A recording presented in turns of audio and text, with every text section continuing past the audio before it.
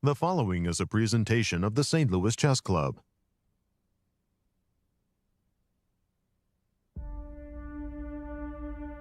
Players are dropping like flies at the American Cup in St. Louis. The women had an efficient day with a draw between besties in the classical bracket and decisive eliminations where experience prevailed in both rapid matches. In the open section, Awonder Liang survived a tense playoff, winning with the black pieces, and Fabiano Caruana was able to grind down his opponent for a masterful win. The field is shrinking and there's nowhere left to hide. Day 6 of amazing chess. Coming up next.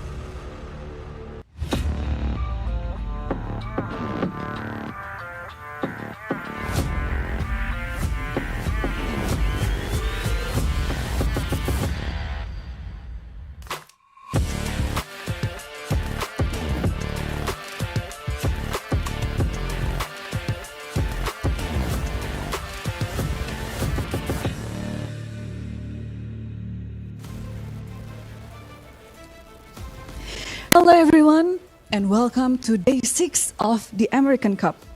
We may have 1 hour of sleep last night because of the daylight savings time, but in the tournament we lost even more because 4 players got eliminated yesterday. But today we'll see, out of the 4 players left, who is going to make into the top 3. And of course, happy International Women's Day to all the incredible women out there. Let's get back to the studio. Hello everyone and welcome to the American Cup.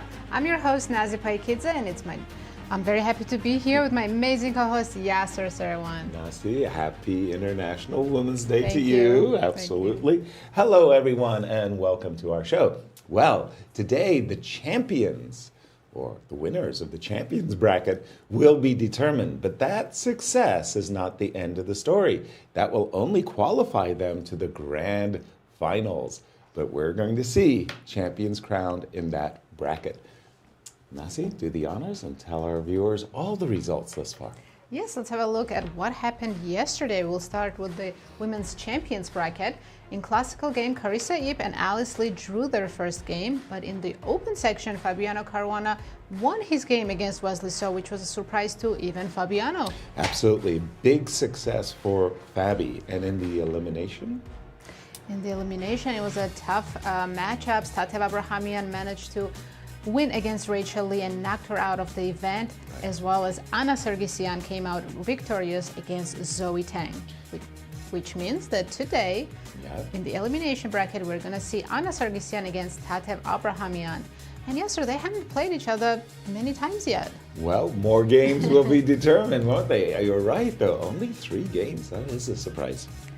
And in the open elimination yesterday, we saw Sargsyan get knocked out by Levon Aronian, but what a tough matchup that was. Right. And then Lenier Dominguez and Awonder, in the rapid section, it was 1-1. They went to the Blitz playoffs where Awonder managed to win with 1.5 score and move on to the next round. A lot of victories by the black pieces in that matchup, wasn't there? Absolutely. And today we're going to see Levon Aronian face Awonder Liang again. It's a rematch.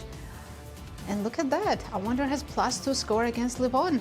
Very impressive plus by Awonder in that match. It's going to be a very interesting match to watch. And Tell us about the format. Yes. It's an 8-player double elimination bracket. Players are not allowed to offer any draws. Today we're going to see both the champions and elimination brackets. So champions will play a classical game with time control of 90 minutes with 30-second increment. If the match is tied, they move on to the Blitz playoffs. In the elimination, time control, they will play 2 rapid games with 25 minutes and 10-second increment.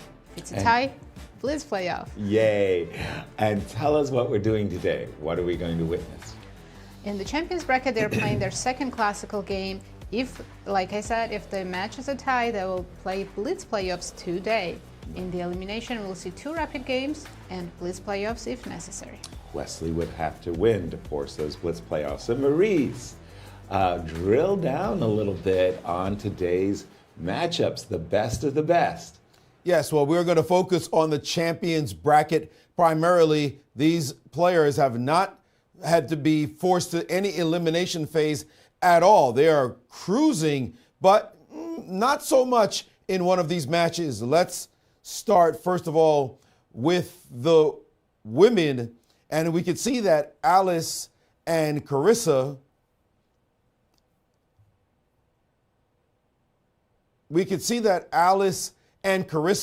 are neck and neck. These two good friends with this even score between them.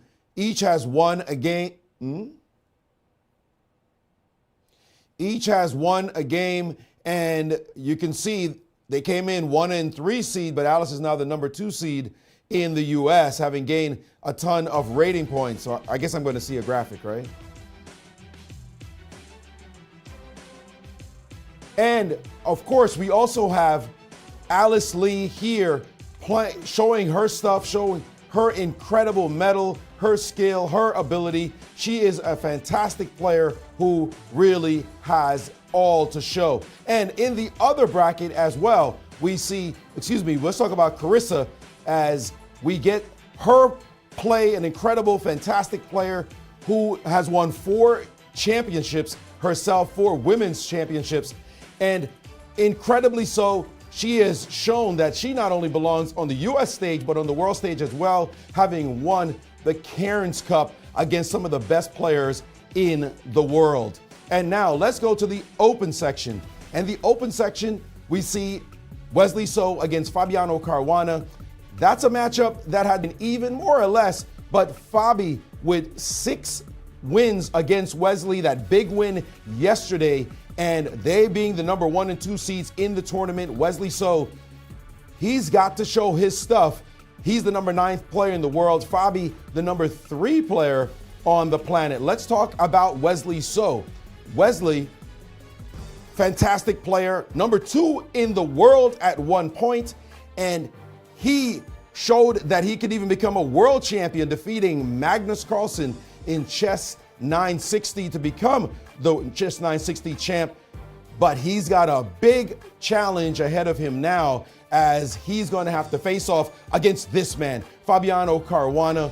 Fabi showed that he can beat anybody on the planet. He even played a world championship match against Magnus Carlsen and ended up tied after the classical. His classical game, of course, being fantastic. He lost in the tiebreak against Magnus, and he's got a world championship that he is preparing for that is coming up. The candidates in Cyprus, he's trying to show that he is the big dog here before he gets to that big event. Guys? Thank you, Maurice.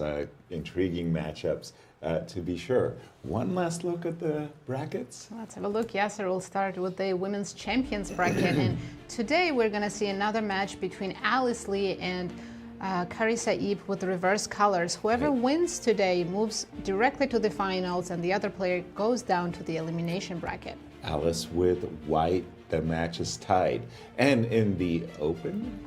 In the elimination bracket, we have elimination. Sargsyan facing Tatev Abrahamyan. It's going to be a very tough matchup, and one of these players today will go home, while the other one will continue in the elimination bracket. Exactly. Now we can go to the open bracket. Absolutely. Today, Wesley So has a very difficult challenge. He has to defeat Fabiano Caruana to force the playoffs and stay in the champions bracket. What a matchup coming up. To win on demand, that's tough. And in the elimination bracket. Elimination, we have Levon Aronian facing Awonder Liang. It's a chance for Levon to get revenge on Awonder, and one of these players will move on to the next game while the other will go home today. Exactly. Elite players deserve an elite prize fund, and boy, I got to tell you, this is It's fabulous, absolutely. And the women's prize fund is $150,000. First place takes home $40,000. Second place, $30,000. Just big prizes for everybody, and a champions bracket bonus, extra $9,000. That will be determined today, as in the open prize fund. And the open total prize fund is $250,000. First place takes home $75,000. Second place, $55,000. Just big prizes for everybody. And a champions bracket bonus, extra $15,000. And once again, that too will be determined today. So you see a hearty hand clasp between Carissa and Wesley. Wesley seems to be in a good mood, despite having lost yesterday a tough game, and today facing Fabiano, needing a win. Exactly. He knows that it will be quite the challenge. And you know, for Fabi, if he wants training for the candidates, you couldn't ask for a better situation, because maybe during the candidates, Fabi is going to need to draw with black to become the challenger. Could happen. Great practice. Exactly. And you couldn't ask, you know, for a better challenge than say, Wesley, you got to beat me to stay in the match. And behind them we see happy Alice, Liang, and Carissa Yip. Yes, they're friends, but at the board they're enemies. Exactly. And I think the arbiter's making some announcements. Applause for all the women. All right. As a reminder today, if you are playing in the elimination bracket, we may start early since there's only a little bit of you. So I will send a message to you, an email or text message, in case you need some next one. But for now, it will be 2 o'clock. Okay? All right. With that being said, you guys may shake hands and start right clock. And we're off. International arbiter Maya, they're just telling players, and shake hands and start your clocks. The French defense. Again, Fabi not wishing to show maybe his prep is chosen a Caro-Kann and a French defense. Very unusual. I mean, maybe he is telling those other candidates, you got to prepare for everything because I can play anything. Exactly. Funnily enough, I just want to turn our attention to the elimination Anna versus Tatev. And guess what we have over here? Another French? Another French defense. But an interesting twist by Anna. She has played knight f3 and e5 and not tried... Quite unusual, right? Yes, very unusual approach for sure. And we're going to start with the rapid games since they have less time on the clock, and then we'll switch back to the classical games. Okay, so the knight came to c6, and your first instinct is you're looking at this pawn and you're saying to yourself, wait a minute, I would like to take that pawn. Overextended pawn, and there's no pawn on d4 protecting it. So therefore, let's attack it.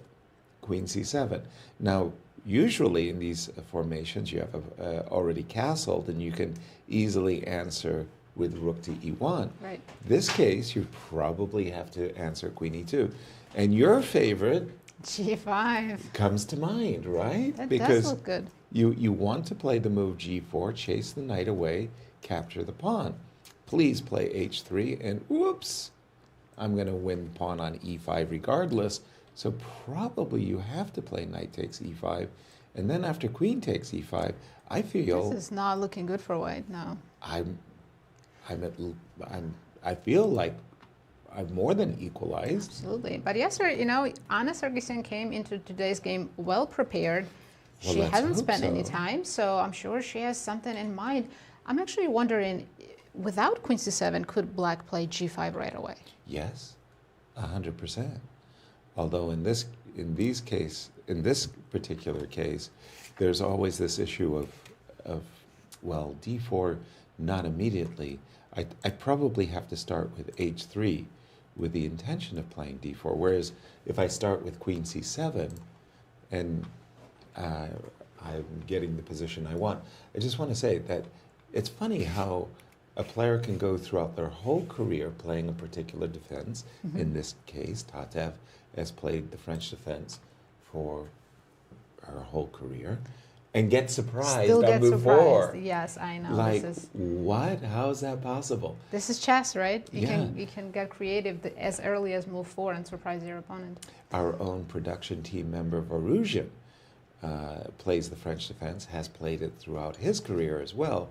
He's probably seeing this position and saying, wait a minute, you know, what is Anna doing? You're saying that she's well prepared, and after some thinking, f7, f6, not a bad move. It's an early breakthrough. If you're going to spend some time losing tempi, moving your pawn, let me trade pawns.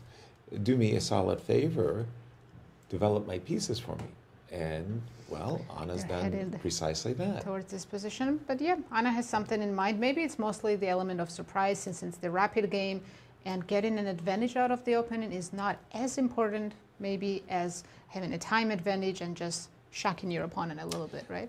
The surprise value is great, and it oftentimes does get you a time bonus. You like you're ahead on the clock, and this is perhaps the twist that Anna hoped for, because this is an unusual approach to place the move c2, c4 in the French to attack the pawn on d5. It's so strange to see the French defense and there's no pawn on d4.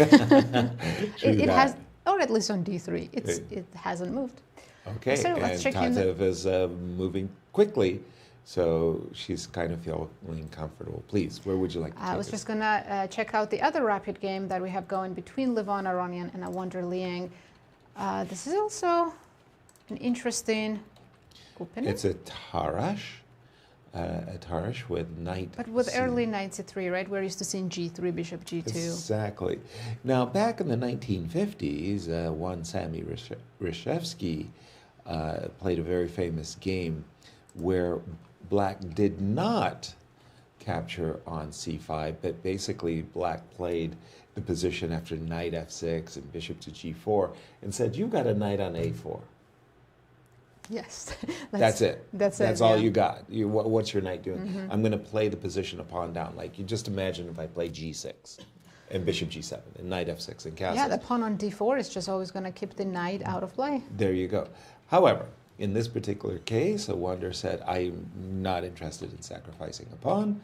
Give will me get my it back. pawn back. give me my pawn back.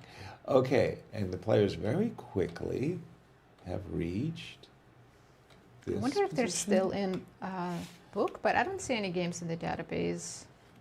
This is weird, because as Black, I would be much more tempted to castle and take on b2. But here we go. Let's just see what the players have played. Actually, bishop e2 is a novelty in my database. King e2 has been played before after the queen. trade. Really? Mhm. So Couple far, of games with king e2. King takes e2. Huh? Bishop takes e2. Well, in an open position, the two bishops, unless there's some way for Black to immediately neutralize the two bishops, something like bishop to g4 and rook e8, where some favorable trades might occur. For the moment, are we still? No, bishop e2, you said, was Yeah, a we don't novelty. have any games, but White has a small advantage, of course, the two bishops. Is it enough to win? We'll see, but I wonder, deliberately went into this line. He wants to Exactly. defend this endgame.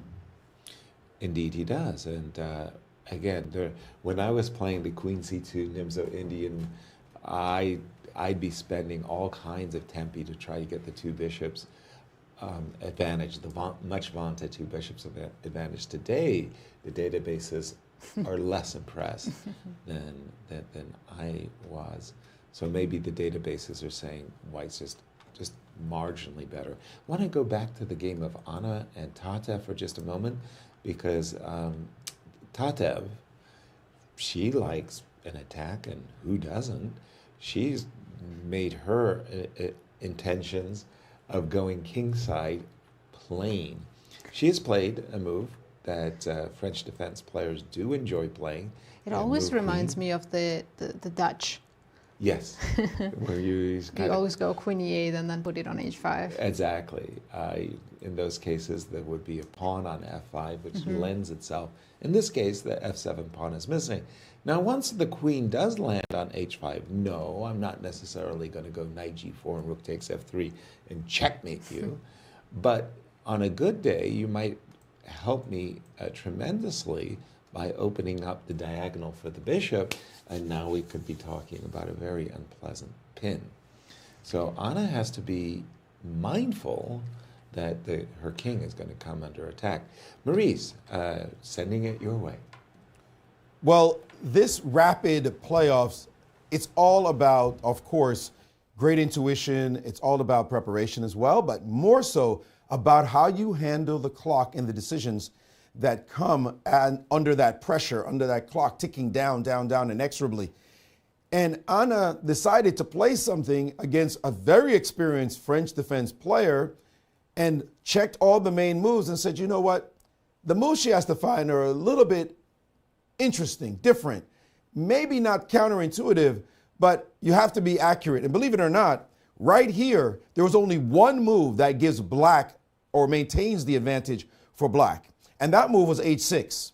You should not allow the bishop to go to g5 and trade off this knight, because what white wants to do is aggress the light squares in the position. And that knight on f6 is a key feature. If I back up just one moment, if I play the move knight c3, if I play for knight c3 after, let's say, queen e8, this move here, this move allows this d4 idea, and I can't put my knight on e4 so easily because this darn knight will capture, and after this capture, you can see this d-pawn in the middle of the board. Black is just really well placed with complete dominance and central control. So what is the problem? It's that knight on f6. I want to trade it off. So I'm not going to play knight to c3. I'm going to play bishop to g5.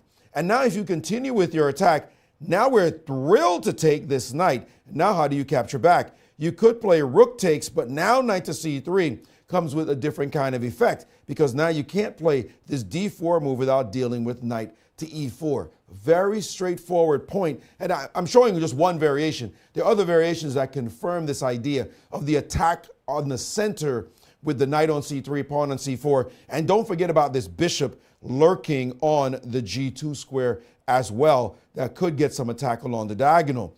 That was what she really had to play, but that's not something you understand immediately in rapid. You figure, I got a great center, let me just shift my queen over and get things going. And suddenly your opponent, after queen t8, that is, you should play h6 right now to stop this move, queen e8, and now bishop g5. And now you start staring at the board and going, the flow of the variation is not working out in my favor, especially with Anna playing bishop g5 instantly. And how do we know that this is still a preparation? Look at those clock times.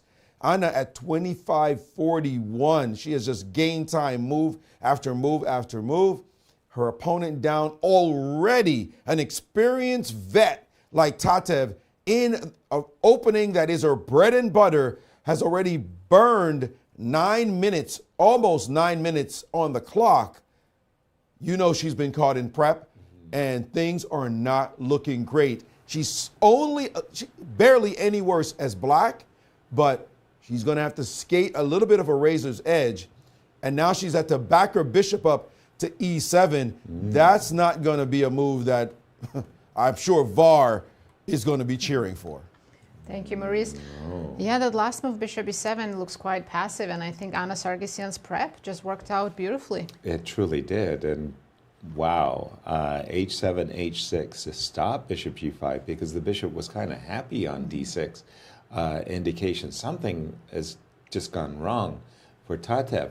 I wanted to turn our attention to the game between Alice Lee and Carissa, because for me, this four knights English opening, if you will, English opening is what I played my whole career.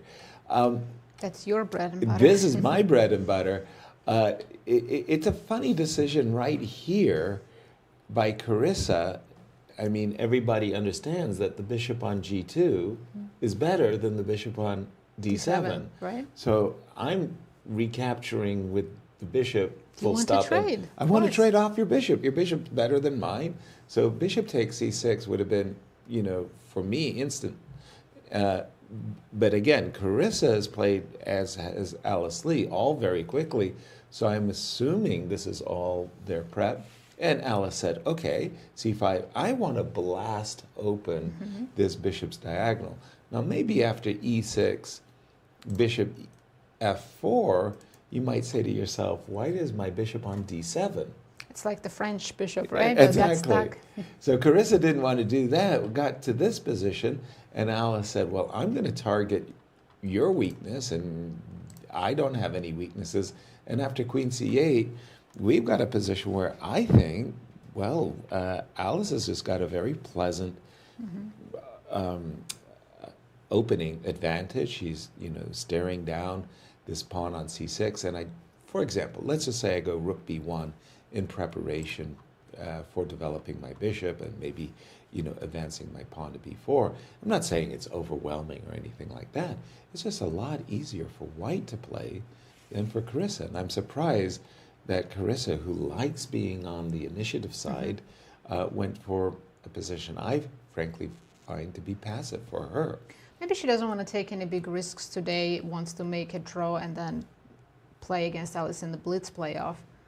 Yeah. But I'm going to turn my attention to Wesley So and the French defense once more. It's become topical, and a Rubinstein French defense, okay? So standard, knight f6, the Steinitz French, standard, bishop b4, the winner were, and also standard, the Akiva Rubinstein variation. Now this variation is, I was about to say, a different approach by Wesley, but he's got to mix it up. If he had just played bishop g2, bishop b7, the position's kind of dry.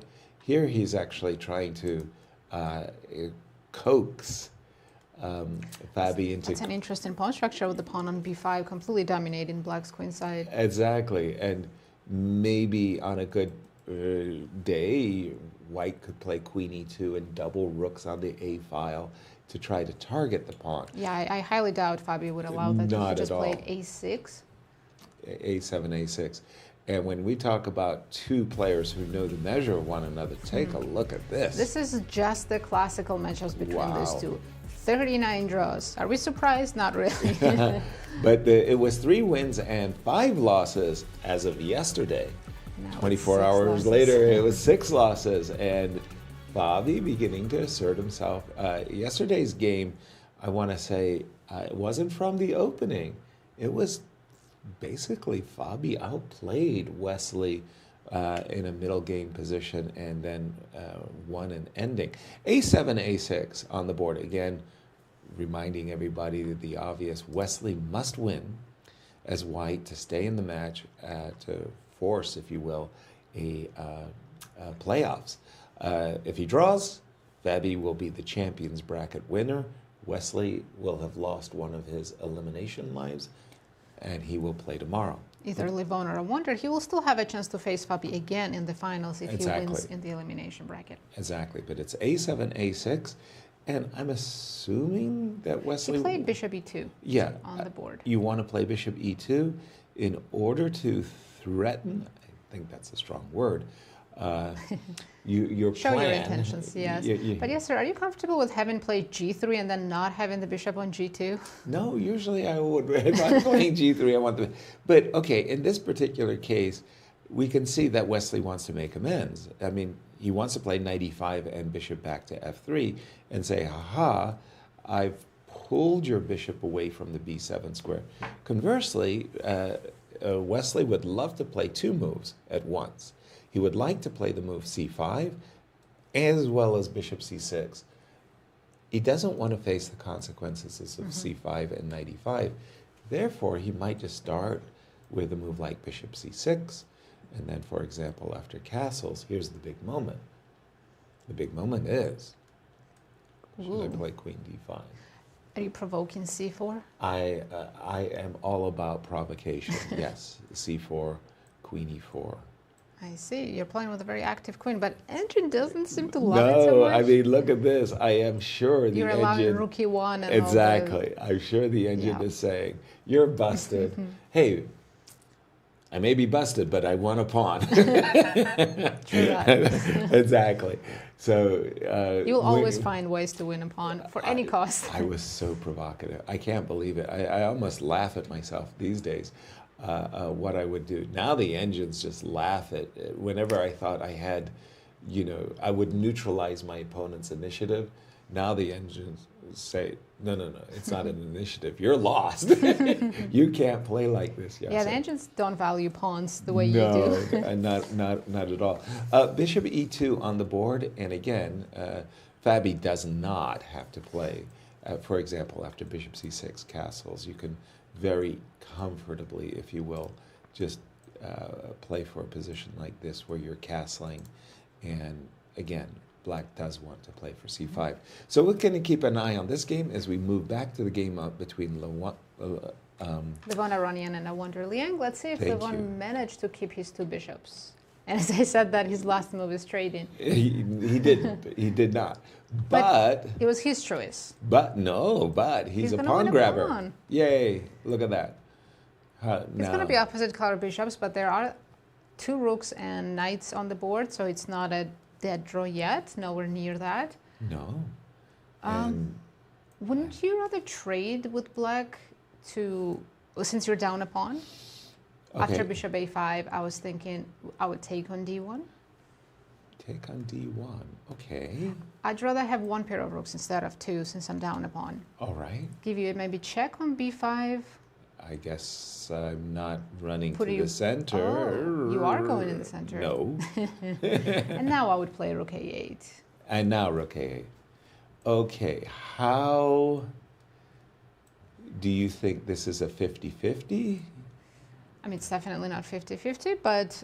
Well, it's going to be a 2-result game, right? Yeah.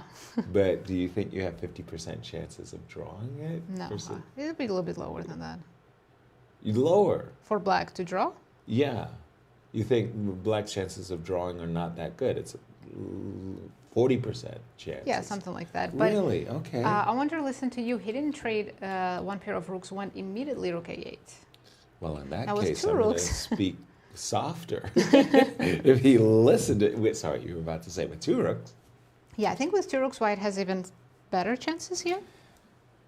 Slightly higher. Well, for me, it's more like a very, very specific nature of the position. Do you play bishop b4? Well, asked and answered. Do you play bishop b4 and then a4? A4, or do Most you play likely. b4 and kind of say, okay, my bishop's offside, but only temporary? He answered that very quickly, did Levon, with bishop b4, rook e8. And I must I think say... we're going to see a4, most likely. Most likely, right? But, okay, a4, should I be playing bishop? Bishop d5. I will probably just play rook to d3 or c3. I'm trying to understand exactly Awonder's mindset here. He sacrificed a pawn, purposefully so, to get bishops of opposite color, and now he's saying, well, I'm going to achieve a draw because I've got these bishops of opposite color. And I go, very, very good, very well done. Awonder, how are you planning on forcing a draw? I don't think he can force it. He's going to suffer for a long time. He has to hold this position for next 40 moves. But you just said the magic words. You're going to suffer for a long time. That's not exactly why I'm attracted to chess. I don't want to suffer. I want to enjoy myself. This does look like suffering. Let's see if Anna, with her opening surprise, has achieved advantage or not. Maurice, jump on in. And indeed she has. That idea of bishop to g5 needing to be stopped by the move h6 has really cost her, as we can go back just a couple of moves. When she played f6 to open the the natural pawn break and open the f-file, it was with that position that was very good for her, but back here she needed to understand this important move h6 to stop bishop g5. And to really make this bishop on c1 wonder what its future home was going to be, because it just really doesn't have any good squares where it might just end up getting hit on this square, a capture on that square. d2 just looks anemic. So h6 would have controlled, dominated that bishop and prevented any potential exchange. Instead, she did play queen e8. When you play queen e8, you're saying, I'm on the attack. I'm on the prowl. I'm coming to get you. I'm putting my queen all the way on h5 and get something going. Your opponent plays bishop g5, and if you have to press pause and realize that the trade on f6 is a problem and you have to play bishop back to e7, you have the black pieces. White goes first. You don't have the liberty of losing tempi to just sort of defend a knight that your opponent probably wants to take anyway. That was a full tempo loss, and that gave white the advantage. Rook e1, not a bad move, maybe not perfect, but still very good. And now queen to g6. That queen, remember, we wanted to put it on h5. Now just putting it out the way of the white rook's gaze. Not well-coordinated thoughts coming together in black's position anymore. And now knight to c3. Could have also played bishop to f4, but this is plenty good enough. And it is a sign of the genius preparation of Anna Sargsyan that she is ahead as much as she is on the clock. Take a look as Tatev is already down after just 12 moves to 10 minutes and 50 seconds on her clock and ticking. And we see a couple more moves played, bishop to d7. And here, surprisingly, captures was played. It is, I say surprisingly, because she could have actually captured here and then taken on d5. Her opponent can't just directly capture back. I mean, I guess she could capture back and allow this position. Trying to get this pawn back doesn't help because of rook to b1. So in this position here, after bishop f6, bishop takes, taking on c3 would allow takes, and this double attack on her pawns as well. So that would have been a bit superior. Anna is trying to keep up the pace. This is not a bad way to capture. And again, there is Tatev deep in thought, under 10 minutes, struggling to somehow right her foot in this game. Struggling indeed, and that 2-to-1 time advantage, Maurice, I agree. That's unacceptable in a rapid game to be, you only played a dozen moves and, more than half your time is This just shows gone. how much more important preparation is maybe in rapid game than in classical. Because in classical, when your opponent surprises you, you have time to figure out how to respond. Yeah, exactly. And then missing the move h7, h6 is kind of an easy thing to do. Also, just reflecting on the game between Alice, Lee, and Carissa, I just really like what Alice has done. She's putting a lot of pressure on Carissa's position. When we left it, I had mentioned the move rook b1 as my choice to playing b4. Alice said, look, rooks belong on open files, right? Rook to d1, nothing wrong with that move.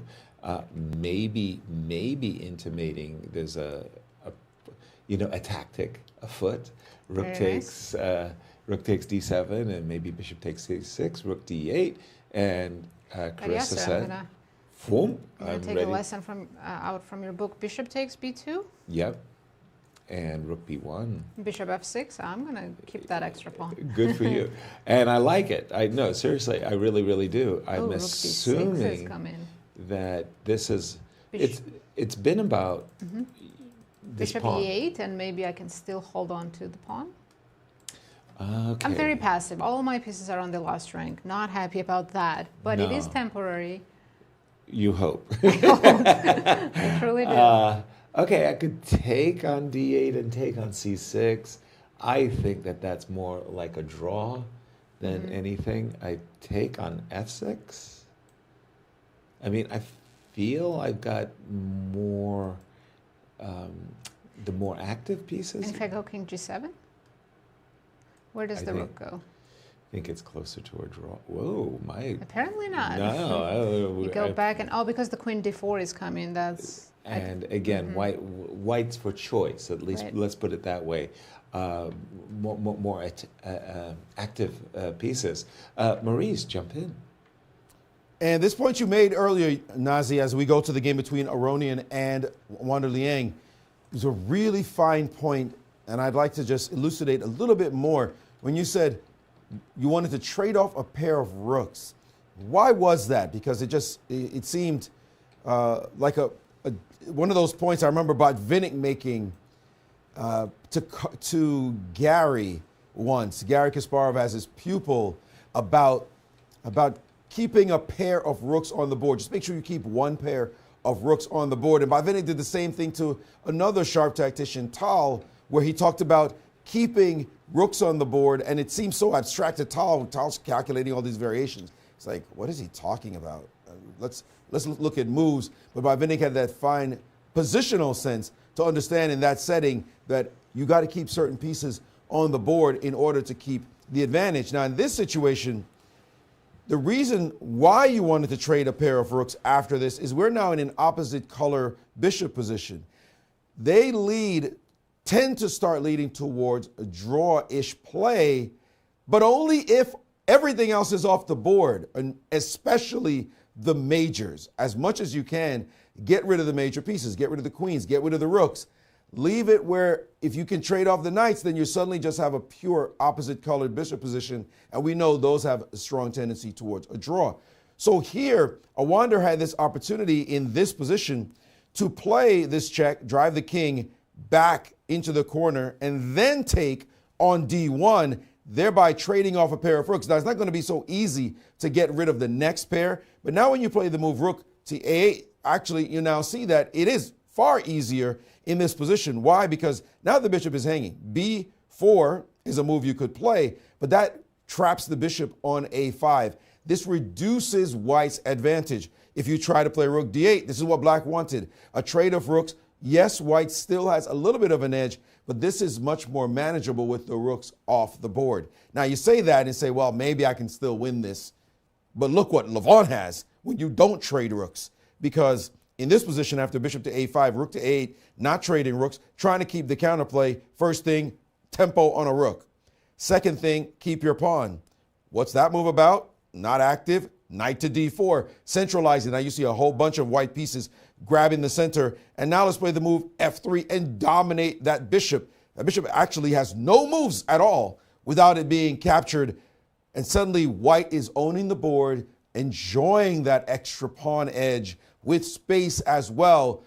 If only we could get rid of some pieces, because you can barely breathe as black in this position, how much you're being dominated. And indeed, right now, after knight to h5, the engine absolutely hate this position for black, thinking after rook c5, right now, actually there are other moves. You could play rook c5, you could play rook to c7. The point is, the rooks are showing their stuff, strutting their stuff in this position, and there's rook to c5 on the board. Whoa, he's just wasting time with moves with knight f6. Quite surprising, almost stunning. And I'll tell you, Levon is eager to defeat this youngster.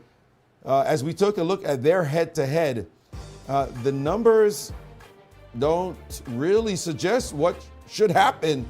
We can see that the youngster has a 27-14 rating, is the number 5 seed in this event. But Levon has been around a while. You'd have thought that he would have already dominated this kid a few games, or at least one game before now. This record is quite surprising indeed, but it looks as though Levon is going to get the measure of him in this particular one because, boy, black's position looks terrible. I'll echo that. It sure does. And from Levon's point of view, he couldn't have asked for a better start in this match. Again, he hasn't matched up well with Awonder, but at this moment, he's a pawn to the good and dominating.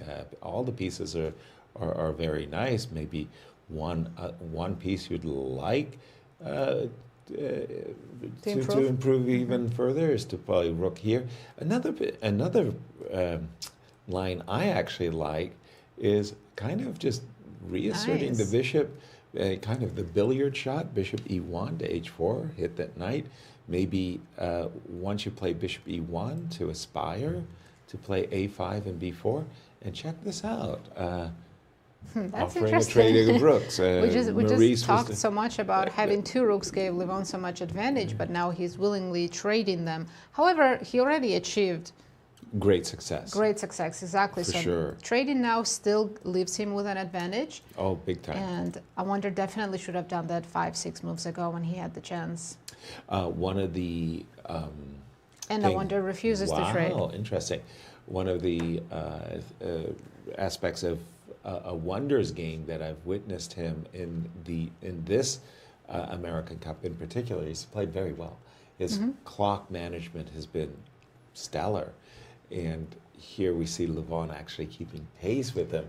I'm sure Levon has recognized that, look, I don't want to get behind the clock. And yeah, so because as we all know, well, as soon as the clock hits less than 5 minutes, chances of blunders increase exponentially. Indeed they do.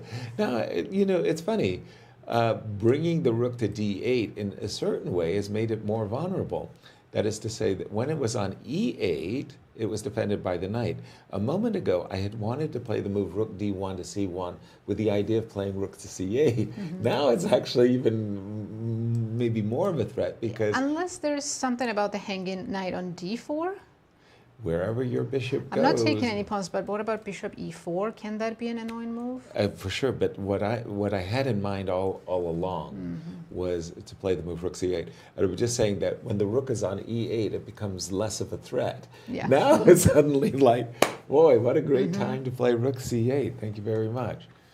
I've got to give you a tip. Thank you. Over to you, Maurice.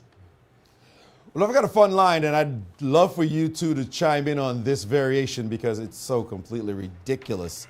And it may end up happening on the board. Well, let's see. So bishop b2 was played in the game with Alice and Carissa. And so after this move, rook b1 was also played, rook a b1, that is. And we're expecting Carissa not to give up the e7 pawn, play bishop f6. Let's go down this line because here, you were analyzing bishop to e8 earlier, but there's the idea of playing the move bishop to h3, saying, okay, you can have your pawn back, but I'm going to just sniff around over your king, restricted a little bit on this side. Now, in this position, the move rook takes on c6 would suddenly allow queen to g4. Now you're like, well, there's a little too much sniffing going on. What's up? What are you trying to do over here? And one of the problems in this position is the back rank, which I'm going to show in another line. After bishop to h3, bishop takes c6, is this move, rook to b8. Black suddenly is threatening mate, taking on b1.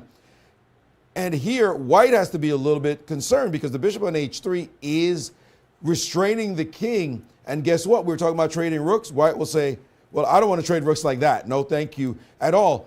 And now it looks as though white has some kind of grip. And what should black do?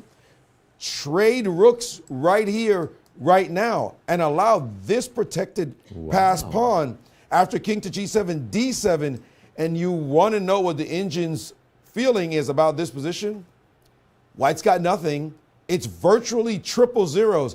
I got a pawn on d7 protected by 3, count them, 3 of my pieces, one step away from promotion, and the engine thinks this is absolutely nothing here for white. White is actually defending this pawn, especially after some move like rook d8. And even if you play g4, which isolates the bishop on h3, black can still calmly play rook to d8 and say, I don't believe you.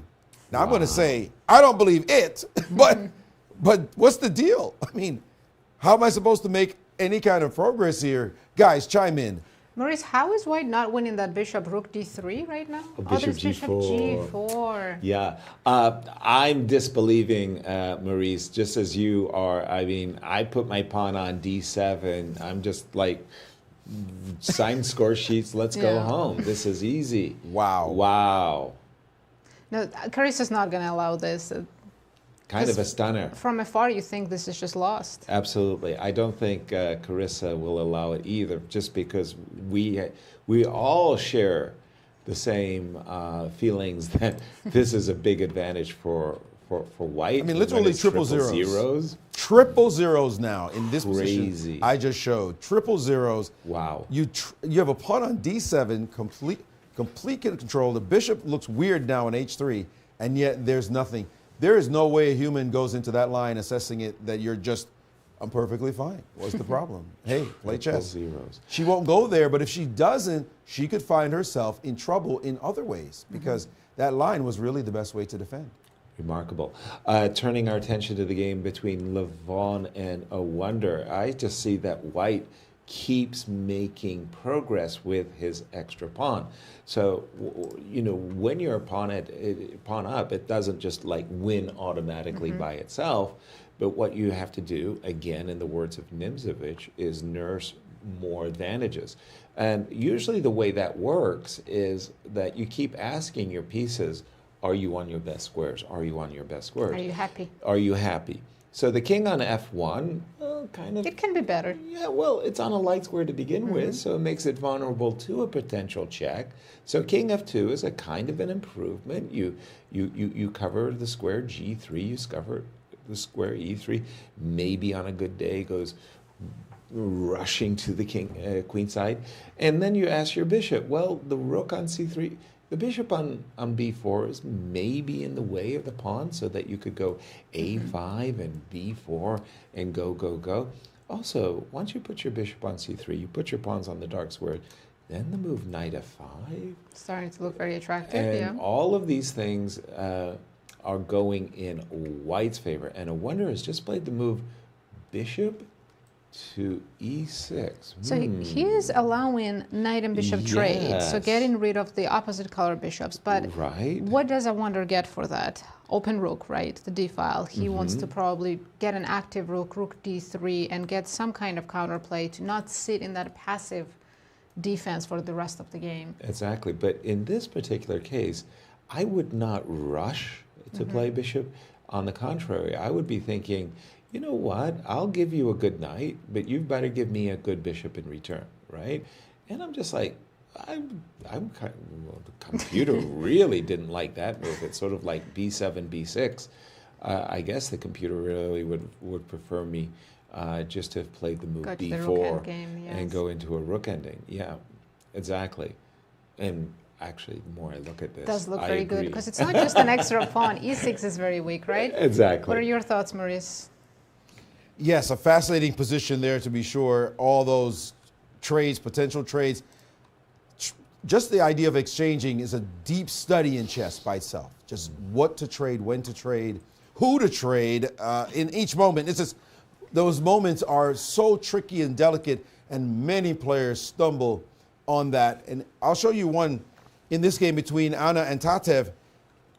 Anna got the position she wanted, got the opening she wanted, got the clock advantage that she wanted, and after b6, played the move d4, removing her only weakness in the position. And after cd4, we can all forgive her because we probably all would have picked up the knight on f3 and captured back on d4. However, the best move here was actually b4, which would have been an awesome move to find in this position.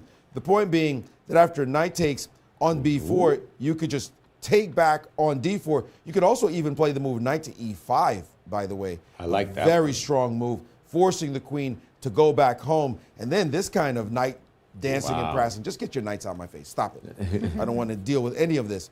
So b4 would have been the ideal move here. a6, we would insist. a4, sorry, we want to take this pawn without you being able to capture our knight at all or get any kind of play.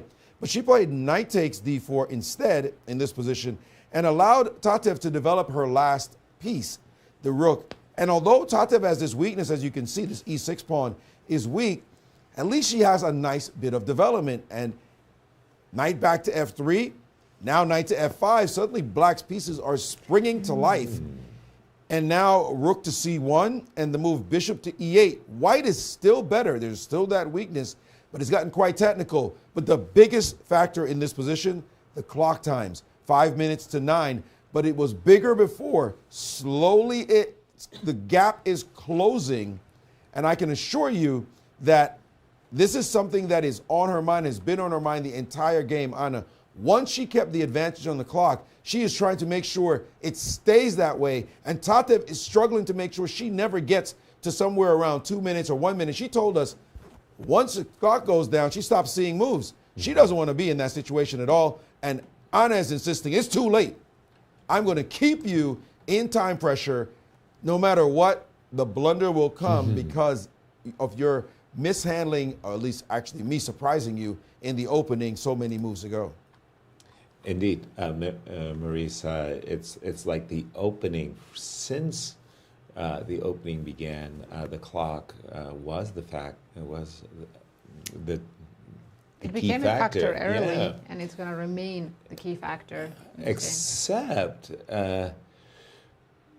I now see this position as being a 3-result game because I think Tatev has actually played it very, very well. And after the move queen c7, what we have on the board, I see this bishop on e8 needing a job. I'm looking at the move bishop on e8 to b5, intending knight e2 check, give me the rook. I'm going to try to fork king and queen. And my next turn, maybe just rook d7 and chasing you back. And I feel that Tatev has equalized from a difficult opening. Yeah, she did. She simplified the position, improved her pieces, and positionally she's standing quite well right now. It's just the clock, right? 5-minute time difference. And after your bishop b5 move, I think white's forced to go knight c3, right? I can't allow knight e2 check. Knight c3, that's true. Absolutely. But then if you go rook d7, I probably go back to e5. Makes a lot of sense. Now, I don't have time for knight f3 check, not with my bishop hanging. Your knight on d4 makes me very uncomfortable. Exactly, and it should, because it's a very attractive, active pieces by black. Queen defends the bishop. And on each move, I might blunder a fork. Yeah, and please don't blunder a fork, because that would be costly. We've reached that point in our show where Ben Underwood, our statistician, likes to inform us who has the best chances. Shall we? Yes, let's have a look. We'll start with the before the tournament, what it looks like statistically, and then right after round of 5. So in the women's section, we had Carissa Yip starting with 38.8%, a huge favorite. Alice Lee in second, no surprise there. And Anna Sargsyan in third. Now let's see after yesterday. Look at that. We only have 4 players left, and Carissa has a huge piece of pie, almost 60%, and Alice Lee at 36.9%. The other two have chances, but as you can see, it's quite small. And in the open section? In the open, the world number 3, sure, Fabiano. Fabi's got to own the pie chart in the moment. Started with 41.4% pre-event. Right. Wesley So in second, Levon in third. And now let's see, after 5 days of fighting chess, it's Fabiano's pie. Yeah, exactly. 84.4%, Wesley at 10.4%, and Levon at 5%. Awonder 0.2%. Hey, wait a minute. But if he wins today's match, that will increase just a bit. Okay, I'm ready to lay down American cash, $1 whole on Awonder here. Give me 100 to 1. I'll take those odds. Look, now, having said that Wesley needs to win, absolutely win with white, what's his chances of doing that? Maybe we should stay with the rapid section because they're reaching the time trouble. Let's do that. I'm very interested to see how Wesley's doing, but Tatev's down to 3 minutes. I think we should stay with this game. And we do have, just as you suggested, after bishop b5, knight c3, defending the square e2, Anna stops any of those forks, and I don't really want to see knight takes happen. And I don't want to see queen takes a7 happen either. That was why I was taking the tempo to drive the queen away, and now this bishop e6. You could put it on a6. It's awkwardly placed, but it's still doing a good job, right, on the diagonal. True. And Tatev has played rook d7, so we're likely to get this position, since queen e5 is the only move. I just believe in pieces on good active squares. A6, interesting thought. Okay. Because you know how oftentimes when we blunder, it's the pieces that are in the corners far away that we forget about. Right, and we're happily playing rook e2 or something. Exactly. The one advantage that I do immediately realize is that this bishop on g2 is actually the good bishop, right? And we do have queen e5. And prepping a future bishop b7 makes sense. Well, if that bishop gets traded, white squares around the white's king will be incredibly weak. Exactly, knight f3. Maurice, sending it to you. Well, listen, it's a dangerous situation for Tatev right now. She's got only 2:36 left on her clock. And this is exactly what Anna's been playing for. She reminds me of the Hikaru Nakamura strategy. You play a move that may be only 80%, 85%. You hope you get 90%, but you play quickly. You don't have to play perfect chess. The bishop is now on d3. And the problem for her right here, right now, is the sudden stunner knight to d5. If this move lands on the board, you might burn a minute and a half out of your 2:31 left trying to make sure you play the best move, because this one is a very active shot, an enterprising move that if she just spends maybe one more minute before playing, she's going to really challenge her opponent. This could come as a stunner that could be the reason she wins the game. Is it a better position for white? No. There's one move, Queen G4, that keeps the balance if you play this Knight D5 move. But good luck if you hadn't seen it coming. Everything else is problematic. If you go for the Knight E2 check idea, then takes, and Knight to F4 hits your queen and your bishop. And now you have to be extremely careful. In fact, you have to take this right away, getting rid of it. But now white's happy. The game is simplified. There's still the E6 weakness in the position, and it's white for choice here. So Knight D5 is the move, watch, but she's got to play it now. 5 seconds, maybe. Quickly, trust the move, go for it. But it does require some calculation on her part to even see it, as she knows the Knight E2 problem is in the position. If she doesn't see it, she might end up in the same time pressure Tatev's in, and the game could turn around. Thank you, Maurice. Nice shot. Knight D5, I freely confess. I did not see that. Turning to the game between Levon and Awonder. Levon got the position I wanted to get.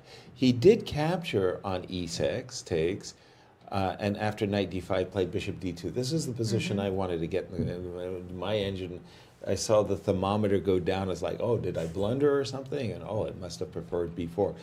What he's gotten is this pass pawn. This is the extra extra healthy pass pawn. Yes. A very, very healthy pass pawn supported by a bishop. Oftentimes, I love the bishop on F1 and the pawn on A6. That's really, really nice. But this is, I think, just technically a winning position. It is indeed. This bishop is fantastic. Yes, it looks passive, but first it's supporting the extra pass pawn, and second, it's actually limiting black's beautiful knight on D5. Exactly. It stands beautiful, but it can't get any better. Exactly. There's no threats from that knight. And as you can see, black rooks have to remain passive, at least one of them, right? The A rook. Meanwhile, one white rook is already on the 8th rank. The other one is eyeing the E6 pawn. This is very unpleasant for Awonder. And Yasser, I think you're right that technically it's lost for black. Exactly. Well, there is a massive positional threat of B5, chase the rook, and then A6. Then you get to protect the pass pawn on the A6 square. But this looks really, really good for Levon. Maurice. Anna did not find that move, knight to D5. Instead, she played another move that it was, to my eyes, quite a good move. She played rook to D1. Let's go back just a move. Rook to D1 here. Rook C D1, in fact. And the only move, which is a very solid move, is the double rooks. You keep the position stable. But if that's your only move, you're in trouble because anything else is disastrous.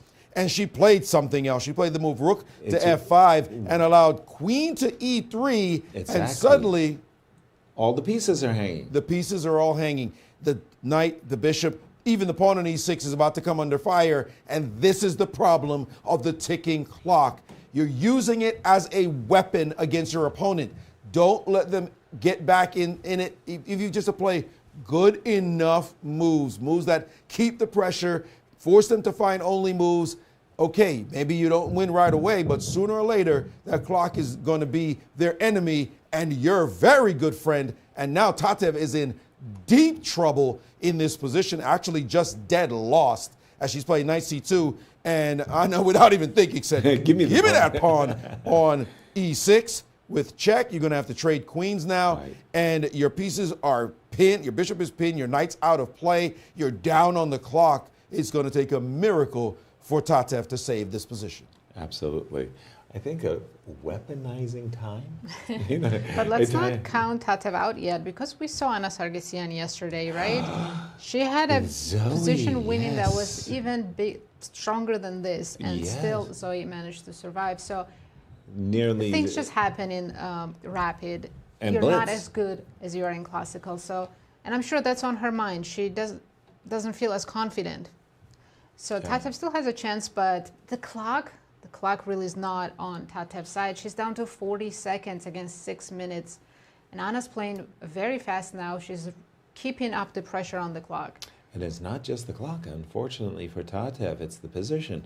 Her pieces are simply misplaced. She can't untangle easily. Exactly. She's played knight before because, let's face it, the knight was doing no good on the c2 square. But after rook to c8, by the way, there is a nasty threat of skewering the rooks with bishop h3. Tatev saw that, so she went rook e5. Rook e5, sidestepping that. But now I'm also wondering what this knight is doing. Right, a3, and what a3, do you do? driving the knight back to a6. You could play b4, but it feels like there should be a way of exploiting all of these hanging pieces, right? I think a3 is quite strong because the knight doesn't have a good square, and Anna's played a3. It doesn't. Tatev is going to have to send her knight. Bishop f5. Whoa. Nice in between move. Maybe the only move, but can't we just trade and go rook c7? Well, Tatev's hoping for some counterplay with rook e1 check and well, let's have a get look. into See. white's king, maybe? Well, pieces are hanging. Everything though. is pinned too. This is yeah, hanging. this is not looking good. So rook e1 check. Bishop has to go back to. And I was F1. thinking maybe king e8, and maybe I can, if you take my knight, I'll have bishop h3, but he could just take the bishop, right? Yes. And that should be easily winning because you'll have two pieces and a pawn for the rook. Absolutely. I do believe that this imbalance is very, very advantageous for white. No reason also that I don't just sidestep and stop bishop h3. They're following exactly our line. Okay, let me just Tatev's rook Tatev's e1, gaining a little bit of bishop time, so she still has 45 seconds. It helps that it was all forcing moves. Exactly. But now comes this moment here where, oops, There yes, we go, she's king did e8, and play. she's allowing rook d7, which Would you play rook d7 or king g2? I would take rook d7 in a heartbeat. I'm thinking, how do you just King humor g2, me? bishop c6 check. F3. Okay, I should calculate more than one move ahead. before All making your decisions. pieces are still hanging. Yeah, all your okay, pieces F3 are is still very hanging. good. All the pieces are still hanging after at king g2. If you play knight a6, I'll take another pawn. I like being up 2 pawns. No, you're right. I think king g2 is just as Maybe good, if the not better. safer. She's going but for she's my gone line. for the imbalance that definitely favors her, by the way. The 2 minor pieces versus the... By the way, it's 2 minor pieces and a pawn. Exactly. Versus a rook. Now she needs to not lose the b pawns. I love what Anna is starting to do now. Now that I have the advantage, slow down, don't need to rush. It's not about the clock anymore. I have converted the advantage of time into material, and now it is technical. And I don't need to play as fast as my opponent, keep the pressure up to play moves. I just need to now start finding good moves. Of course, I need to keep pace, but now you've seen her slow down dramatically. I don't want her to slow down too much, but she needs to make sure she doesn't change the advantage. We saw that happen with Levon. Remember, to 2 pieces, he was able to finagle that position against Sam Sevian. So don't rush. Understand the counterplay for the rook and make the right move right here, right now. She needs to find a good move here. King g2 is indeed a fantastic move. But the thing is, after king g2, rook to c2, your best move is probably knight to a4. And that's an unusual move, if I can get the analysis, my board up, to show this very interesting point. The knight going to a4, guarding the pawn just for the moment before you start consolidating the rest of your pieces. This would be excellent because you can't, the rook just can't do anything right now. So you can bring your king into the game, your bishop, and do some work. So that would be an awesome solution. What happened in the game, rook c1, she played b5, allowing rook to c2, and she still can play knight a4 in this position here. So now it's just time. Stabilize your advantage, make it permanent, give her no play whatsoever on either side, and then go on and win the game. Thank you, Maurice. Yes, sir. If Anna gives up the b2 pawn, is it still winning endgame? Because that b5 pawn shuts down Black's queen side. It's still winning, right? Yes. That's what I was thinking. Putting the knight on a4 is very counterintuitive. I don't like putting one of my 2 pieces in the corner. By I'd the way, rather give up the pawn. but yeah, I hear you. By the way, King D6 and King C5, Tatev probably felt that with the knight on A4, her king was going to get shut out. And she said, okay, you know what I'm going to do is I'm going to go king B4, king B3, you know, and away she goes. Bishop to D3. Maurice, over to you. A massive development in the game with Aronian and Awonder Liang. Take a look at this. This position, it's a pass pawn, it's protected. You're doing perfectly fine, but you just have to not miss a threat. What did he do? He played rook b2 and missed the idea of knight to b5, forking his pieces. Advantage gone, totally dissipated in one move. And now we see bishop b4, give me your rook, you take mine, I take your pawn, and guess what? You're not, you have no traps, no tricks, no nothing. The pawn is just gone. Levon blundered his advantage in one move, and now it looks as though Awonder is going to save this game. It's like the Nicolas Cage movie, Gone in 60 Seconds. I mean, the advantage just slipped. A minute ago, we thought Levon was cruising to a technical victory. No wonder Awonder has a plus score with Levon. Nice He one, tricks them. He's a trickster. He's very tricky and resilient. Wow. Yes, incredible. What a comeback. And now it's completely equal. Wow. There's absolutely no weaknesses left in the black position. E5 pawn is fine. And yeah, this looks like a draw now. Well, first of all, in case of bishop b4, we've got rook b5, and that's an equalizer on the spot. That's nothing whatsoever. He has twice as much time on the clock as well. It's 4 minutes against 2. Wow. And quickly switching back to Anna Sargsyan and Tatev, as Anna remains ahead on the clock, 4 minutes against 40 seconds. Let me just switch over. When we left it, again, it's one of these two minor pieces versus a rook, and we think that Anna is in cruise control towards winning because, again, that pawn on b5 it does a great job of absolutely shutting down the queen side. Exactly. So Anna's plan should be just create a passer on the king side, and that's it, right? Yeah, well, in fact, maybe just kind of do a king rush as well. King to f4 to e5 to e6. So let's start by attacking the pawn. Knight, Anna's going the other direction, knight c6. But now after king a4, aren't we losing the b5 pawn? What is going on? Why did she... Okay, I'm confused. She played knight c6. I'm confused. Didn't want to lose. I didn't want to lose the. I was happy losing the b2 pawn. Right. But I didn't want to lose the b5 pawn. Oh, well, Tatev goes for the b2. And you know, when you said and that last move when she played bishop to e4, she had this nice move, king to e2, keeping the rook on the wrong side. Instead of letting the rook go all the way back and start making some defense, right here you play king e2. Just bring the king back and say, keep your rook away. I don't care. You're not playing rook b1. So I'm just going to start my marauding with my knight, knight f5, etc.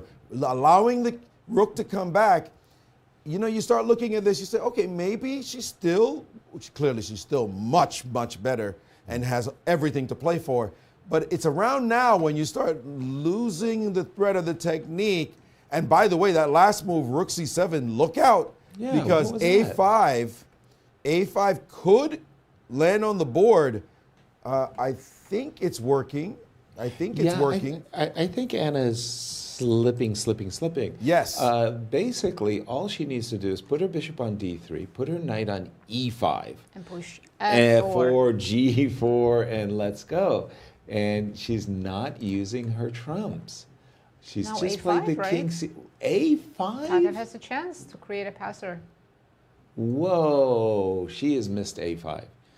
And a5 is what an... No! And Tatev missed it as well. Oh. And again, it's back to bishop d3. Oh, my goodness. Oh, that was not good. a5 would have really upset Anna, because then the a pawn is off and running. It's a race, and you're really not anything sure could if you're happen. winning. Yes. But king b4, king okay, we're not C, guessing any moves. King c4. Now maybe a6.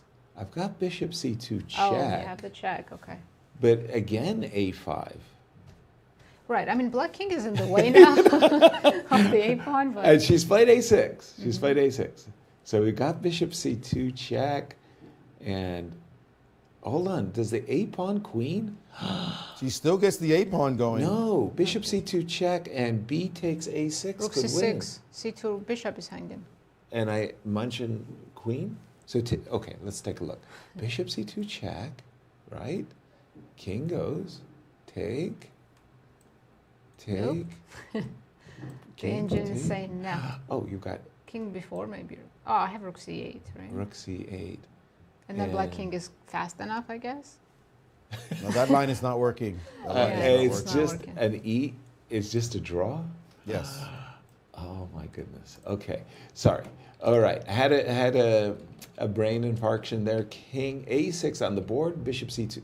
Is Bishop C2 check been No, played? not on the board yet. Not yet. Sorry, I'm just going to hit Down my to line. 2 minutes, Anna Sargsyan. Now this is what I'm talking about. This is the problem.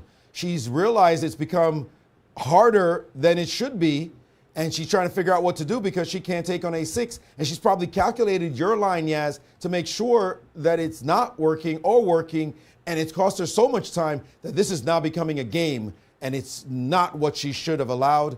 This is trouble for White. I agree, and I think it started by that decision to go into this imbalance. Rook takes D7 to begin with.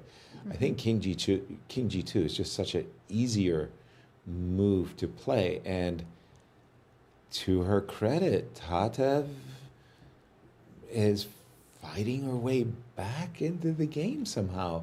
I mean, mind over matter, you know, she's done it. But to be fair, you talked about the setup of leaving the bishop on D3 and taking care of business from there. Yes. She missed that idea. She should have understood. I'm suppressing. Her B5 move was perfect. I'm suppressing the pawn. It will never move. Why'd you put a knight on C6 and allow this to happen? And now bishop to G6. Bishop G6. What's that about? More confusion from us as well. Bishop to G6. It's And possible if to play A5 now. If I'm in Tatev's shoes, I'm seizing the A pawn with both hands and going A5, intending king to. Whoa! King came back to. Whoa! Well, what she's was threatening that? pawn and forcing bishop C2 back, right? Yep. Because what else could White do here?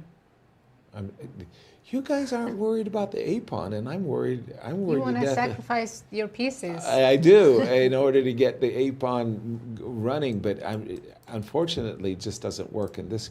And once again, bishop C2.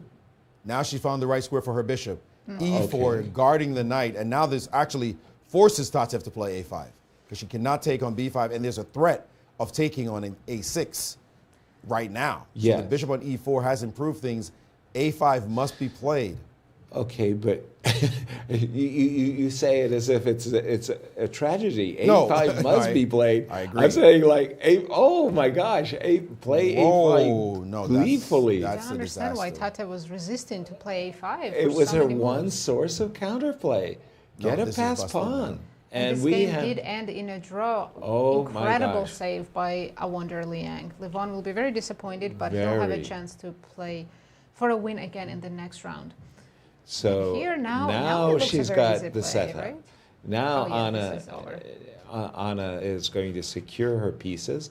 G4 with the intention of F3, king takes B6, and then make a beeline to this G5 pawn. Now it's clearly and easily winning for I just can't Anna. explain Tatev not playing A5. What a golden opportunity she That's had. your one chance to have a pass pawn, distract her bishop, Absolutely. and survive. Truly missed opportunity. She had a F2? couple of moves too. Yeah. She's done it. She's played the move F3. That in my opinion is just securing her victory now. Now Tatev's goal is to get the king quickly to E3 or F4 and sack the rook for both of those pawns, and then maybe hope that Anna can checkmate the knight and bishop. Bishop and knight. Yeah. Okay. Good luck on that operation. Well, when you only have, it's not 2, it's 10-second increment. 10 Yeah, that's seconds. plenty of time to checkmate. Exactly. And also, I don't think Tatev can force that kind of trade either, rook for 2 pawns. No, I don't see it as happening either. King to D5. A little uncertain there. Just double checking everything. Making sure that she's not walking into some Tricks, yes. And the black king has to be mindful of getting a little too close to those pieces. Is some weird Check. mating study idea. You know, I'm looking at that. Of Like that course. king, oh boy, if I could put a knight on d5, not quite mate. But knight g6 chases the king out of there, and now here comes the king to f5. But this check, you can't play knight e5. Be careful, because of king to d4 suddenly. So here we have this position, and bishop f5 could happen next. As you mentioned, Nazi, that could trade off the pawns and get to that bishop knight mate. But Yasser's finding another way to cleanly deliver the blow. Yeah, knight f8. Yasser doesn't want to watch this for another 15 moves. Knight f8. Yeah, Anna says, look, I'm not trading nothing. I'm taking that pawn on g5. Thank you for asking. Or knight h7, but knight e6, I think, is the most The easiest way. incisive. It keeps Yes. it keeps the king out of f4. Exactly. Yeah. So this looks like the finishing touches. I'm still in shock that Awonder managed to save what I thought was just a lost ending. Levon criticized himself, said, I'm not in the form that I want to be. Right. And Yeah, I wonder managed to win that pass pawn. that's remarkable. There is a cheapo. Check out this cheapo. In case of king to e5, Check. rook check, bishop here. Whoop! Oh, that would actually, it might happen. That is a Tatev good, it's a good Anna trick. noticed it. She almost played it. And almost then spotted played it. it? Yes. Yes. She was, Yes. I saw her face. she was She reaching almost for did her it. bishop? Yep. Okay. She reached for the bishop, and now she realized, whoa, whoa, Whoa, whoa, whoa, whoa, whoa, whoa, whoa, whoa, whoa, whoa. That was very close. That was it. Oh boy, whoa, whoa, whoa, whoa, whoa. And Okay, yes. Yep. And Tatev saying, okay, I nearly swindled you. Boy. But now comes the These- question, how these do you win the players pawn? Okay, Wait, I play think you bishop just... d5 now. No. First No? of all, you get the rook And a then with little the bit rook. closer to the king, And and then- then you go bishop to d5. Your technique, Yasser, is Yeah, so good. yeah, you just like, wait a minute. I'm not going to let you check me from afar. I like the move bishop b7. I don't understand. What happens after rook b5? Sorry, After rook bishop b5? Bishop after bishop d5, you're lying. Bishop b5. Rook d5. What changes? What changed? I still have to play bishop e4, don't I? Bishop b4, rook b6, king f. I think we gotta go King king f7. f5 and then king g6. Yeah, there you go. There you go. Yeah. Anna's But- figuring out with 1 minute and 20 seconds on the clock. Let's Yes, Get back to the current let's position. review, refresh the live button. I'm learning to like she the knows live. it's winning, but Of it's course, still of course. tricky. And now The she engine's knows not that showing anything that's clear. nothing is clear. Literally nothing. The engine's saying it's a plus almost 5 edge, but it's not showing a single winning line. But- Now she's going for this Whoa. one. She's decided I'm going to mate you with the bishop and a knight. Yeah, she's gonna do that. Wow, she could have always done that. That's a shock. And by the way, the engine doesn't think she's winning this either that big. That's ridiculous. How No. is this not It's winning? I winning. could It's go winning. rook a4 and make it somewhat awkward for King you. H. Yeah, of course, that's not. No, the engines misevaluate these positions. I see it all the time. The engine says, I can take your g4 pawn and you don't have that big an edge. And if you, of course, it's because the engine's calculating the position instead of just knowing from a table base. I It'll see. probably go into table base mode as soon as I actually have It's a table done. base, and it says white wins with every move. yeah, Not with exactly, every exactly. That's It said like It's- 15 different moves they were winning. Wow. yeah. The But table king base, f6 table makes- base notes it very fast. That's interesting. The table base knows, but the engine says, "Oh, it's just slightly better." But Well, guess what? the closer G-pawn. it gets to force mate, the engine starts to calculate Now it, the and now cal- the engine says, "Oh yeah, of course." yeah, it Now was too far before. Now it says plus 80. Yeah, now it's Wow. clear that it's just busted. 80. It really says plus 80. Wow. And we may very well see it happen. G6, and let's go. Now you Tatev got to might not play even be rook, able to rook sacrifice a7. the rook. Rook a7. Can I maneuver the knight so that? You're gonna play g7. Yeah, I wouldn't G7. Let's go. bother. I love her G7 being and careful, knight f8. though. Yes. That's it. Now you can't even sacrifice the rook for the pawn. G7, rook a8, knight f8. Game over. I like how Anna slowed down on the last move just to Well, make she sure just, everything like, is clear. Like, you're not even going to force me to play, checkmate you with a bishop and a knight, but knight f8 stops the rook from sacrificing itself, Last move. followed by bishop e6. Double and triple check-in. She's looking for stalemate tricks. It's not there. Maurice always has an eye on stalemates. I'm As waiting a for problem one. is, now Maurice has g8 equals knight check. Oh, definitely. you know how I think. I want to play bishop g6 and then g8 knight at the same time, but I can't pull that off. No. And Tatev is unable to guard the h5 square or allow white to guard the h5 square so she can have some kind of stalemating trick. King just has a move. A king can go to h5 at any time. So that means there's no stalemate trick. This No is now trickies. finally resigns. Yeah, no trickies anymore. G8 equals queen looks inevitable.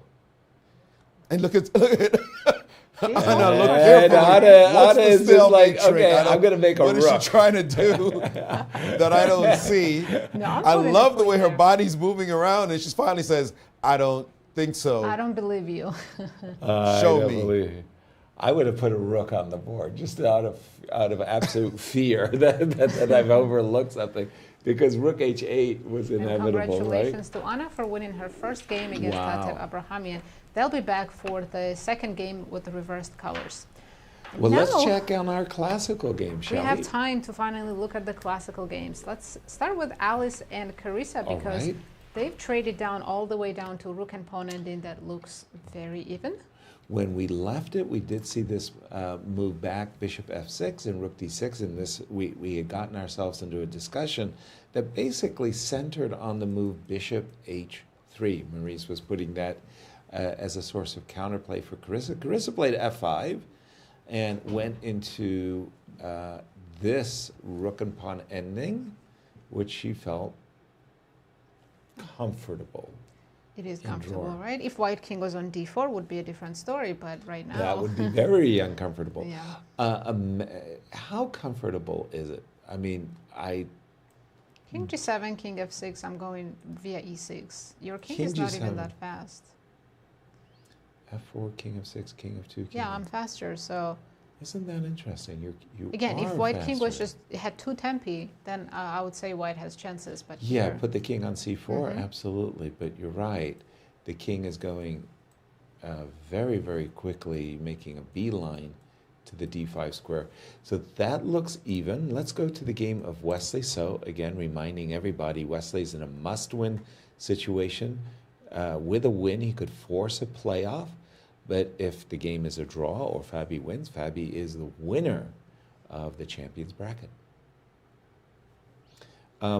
Bishops, two bishops. Again, I'm not thinking that this is, white has a small comfortable edge. but it is white Yes, who yes, definitely. is the one pressing. It's nothing serious though, right? I don't see No, I any don't. serious weaknesses in black's position at all. So it's just the pair of bishops that give Wesley a small edge. Probably something like rook b1, b3, f4, king f2, c4 is Mm-hmm. my approach to the position. That has to be the way for white to try something, right? The a6 Right. pawn is a weakness. c-file can become a weakness. Exactly. I think the direct c4 is not necessarily going to give Too much, too yes. much after bishop b5. But white has all the time in the world to Yes. prepare all this, right? Improve your pieces first. Rook d1, b3, f. All the moves you suggested, Yasser, Right. look great. And black cannot play cannot stop c4. So Fabi's just playing a waiting game and Mm-hmm. holding the position. We come to the favorite part of my show, where I get to answer the question of Stump the Commentators. And once So again, have we even gotten one correctly yet? lord it over you all. All right. The question today is: only one player in American Cup history has delivered more than one checkmate. Which player? Did Hikaru, Tatev, Midgame, or Sam? Checkmate. Only one player in American Cup history has This delivered is more honestly than one checkmate. 25% chance to guess this. Boy, didn't Tatev just checkmate somebody in this event? Yeah, she did. So that's a good Rachel guess. Lee? Yeah, so that's at least one. Bacon, I'll pick huh? Tatev. Thank you, Yasser, for the Okay, tip. I gotta go with Hikaru. You're going with Hikaru, and we'll find out the answer after the break. And as we go to break, Irene Sukandar will be joined today by Talia Cervantes. So enjoy lovely. their show. We'll be back very shortly.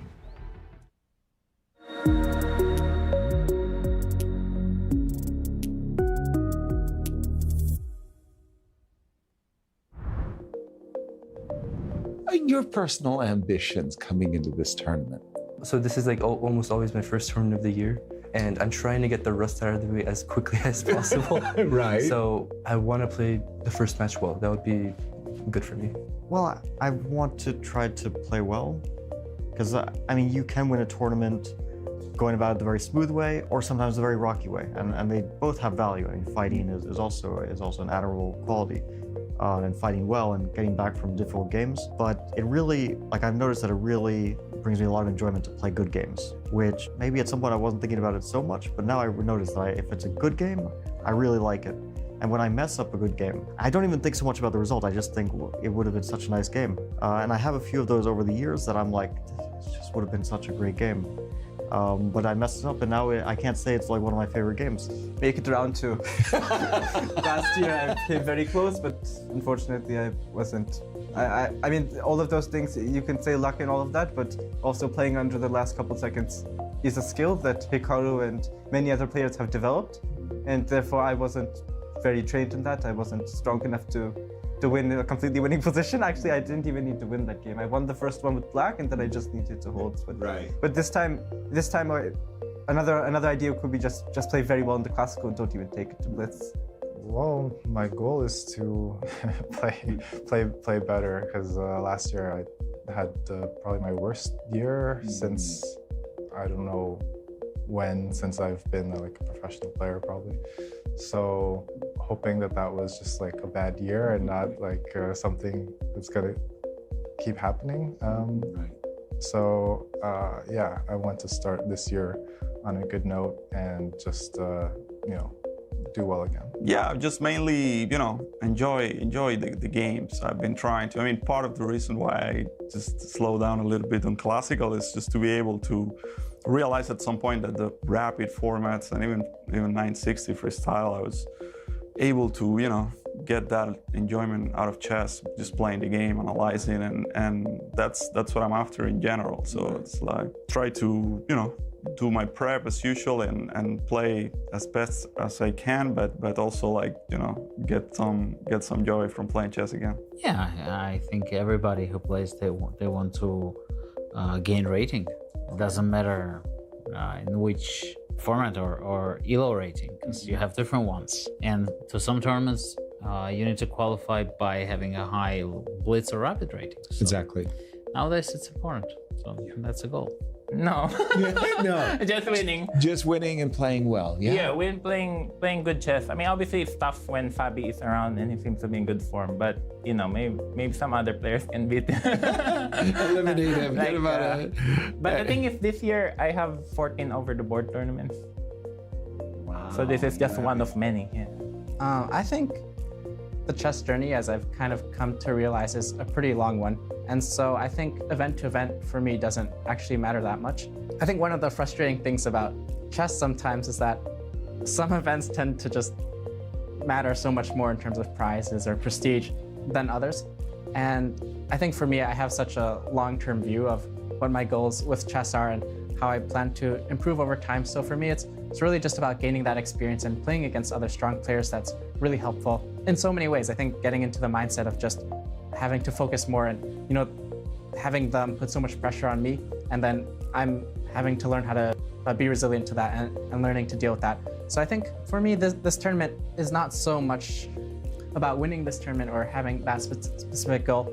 But yeah, really it's more of a long-term type of view. I just enjoy playing, and I think that's one of the paradoxes of chess, that every half point counts, and in a sense, every small game matters. But then there's also this really long-term view of, I want to become a better player over time. And so to that end, every game I play and every tournament I play is just kind of contributing to that.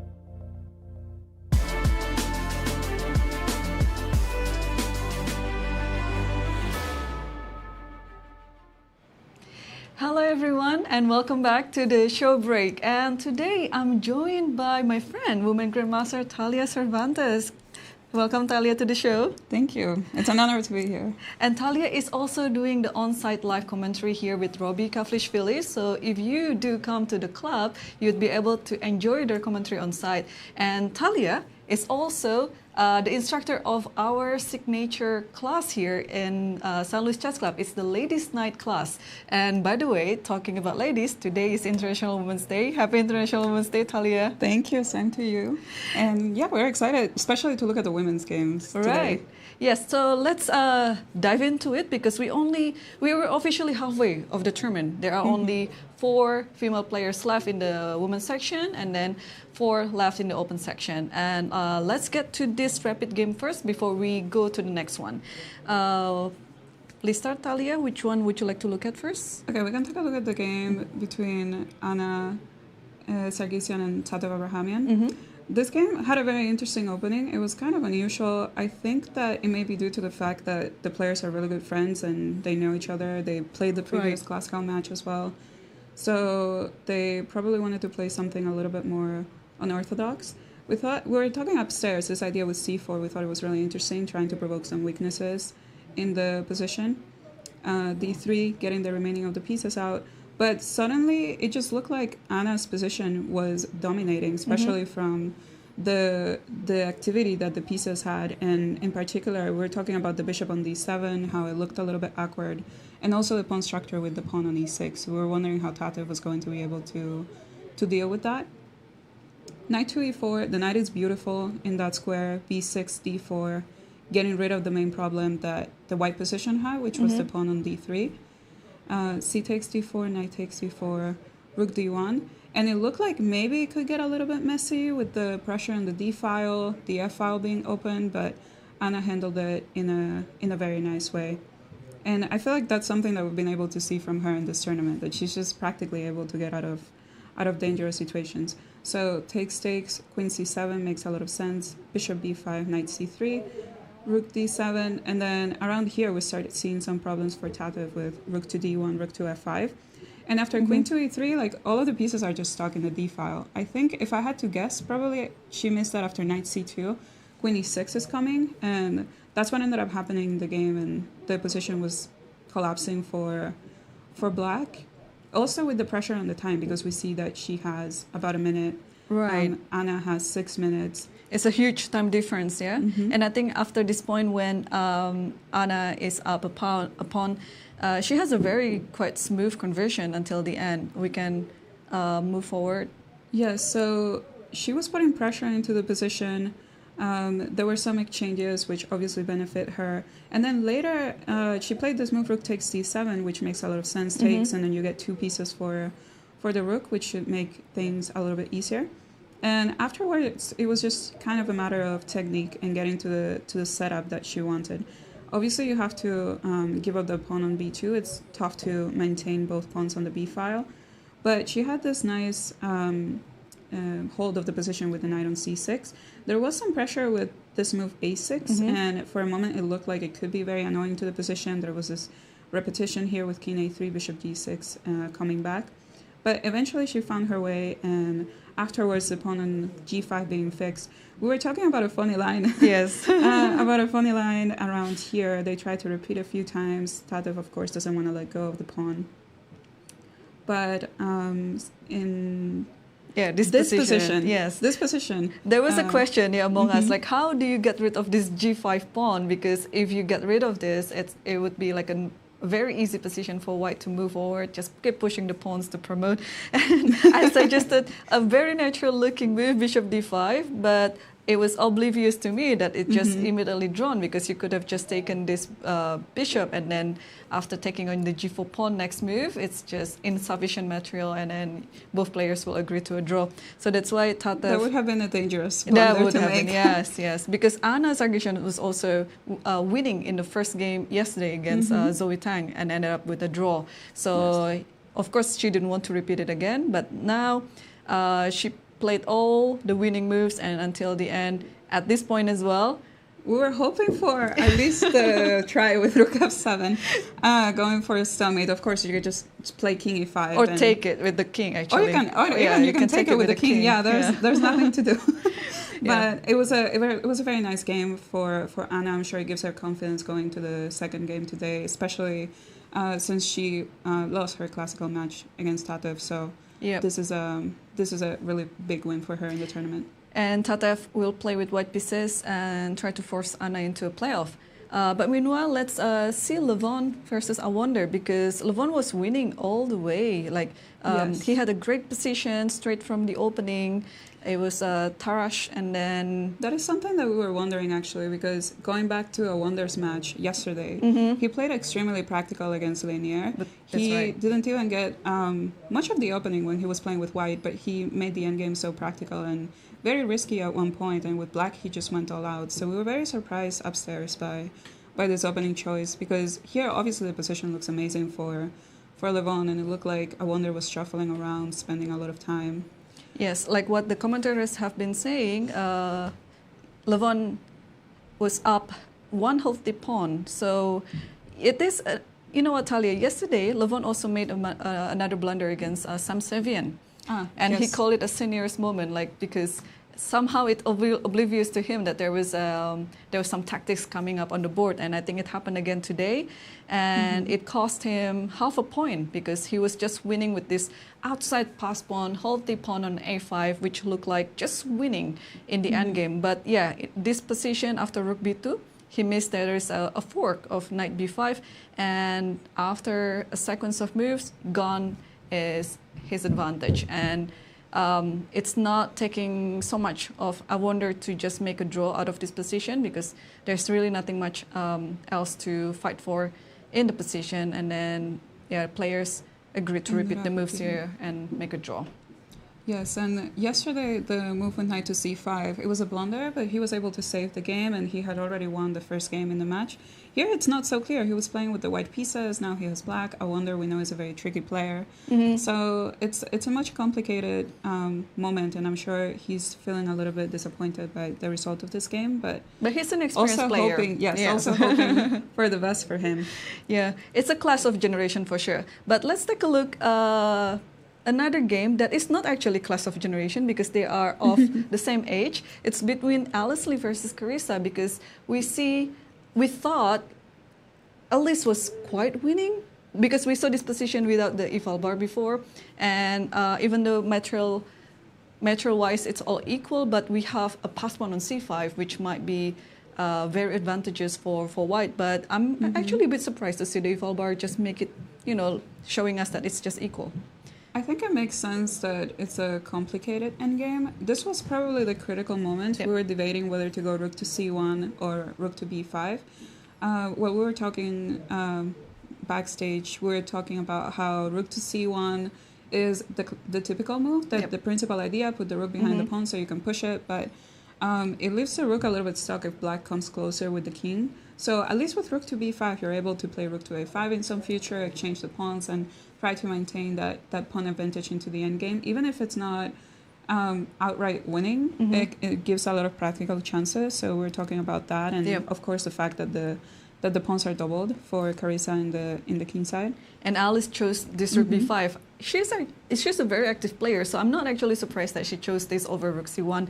Although the principle says that you have to put the rook behind the pass pawn, but rook b5 is a more active approach. So king g7 is also a very practical choice by Carissa. You just want to get the king to the battlefield where the pass pawn is, and of course Alice is following suit, and then we are arriving in this position where you have to let go of the c5 pawn, and in order to do so, you want some compensation. So Alice is looking for something else on the 7 rank by playing rook b7, and Carissa is still thinking, because it is quite a crossroad now. Are you taking the c5 pawn immediately, or are you trying to save one of the pawns first? So, but Carissa has so much time to think about. Yeah, both players have barely spent any time, but if there's one person that can win this game, it's Alice. So she's obviously going to push as much as she can before going into a tiebreak in the case of a draw. Right. And, well, we'll leave this to the player to figure it out. And let's take a look at Wesley So versus Fabiano Caruana, because now I'm also surprised, Talia, because now we thought actually before that this position was equal, but now the bar has some slight edge to Wesley's position. But see, I had my doubts looking backstage, because I'm very biased towards bishop pairs. So I was like, okay, you know, at least Wesley has the 2 bishops, pawn on b5, c4 is coming, it can become very dangerous, the king is castled long, and we can kind of see that here. And I think the approach that Wesley's taking is slowly but surely suffocating the position to try to make up for yesterday's loss. Right. So we saw. Oh, I have one story actually. It's in the beginning of this position, because the position, even though it was queenless, it was still kind of complicated. The story was, I was at the venue at the start of this game, and then after Wesley played first move e4 and Fabi replied with first move e6, the look in Wesley's face were unpleasantly surprised. Because he probably did not see it coming. No, I don't think so, because it is very rare for Fabi to play with French defense as black in such a serious game. So, well, Wesley might be caught in surprise by Fabi's prep, but let's get to the next rapid game, which might be happening quicker than scheduled. So thank you again, Talia, for coming to the show break with me. And thank you so much for having me. Yeah, and see you again in the next break.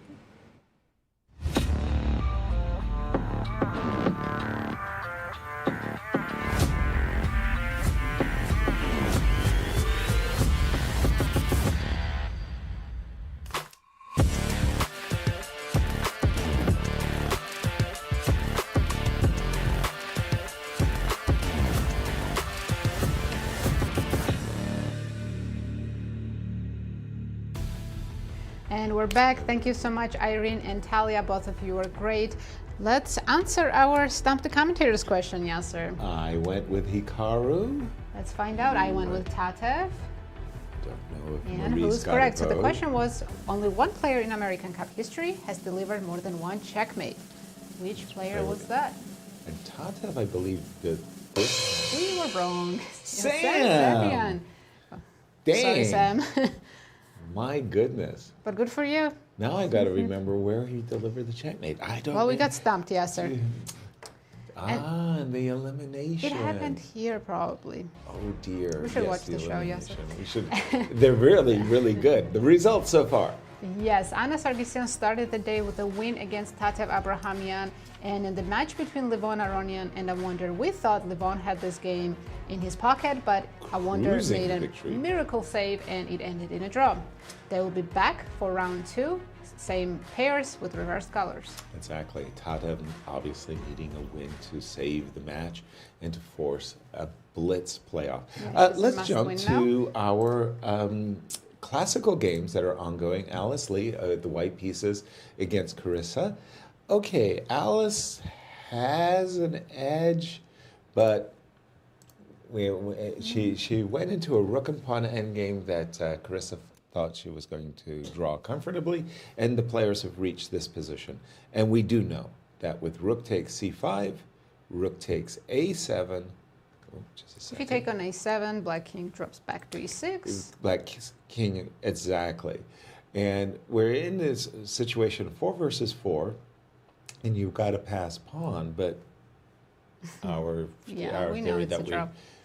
we know that this position And is if a draw. Alice tries to take the f7 pawn, Yeah, Carissa if we has go this good back resource. to the current position, if we see rook takes f7, why not, right? That means this pawn's under attack, this pawn's under attack. Don't I win a pawn? No, you don't, because after rook a5. Well, you'll be up a pawn for a little bit, but you lose the a2 pawn. Yes, exactly. And yeah, this is also a check simple first, draw. maybe? Oh, that's much better. Even Again, Yasser showing off your technique. A little bit extra technique there, and just coming back and defending the pawn on g6. A very, very simple draw for Carissa. But now in the other game, however, it's not that Wesley has any major advantage or anything like that. It's just one of those advantages. As black, you just have to play passively, keeping the position. And it's a passive, it's a long-term defense. And Wesley's just going to do his best to grind and grind and grind away. Which Wesley likes to do. Don't we all? When we have the advantage, when we're the one on the sunny side, absolutely.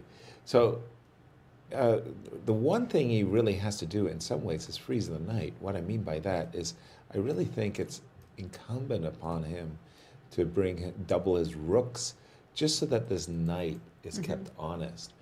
And maybe it involves playing f4 as well. I was thinking maybe Wesley could try rook b1, b4, b5 and creating a passer on the a file. Is that an idea? Rook b1, b4, b5, getting a passer over there.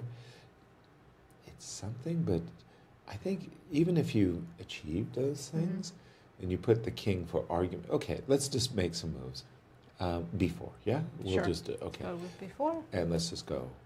And go ahead and play b5, yeah? Takes.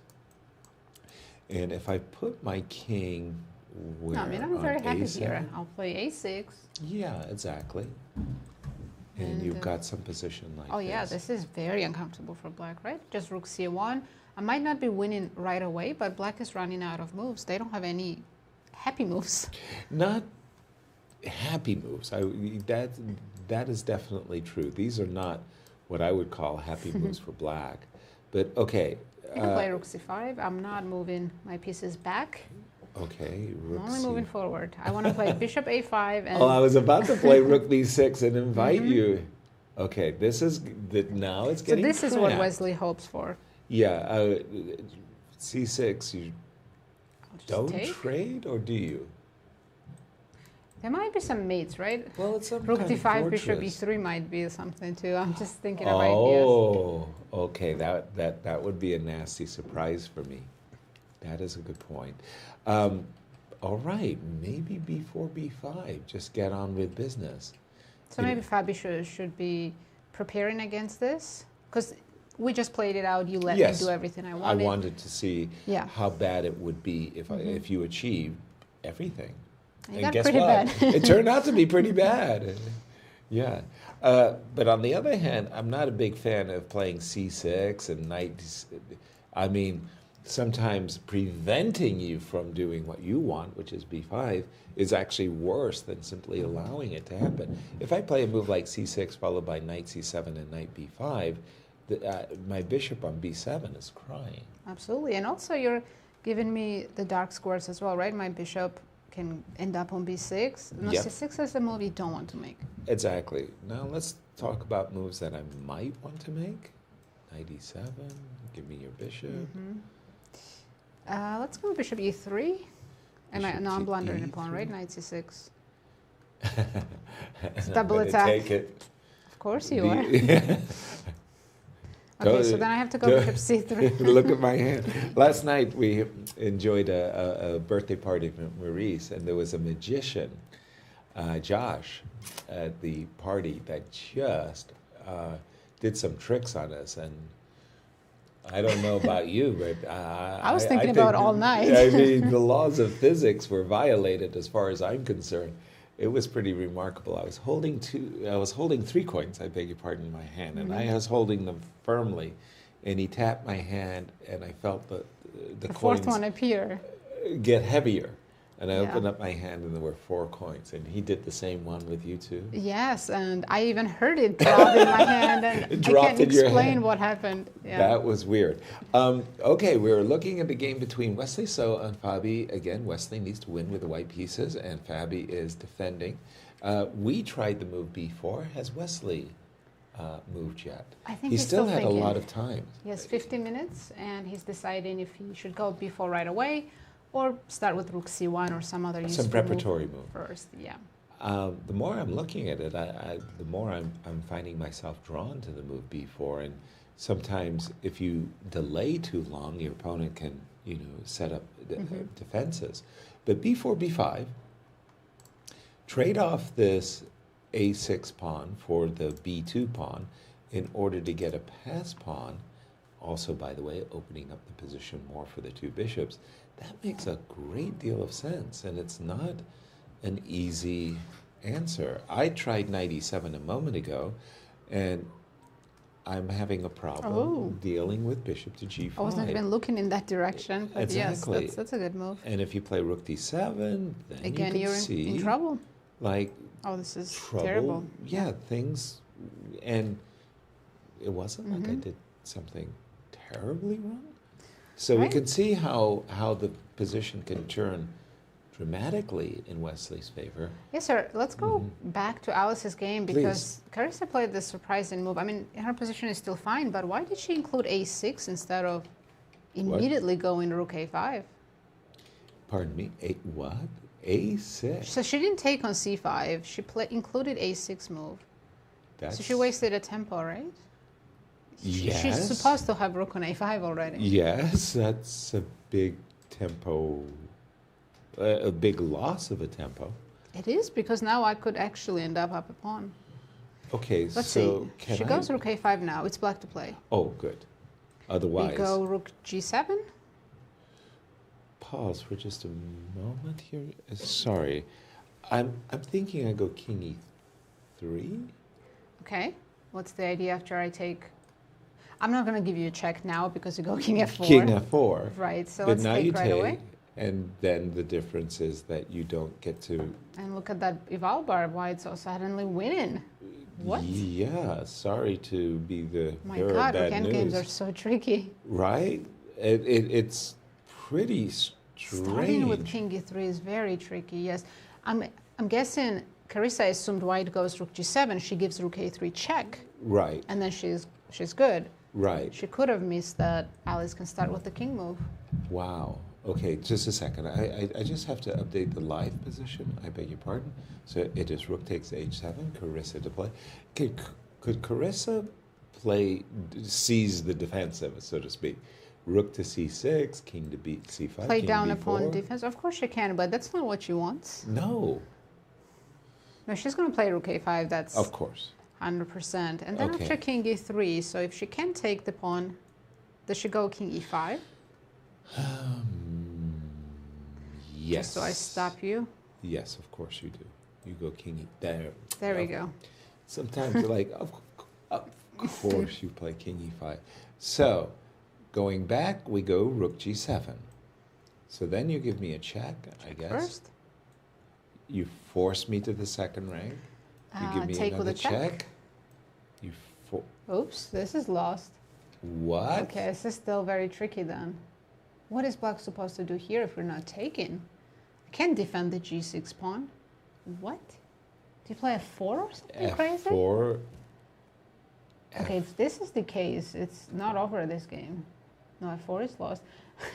We can just try every move and see if the engine bar says that's okay. No, the engine. What is going on? If we can't guess in the first three tries. 3 tries. Something tells me that this is a lot trickier than we're giving it proper credit for. That's a fourth try. Okay, I'm completely lost here. What else could black play? How are we not taking on a2? King e4. King e4. This has to be it. There's no other moves left. There we go. Oof, Of the course. fifth time. So the idea is rook takes a2 check would allow king f3. Right. And then we're running for the rosies over there on the we're escorting the h pawn, if you will. Okay, that makes sense, but it goes to show the subtlety, a great deal of subtlety is required here. But it's not obvious. But from the current position, isn't this a strange time to now go into a thing? You would if you play Think here. A6, Yes. right? But A6. Well, they both have plenty of time, 51 minutes. I guess Carissa just calculating the rook A3, king E4, all these lines we're looking at. Mm-hmm. You can calculate pretty far here because moves are pretty much forced. Mm-hmm. And this is But where it's so wow. easy to blunder. We can, Wow. yeah, we can easily walk into some plus two in one move. Wow. Remarkable. By the way, Maurice, over to you. Yes, Wesley did, in fact, play that move B4. The Indian didn't think it was the best way to play, but it's a kind of move that you don't need best. You just need pressure. Good enough. Get your opponent starting to think. Clear plan, especially the idea of playing B5 and getting that majority rolling. I say majority because the C-pawn really doesn't want to push. This move looks so ugly to your position, particularly to your bishop sitting on B7 with nowhere to go. Even if it's somehow you can hold this position together, it just looks awful for you to do. And in fact, your position is much worse. I make the point because the Indian preferred to play rook F D1 in this position.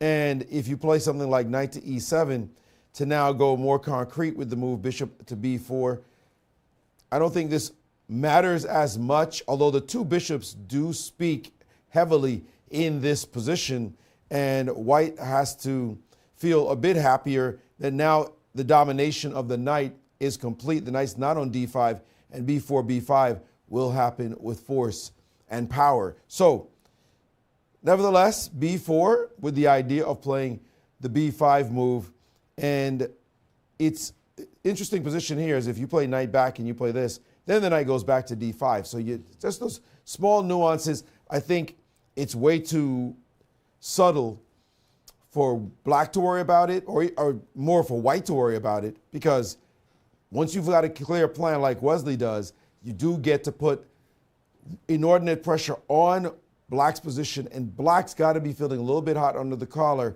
because black's got no counterplay. Black's just got nothing to do. So let's see if Wesley can make an amazing comeback and equalize this match.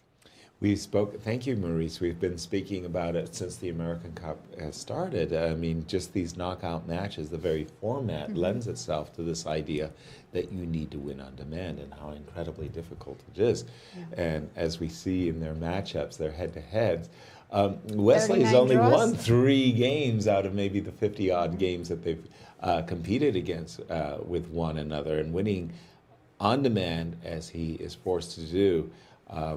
It's really, really tough. I really like the move B4. I have to say the engine is just stone cold wrong.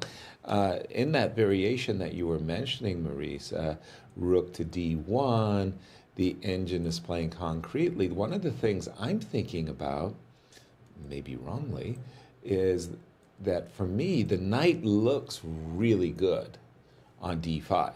But in some ways, it's in the way of this bishop, right? The knight on D5 is kind of stuck.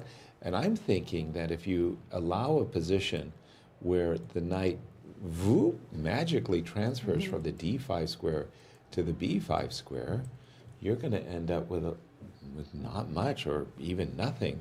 So again, I'm taking the knight on D5 where it currently is, sliding it to B5 and feeling better about myself. Right, it takes 4 moves, but you really improve both of your minor pieces.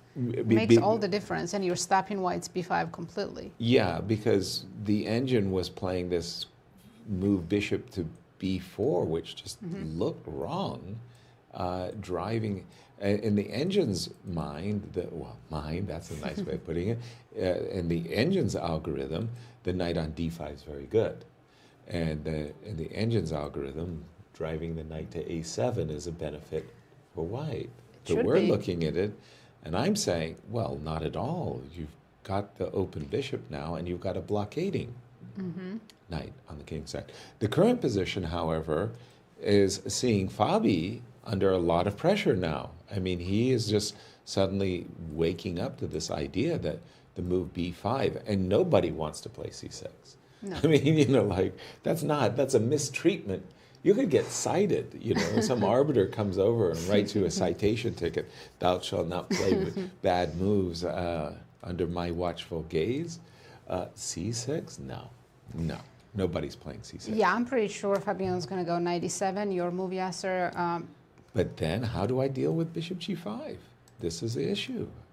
I've got problems. I'm not There's one happy. move I noticed here. He has this rook d4 move, I missed it. Thank you. which tactically might be working out. Without rook d4, I agree black is in trouble, but that's why maybe Wesley had to play rook c1 first, the As a prep? preparation. Because now I come back knight d5. or 'cause even knight d. Well, here. Yeah, I think both now can you're work. off the pin. Okay. I have missed. Okay, which means do I really have to play bishop here? I think so. So then after knight d5, do I then have to play something silly? Oof. I'm not happy. I don't want to do that, but yeah, that Nobody- might be what I have to do in order to get in b5 move that I've been trying to get in. Because the bishop is a tactical target to the rook. But that was a very nice move. Again, rook to d4 as an answer. This would be a dream come true for Fabi. Any bishops of opposite color he would embrace wholeheartedly. Right. Without 97, even with 97, yeah, Fabi still faces some problems, but maybe he doesn't feel so uncomfortable in this position. Reading their body language, Wesley doesn't look too happy either. Maybe we are just enjoying White's position more than It they are. feels like genuine pressure to us here in the studio. I would feel good about the position if you gave me a position and said it's a must-win game against Fabi, and it's a technical position where I have more space and the two bishops, I would say, okay, Gimme. I'll take it. I'll take that, yes, It's absolutely. something I can work with. But we are moments away from second elimination game starting. It will be Tatev now with the white pieces who needs a win against Anna Sargsyan. And the open section will also be back. Awonder and Levon, they're still tied. So Having no one drawn has their to first game, yeah. play for a win in that game. But I mean, again, the way Awonder saved that game was a miracle, absolute Exactly. miracle. Really a stunner. Once again, when I'm looking at this position, and besides knight e7, I don't see any good moves well, for thank Fabi. you. I mean, B5 sometimes is just coming. you're staring at a position and you're saying, I couldn't decide between choice A or choice B. I get it. In this position, I don't see the choice B. I only see just knight A. e7. I don't even see an alternative. He's done it. 97 is on the board. Okay, wonderful. We will. And now the question is, will Wesley see that after bishop g5 there is rook d4, after which black pretty much equalizes?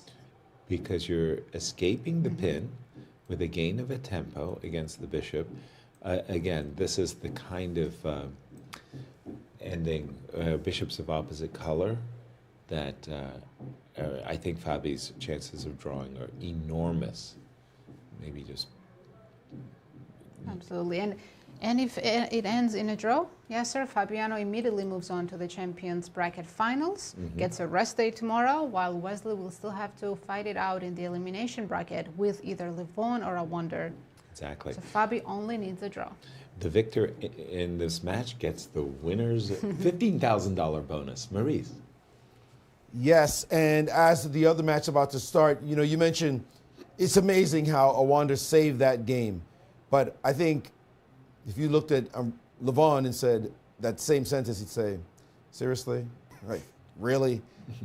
I was the one who handed him the draw, because in this position right here, as we see, we can try to pull this up. This position would, well, before we do that, let's just look at the standings. There we see Anna winning her first game. Fine style, by the way. And then Levon drawing an undrawable game. Or not, okay, everything is drawable in rapid chess for sure.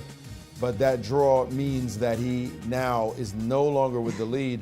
And look at this guy. I mean, Pressure. He's feeling some steep stress. Or not. He's just kind of relaxing. It's nice the players have this couch to relax on. Hey, man, In that's between the games. executive boardroom. So now we get this position. Black just played knight to d4. What is the reason for this move? Was it to centralize the knight? That was a good place to put the knight. But the knight threatens knight b5. Forking two pieces. That's the threat. Now, you miss a threat by your opponent, you want to kick yourself because it's a knight move. But I should point out, backward knight moves are one of the most difficult moves. Retreating moves in general, but retreating knight moves with force are one of the most difficult moves to see in chess. And so he can be almost forgiven because this knight move, as you look at it, it looks pretty obvious. Why should it be difficult to see? Because we're used to moving forward. We're not used to making these kind of knight moves. Another thing we're not used to making are like knight moves on the back rank. These moves are also difficult to see. So there is that psychological thing that you will find many of these mistakes and you'll say, how did they miss that? Those are moves you don't normally see have great power. So it's not about the fact of the move, it's about the geometry of the move. What should he have done? He should have just moved his bishop. He could have also checked and then move his bishop. Just deal with the threat. That's all he had to do. Instead, he played rook b2, allowed this move, and then he found out that he had to trade down, lost his pawn, and the advantage is gone. So to me, Awonder survived because of Levon's error, and the real question is, what mindset is Levon now sitting at the board coming into the game with? Because he's done this a few times in this event, and he's managed to survive anyway. Mm-hmm. Will he think, I have a cat? Again, we've seen him have so many lives. It's incredible. Does he keep all those lives still? Thank you, Maurice. And let's just take a quick gander at how Anna got here. Absolutely. She lost the first classical match against Tatev Abrahamyan. Her opponent of today. And then she won two matches in the elimination bracket against Anna Zatonsky that went all the way to Armageddon, right. Then against Zoe Tang, and now she leads her match again against Tatev Abrahamyan in the elimination bracket. And speaking of which, they've started their second game. And they're off. I just noticed in the game between Alice Lee and Carissa Yip, by the way, they have reached a position where Carissa has one and only one move to keep the game drawn. She found all the right moves. She did? Okay. Sometimes when you only have one move, that's it. It's easier to find. And right, we're going to pick up our... Tatev. We'll see if she can... Bishop b5. Win this game and force Blitz playoffs. And we see maybe Rui Lopez? Rui Lopez, absolutely. Tatev does not play Rui Lopez, actually. She usually goes Gioco Piano. So this is a surprise for Anna. She might take some time here to decide which variation to play. Ever since Vladimir Kramnik won his famous match in 2000 against Garry Kasparov, neutralizing Gary's opening move e4 with the Berlin defense. And look at this, the classical. This goes back, oh my gosh, this is going back, I want to say 500 years. Really? I mean, this is the oldest. In 1850, Paul Morphy introduced his novelty A6. That was 1850. 1850. So Bishop c5, you know, I was on the appeals committee at the time, by the way, of the New York Congress. Bishop c5, and very much the same idea of the Morphy defense. You're not threatening to capture twice on e5. There's queen d4 as well as bishop f2. And the idea is I'm just developing a piece. I want to go knight e7. I want a castle. Maybe I want to provoke the trade of knights with the move knight d4. Now, everybody has been playing c2, c3 since time immemorial and playing for the move d2, d4. So that's the main move.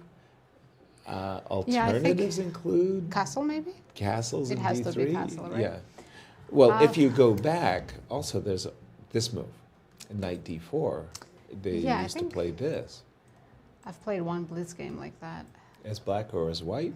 As white, actually, yeah. I faced knight d4. I was like, which century is this move from? Exactly. So if you do go castles, you do have knight d4 as a viable I see. Opening. So c3 is more accurate. c3 is considered the most accurate, and well, as Tatev got surprised in the first game with that opening decision to play knight f3 and e5, maybe she's returning the favor, Maurice. Yes, I like her strategy. And again, Anna understands this is rapid, and the way she is weaponizing time in the last couple of matches, she's coming to a deep understanding of the fact that time is something that can be on her side. And maybe, you know, she's been telling us about her coach and the things her coach tells her. Maybe this is one thing he had told her before the start of this match, as we see her playing a line that she's saying to Tatev, you better know this one. I know you try to surprise me, but here I go surprising you. But I'd like to say there's another position that Awonder Liang is playing against Levon Aronian, and when you look at it, you say, well, again, you got nothing out of the opening. I mean, look at this 4 knights that just got hoovered down, then a check, then a castles, then let's trade queens. This is how many moves in?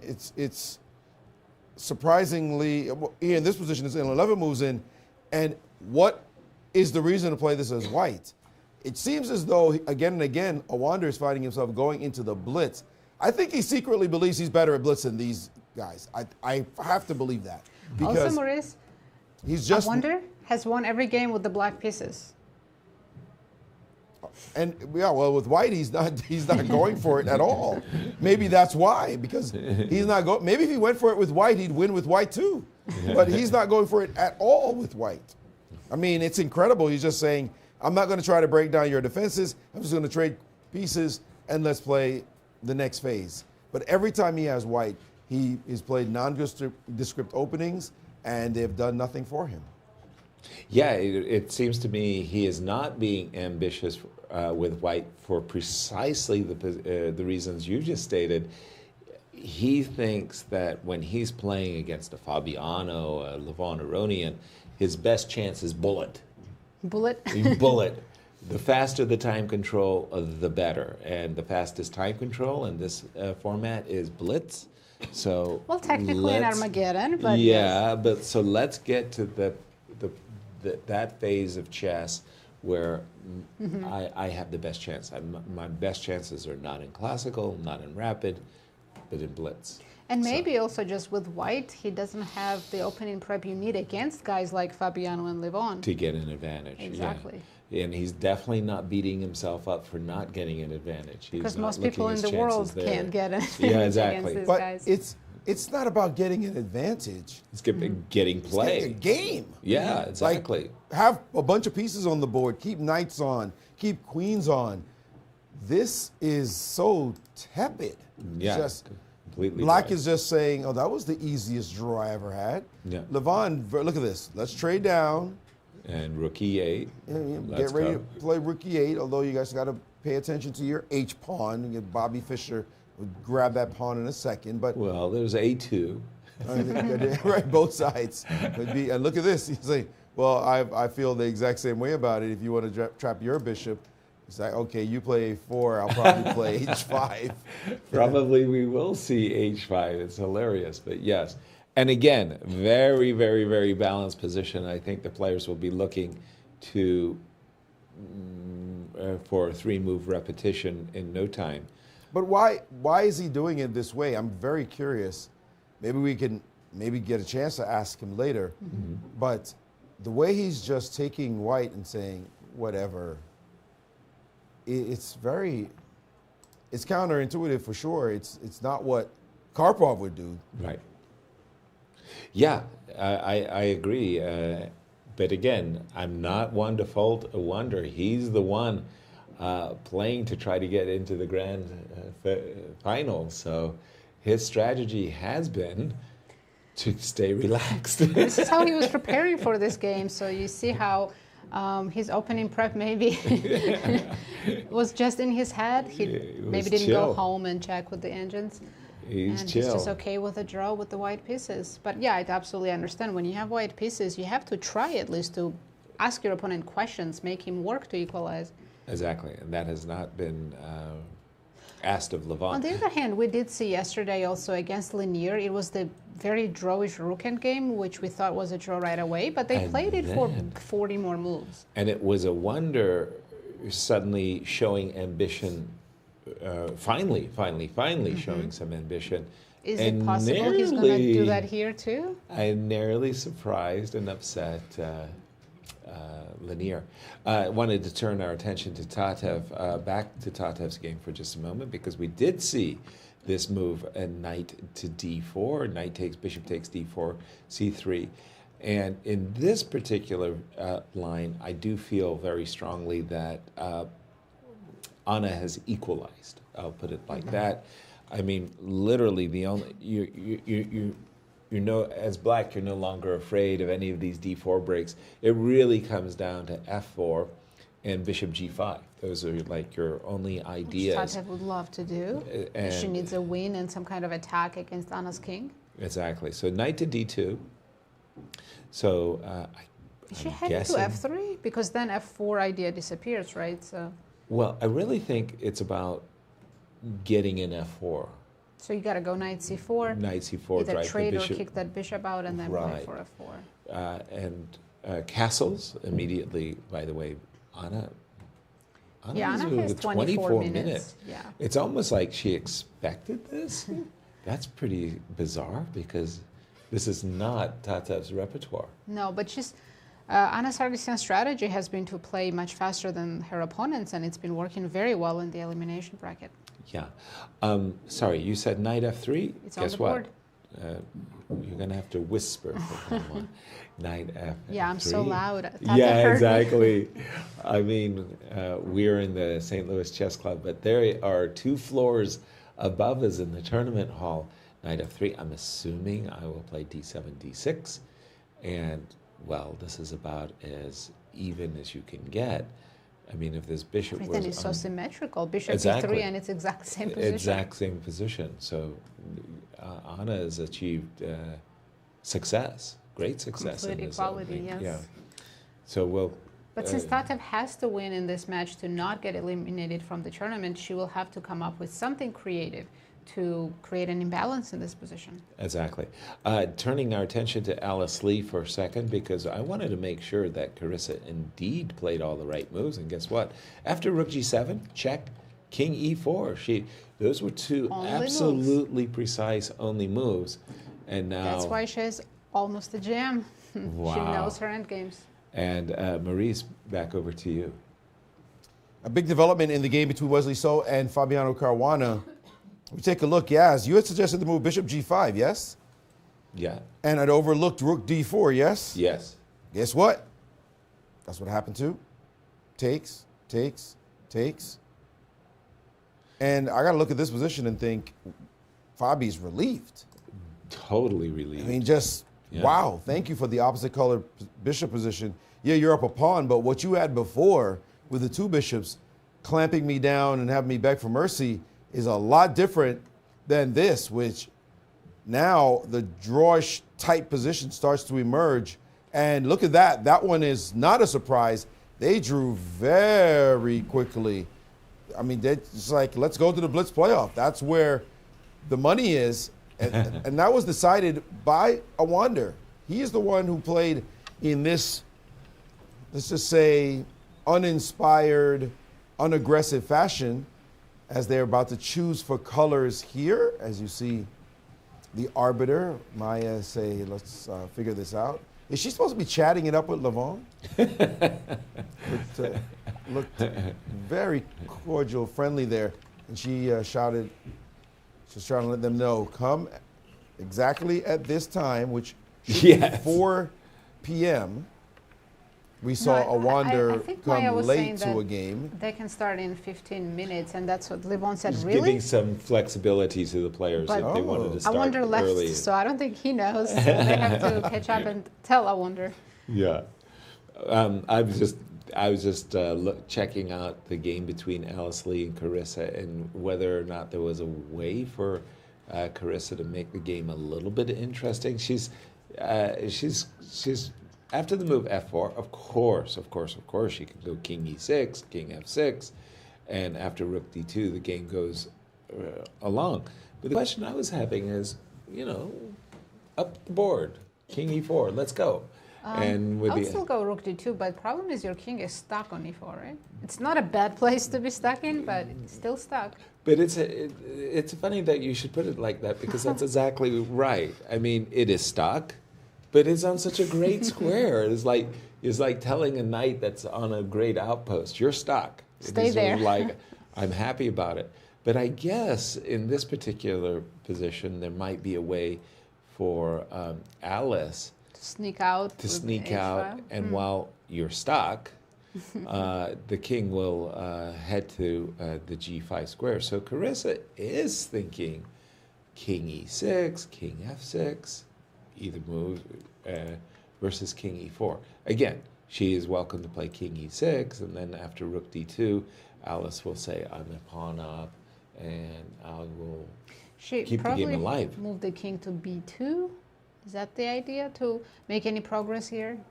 So black is standing, just king f6, king e6, back and forth. How does white make any progress?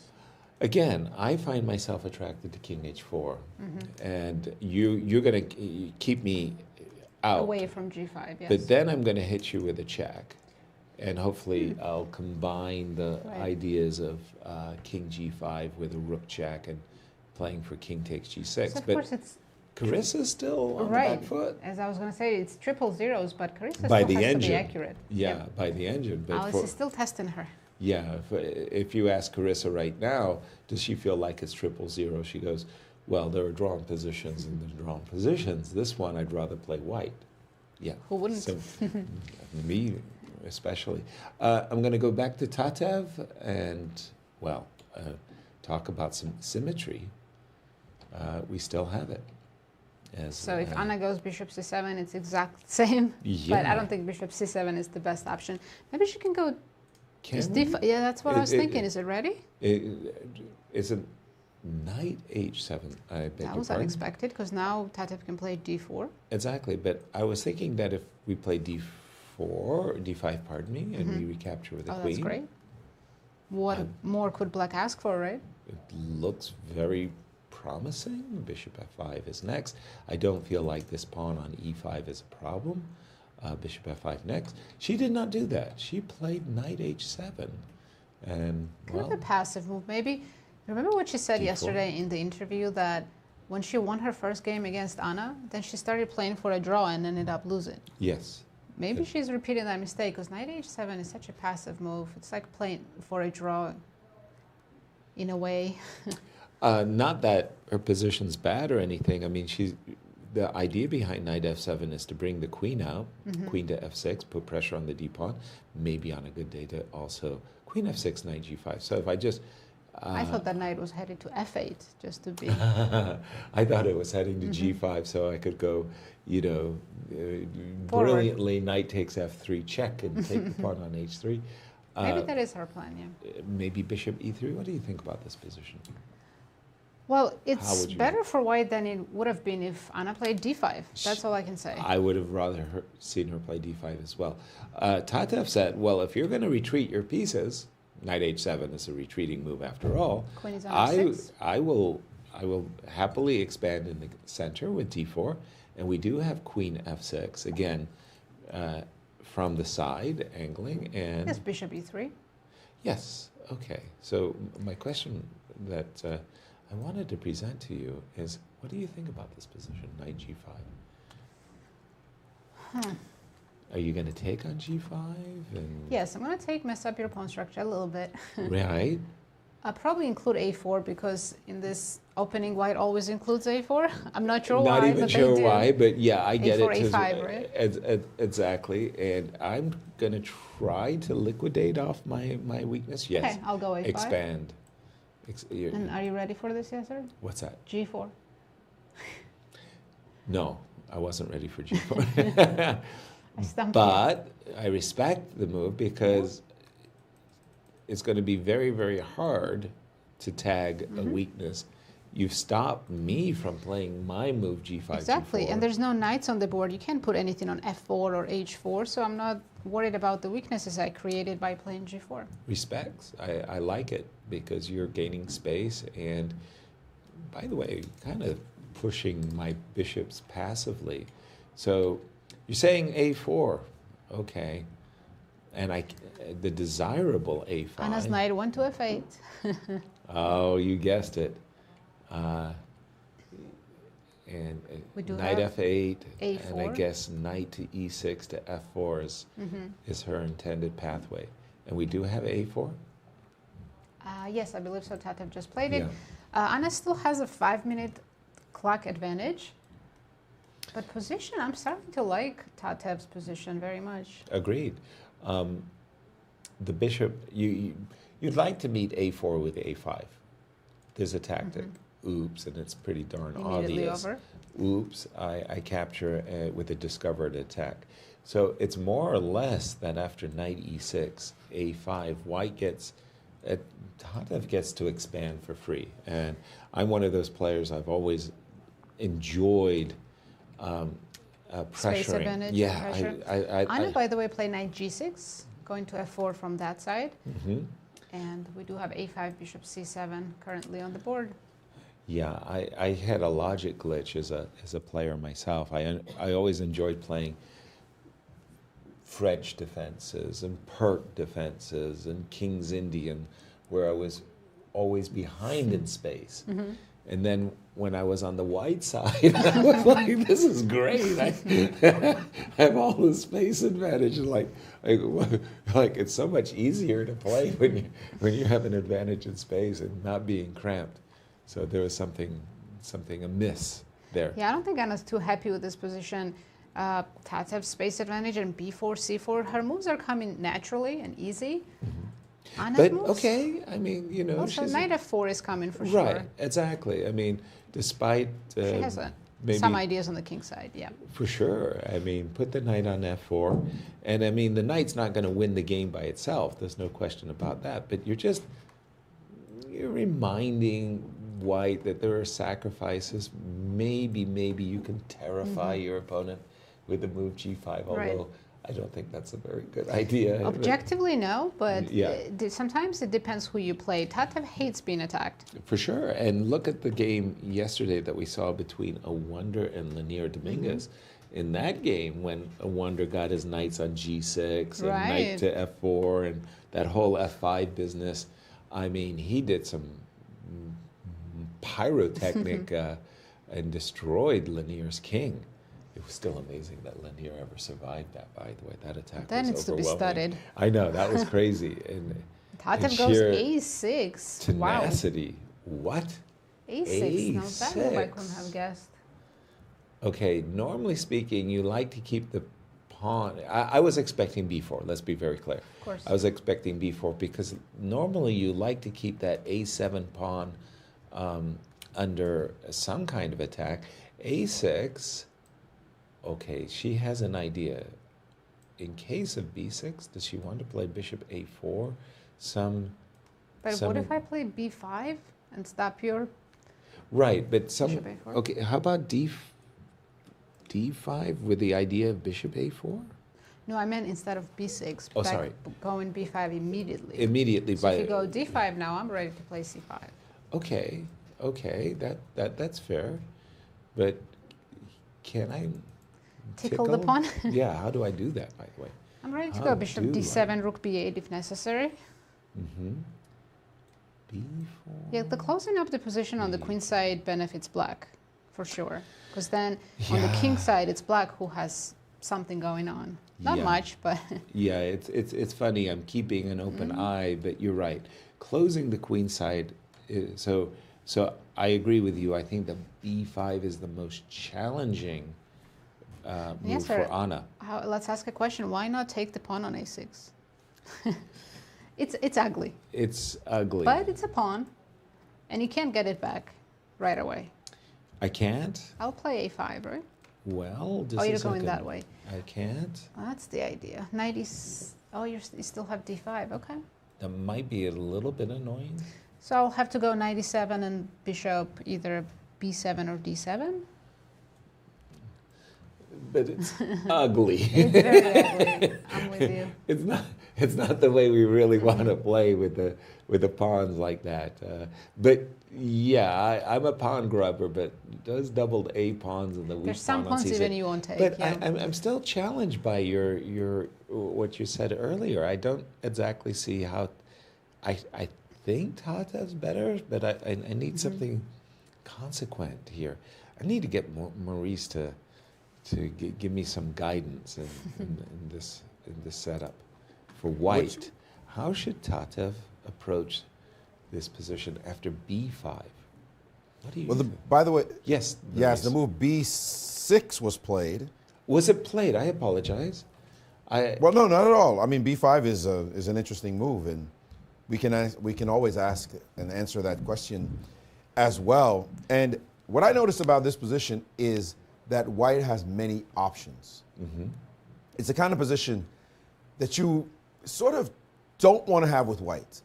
You want to more have a clear, easy single plan. It's the Levon Aronian rule. Then have so many options. You say, which one do I have? Let me see. I could play that. Which one's better? I evaluate that variation. Oh my God! I only have 6 minutes left on the clock. Let me just play some move. And you see, Anna is willing to take an inferior position with more time on the clock than maybe even like a slightly inferior, because here it's starting to get bigger, with even time. She's not going to let her opponent off the hook. Time is being weaponized. It really is that simple. And you see it here. It's a big edge. I mean, that's 7 full minutes we're talking about that she is ahead on the clock, and her opponent knows, I know Tatev knows that that's what the strategy is. Right. There's no question. She's looking over there and she's saying, I just need to make a move. Why is it so hard for me to make moves here? Now, you can transform the structure according to the engine in this position, just to answer your question now. There are different ideas. One is to play the move D5. Now, this isolates the B5 pawn on some level. If you take, here you want to take back with the pawn. But frankly, now you've allowed this F pawn to have a life. It's not clear that black's not going to be able to create that counterplay, and black will be able to create counterplay in that line.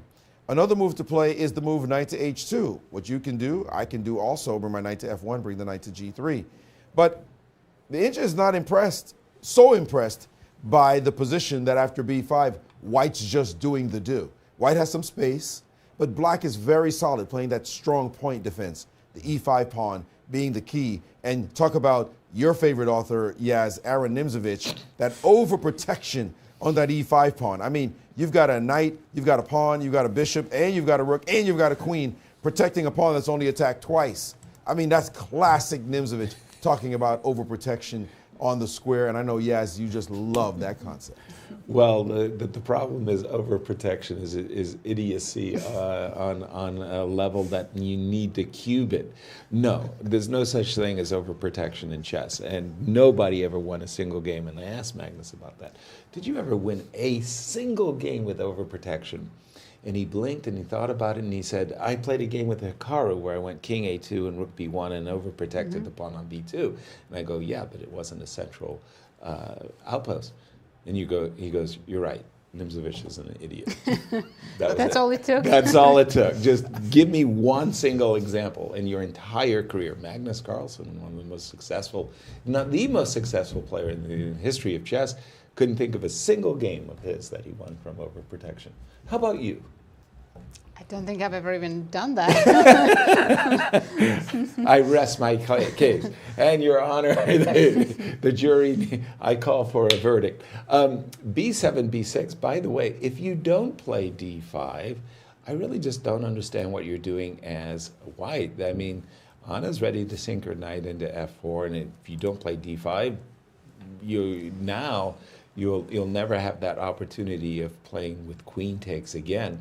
So you better do it now. Now the question is, if Anna plays the move C5, which, by the way, kind of buries the bishop on C7, would you put your bishop on C6? Why not? It looks pretty. It's not doing much on C2 anymore. I once did this against Walter Sean Brown. I got my bishop on C6, and I was patting myself on the back so hard, I hurt myself, and I came to a conclusion much later in the game, in fact, too late in the game, that the bishop was doing nothing on c6. Just Eventually, sat there looking pretty. it really is pretty as a picture, as Walter said at the end of the game. That did not happen because guess what? After d5, Anna said, I'm taking. I'm getting that Sveshnikov pawn structure, if you will, where Anna's going to go for the f5. But with the bishop on c7, though, that can be great. Yeah, that is true.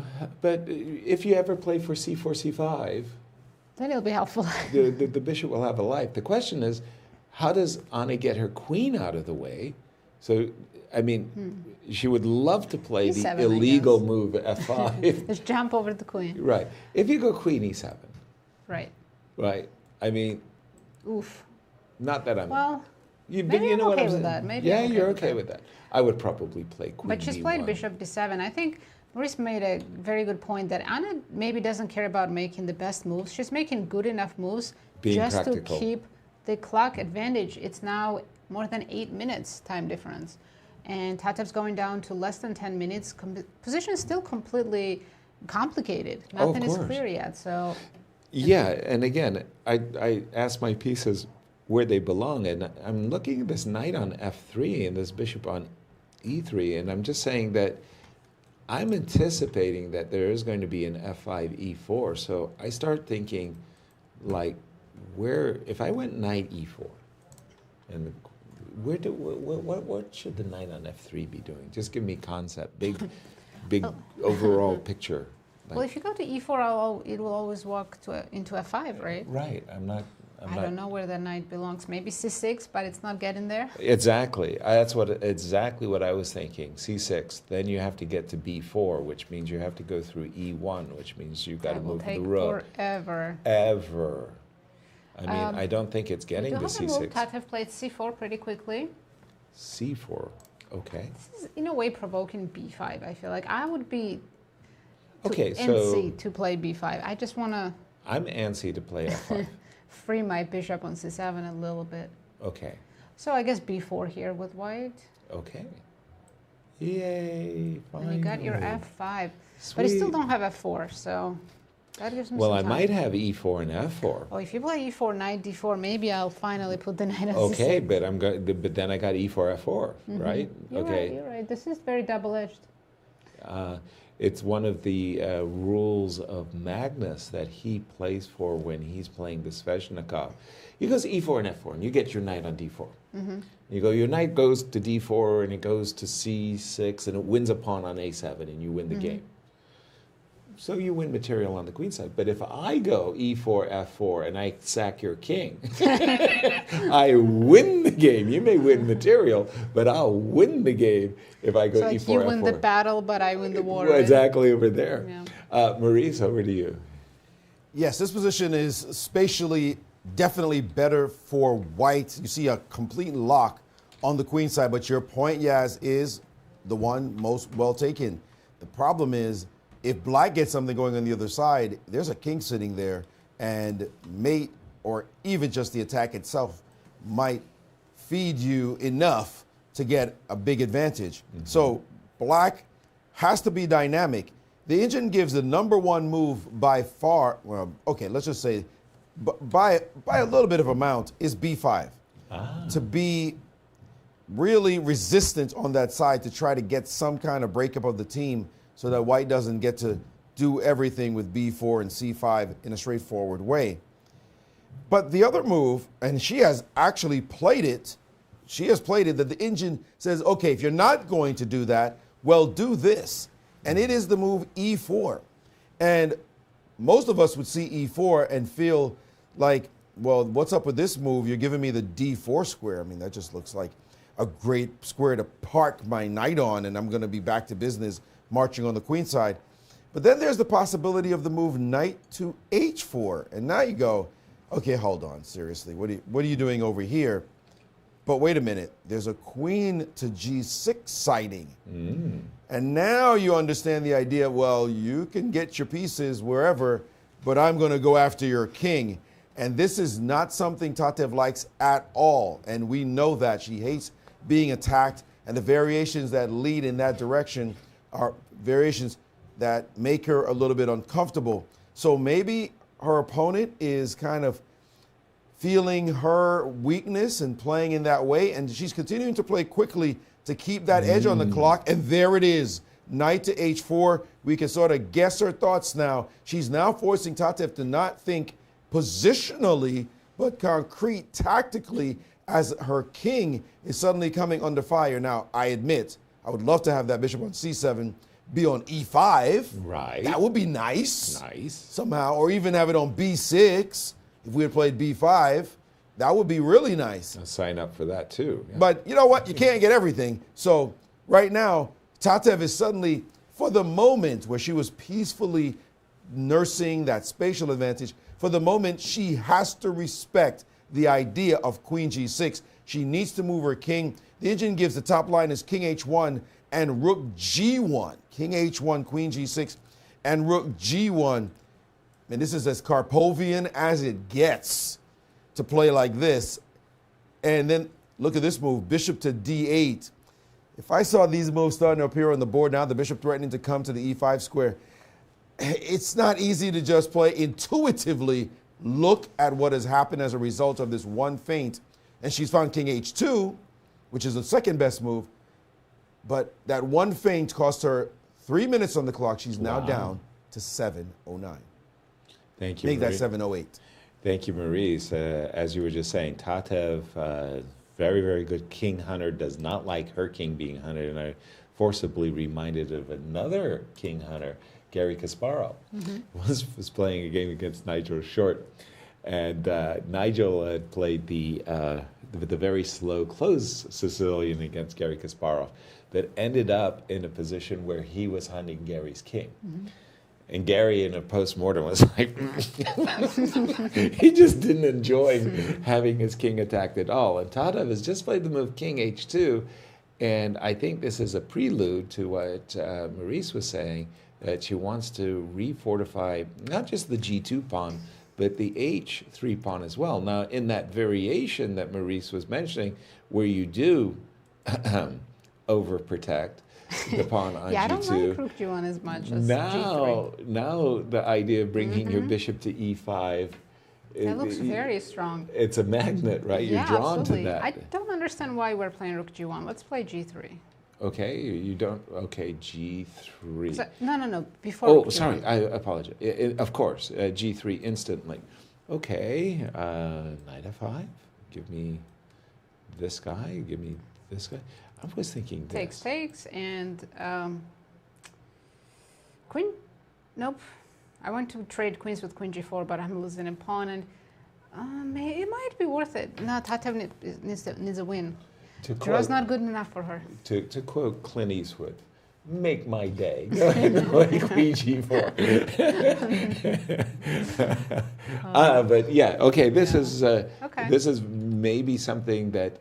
By the way, again, when you have a time advantage and you have a little bit of an initiative stirring, and the early moments of an initiative, you start to feel very good, especially with a 1-point lead going into a game that all you need is a draw. Anna looking very good at the moment. Will she find Queen g6? Queen g6 against king h2, pardon me. King h2 is on the board. This is the... Yeah, we can jump to Carissa Alice's game real quick because Anna will take something here. Exactly. I think they're racing towards a draw. Well, when we left it, we really thought that the position was, in fact, completely balanced. The engines even said triple zeros. Of course, Carissa is the one with the pawn deficit, so Alice will play as They long might as she just can. repeat right now, but can you even play this game so long? Why not? King c1 and king b2, what you said, try to chase the rook away. But what's the plan after that? Because now you have the passive rook on the second rank. I'll just go rook e3. Okay, so you go rook e3, I'll go king c2, yeah. Okay. And I'm not saying this is, It's no. not much, yeah, nothing. 99.9% chance will be a draw. I remember I was once doing commentary with Roman Gingi-Hashvili, and it was a game between Kasparov and Karpov from a World Championship match. And Roman was explaining to the audience why white was better in a lot of variations, and Karpov made a novelty. It was really almost a kind of a novelty of the year. And after this move, white has a little bit of nothing. Exactly. And the audience loved it. We just cracked up. And in case this game ends in a draw, we're going to see them play the Blitz playoff later today. They'll start with a 2-game Blitz match. That's going to be a show to watch. A little bit of nothing. And let's jump back to Tatev because actually Maurice has some updates for us. Same game, yes, same situation. Right now, Tatev has had to face this move, bishop to d8. Anna understands that her bishop needs to get in the game, and bishop to d8 is the way to start to do that before playing that move, queen to g6. I like the move, even though it's a bad move, according to the engine. I like the thought, especially under the time control, because the move makes you think, guess what? I'm massing my forces on that side. And the engine says, psh, please, go do anything you want over there. Best move here is bishop to a4 and exploit the weaknesses on the queen side, those light square weaknesses in your position. I'm getting one of your attackers off the board as well.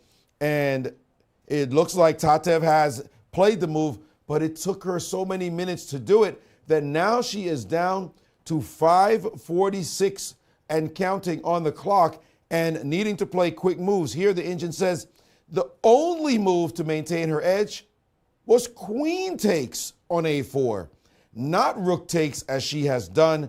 Queen takes with a tempo on the rook.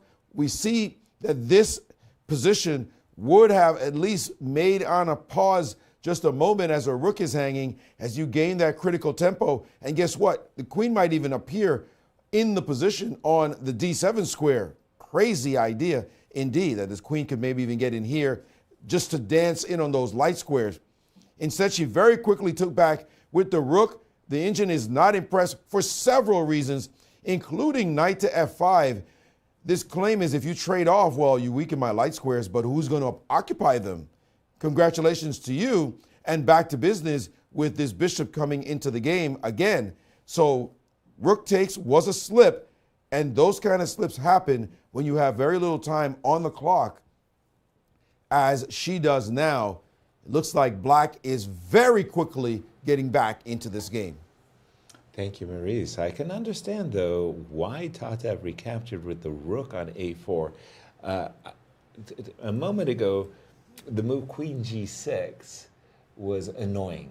It either provoked rook g1 or g3 or something. But now, with the light square bishops traded, instantly and very happily, move I wanted to exactly, play. queen g4 ends the attack, and maybe long term, this knight would be on b5 and be Yes, sir. just Does it totally freezing. end the attack? What if I go bishop g5 after that, and I'm still planning to play f5?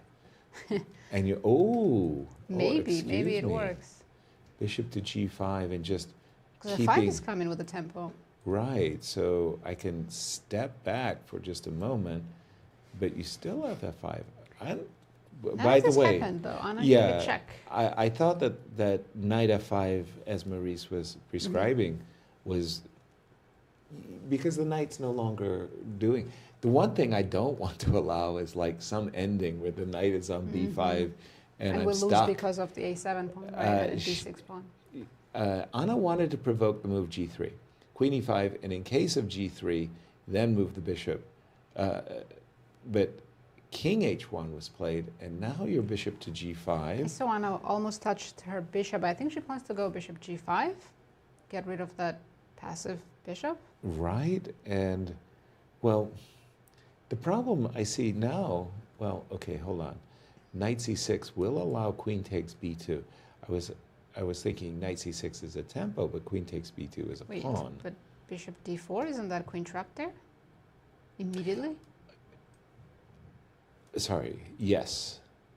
That doesn't work if I go bishop f6, but if I go bishop g5, then it does work. Yeah. Okay, so bishop g5, knight b. Wait. Oh, queen d2. Voop. That's so easy to miss. Voop. Yeah.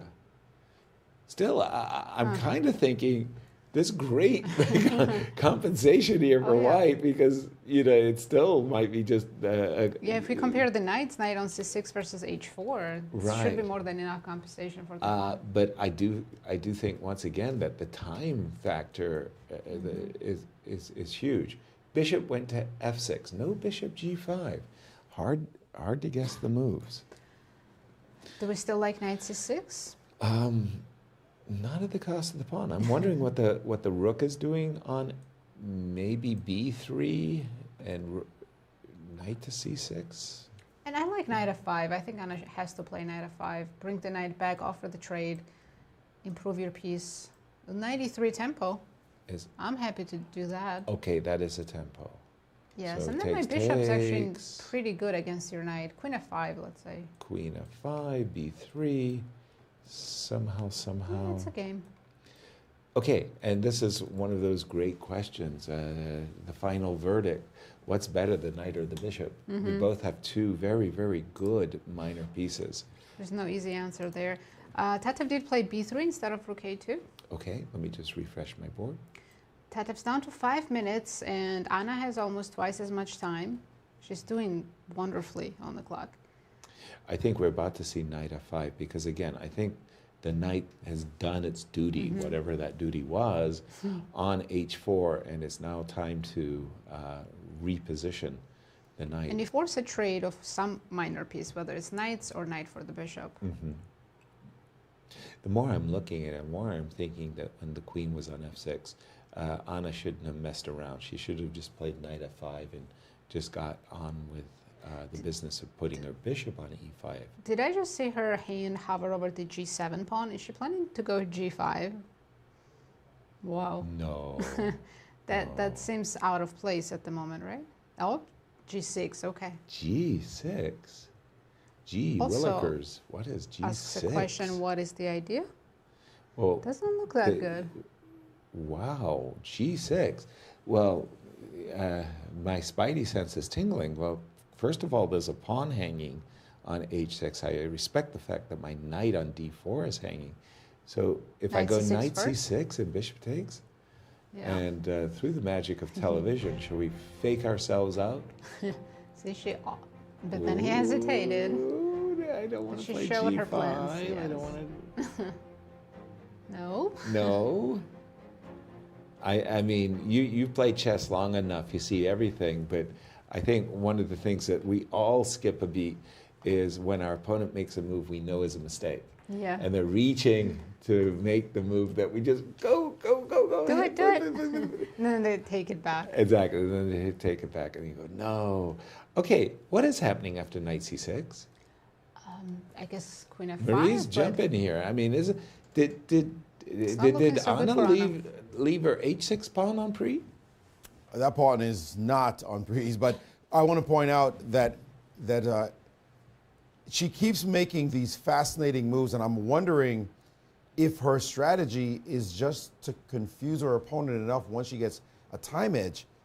Knight c6 is playable, but note that if you try to grab this pawn, your bishop does get stuck in the cookie jar, with its hand in the cookie jar. And so you're not advantageous. In fact, you're much worse here. So it's not about the pawn, it's about the position after g6. And actually, the Indian wants to play the move knight to b5 and threaten knight c7 and force white to make a response. Although this move looks sort of offside. Rook e7, apparently there's nothing better than knight to d4, threatening knight c6. That's like a joke. So that's not it that we would like to see happen. After g6, she has played the move knight to b5. Maybe she gets a couple of tempi by playing this move. So that is a couple of seconds at least on the clock. But why we say that? Look now at 3:25 on the clock in a must-win game.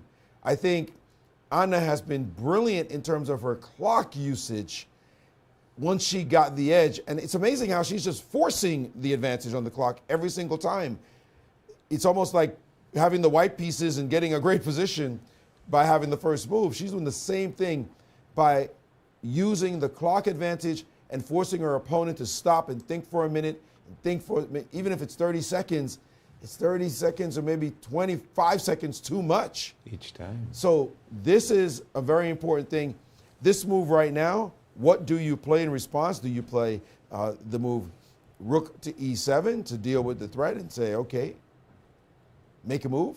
It's probably the right thing for her to do. Just do it very quickly. She does have to look at the move bishop to d4 and see if it means anything, but it doesn't after queen to g5.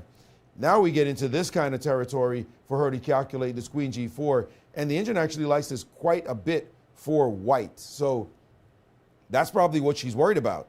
The idea of bishop to d4 coming after this move, and the position simplifies itself a little bit more in white's favor. Yeah, no, I as white, I would love to take the queens off the board as white. That just means there's no attack against my king, and then play for attacking the d6 pawn and maybe for b4 at c5. So I think beyond the clock, I think that Tatev has an opportunity here in a must-win game to play for an advantage. She played Queen d2. Queen d2, not bishop d4. Might be a little bit slow, right? Now I can play knight f5, and you will never have bishop d4 again. Okay, but Tatev is bishop aiming for f4. bishop f4, right? So queen d2 with two ideas. Well, the first is very clear. I want to take this pawn. The second one is equally clear. I want to play bishop f4 and take away queen, take the defense of the d6 pawn. There's a very nice idea for Anna. I don't know if she can find it with 7 minutes. So knight f5. Yep. And on bishop f4, bishop g5, because the pawn is not hanging. It's not hanging. It's not hanging. It's not hanging. I got to keep it because of e3. Yes. Mm-hmm. Bishop takes, pawn takes, queen takes, e3. Well, that's a harassing. That's Look at the a initiative surprise. now for black, right? The rook on a4, knight on b5, some kind of offside because all the play is now on the king side. Yeah. I mean, even here, rook takes e3 is not clear for me. But okay, Maurice, over to you. That's an absolute fantastic idea. We just stay right there. It's brilliant. That the geometry of the bishop g5 move, just a world-class tight move. We love those kind of pins. It's not quite a cross pin, but it feels like it. The way the bishop was able to go to g5, and such, you find moves like that, you win matches. Those are the kind of moves that just shock your opponent. They think they're doing something, and suddenly that lands on the board. If she finds that with the time she has on the clock, but look, her clock is ticking down, because here's the deal. After queen to d2, her position is starting to get a little funny. And she needs to find some kind of idea. And I'm sorry, if you play knight f5, bishop f4 is coming. You're resigning without this move. Your just position's falling apart. Your queen can't really move because the d6 pawn is hanging. So you must see knight f5. You will see bishop f4. And then you must see this genius idea of bishop to g5. And then evaluate that after they take your pawn for just a pawn, that you actually have this e3 idea, and then you must evaluate that position is very good. So what am I saying? This move, this move takes. Knight f3. Sorry to interrupt you, completely Maurice. different. Whoa. Yeah, that was so sophisticated, that last idea, that I didn't suspect that it would happen. But now knight f3 on the board, trusting that she has an attack against what? Well, that has to be there's taken. no choice. You got to take. Take it and hope for the best. Okay, that one's and look at Tatev saying, "Show me." Anna yes, Anna's pressing with queen f5 with the King intention H2? king h2 to take on e f3. And then you want bishop b5 check? Yes, correct. So she has played queen f5. She could have taken this pawn and said, "Ha ha ha ha! You're in a terrible pin." No, she went queen f5. Give me the pawn. Give me bishop e5. Now, the computer doesn't believe it at all. The computer is saying, this attack does not work. But with 3 minutes, 2 minutes on Tatev's clock, her king under attack. I don't see why it doesn't work. It is brilliant. Yes, indeed. You have to have. But I'm not going to pretend that I saw it. Yes, you guys don't see it. But the point is the rook on a4. The rook, I can give you that clue. There is c5 somewhere. There is c5, exactly. Right now, she just needs to play king to h2 in this position right now. And after you take, threatening all kinds of monstrosities on the diagonal, you now play the move c5, and your rook comes to the rescue.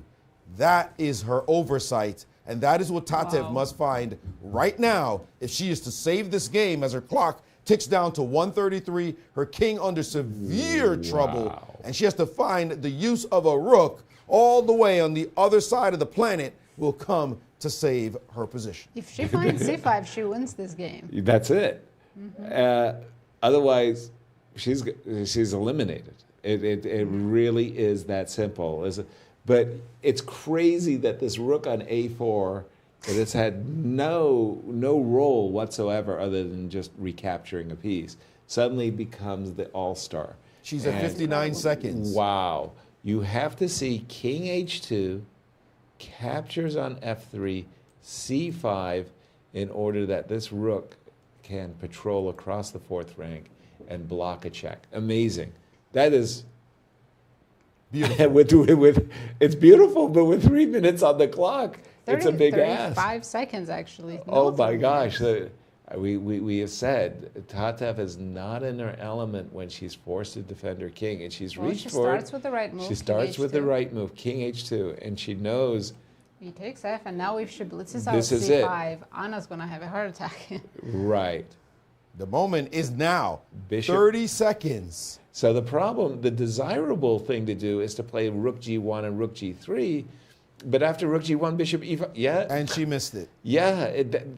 The problem is that you're trying to hold. Yeah. You believe your opponent yes. is attacking, and so you don't look for the counter below of c5. That's not where your eyes. The thing is, even if you know you have a defense, it's still hard to see c5. Exactly. If someone tells you, right? So of course, Tatev, no one can blame her for not finding c5 there. She played the absolute. By the way, black is winning now with another slightly counterintuitive move. Rook to e4, which is not so counterintuitive to us when we think about the c5 idea, but rook to e4 now, threatening to actually put her bishop on e5, but with the rook leading in the attack as well. So rook to e4, she plays, it's a tremendous move in the position with the idea of putting the bishop on e5 and bringing the rook to join the attack. But if she plays bishop to e5, she's doing well. She forces rook g3, and she can play that position. So with 4.5 minutes on the clock, she has her options now. The initiative firmly with black. Can she keep it going, however? But hold on, Maurice, because I'm having a little bit of a trouble here. I'm saying from Tatev's point of view, from Tatev's point of view, she needs to win. She's a piece up. She's saying to herself, look, all I want to do is play rook g3 and knight d4. If I can get those two moves in, I'm golden. You're telling me that rook e4, which is an incredibly hard move to find. Yes. Yeah. Anna played a practical move. She's looking at rook takes e3, maybe f2 on a good day, bishop e5, but knight d4. And I'm saying from Tatev's point of view, Tatev's is saying, if I can play knight d4, rook g3, and knight takes f3, up a piece. Let's play Blitz. Tatev's down to 28 seconds. And what is Anna going to do now? As soon as you go rook g3, I go bishop e5, right? So I get some material back. I'll have a rook for 2 pieces, and your king is still weak. Imprecise play right now. Imprecise play, and we can expect it. These two in this very complex position, all to play for. Of course. Elimination games, seconds on the clock. This is human chess, and this is the drama, what makes us want to watch. And right now, the best move is supposed to be queen h5 or bishop e5 check, and then queen to h5, and hold on to your f-pawn for the moment. That is the best sequence for Anna.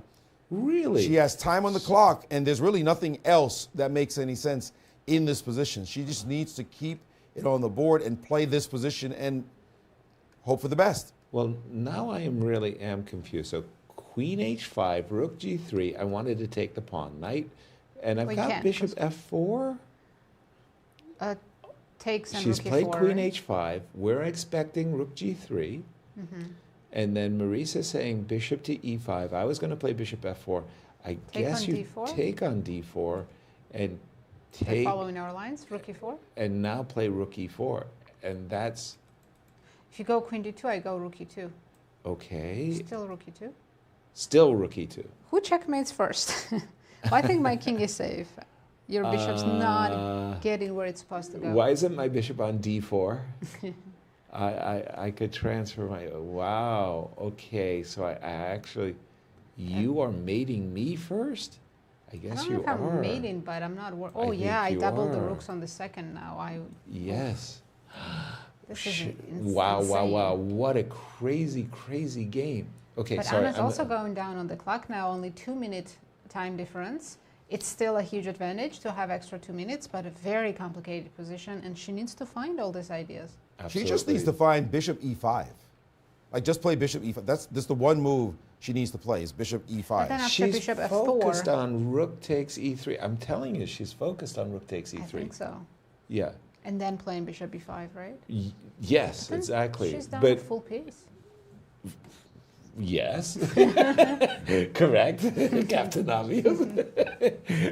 Bishop E5. This is the key move. I guess Bishop E5. I've got to play Rook A1. She's played Bishop E5. I would play Took Bishop her. F4 because it's still.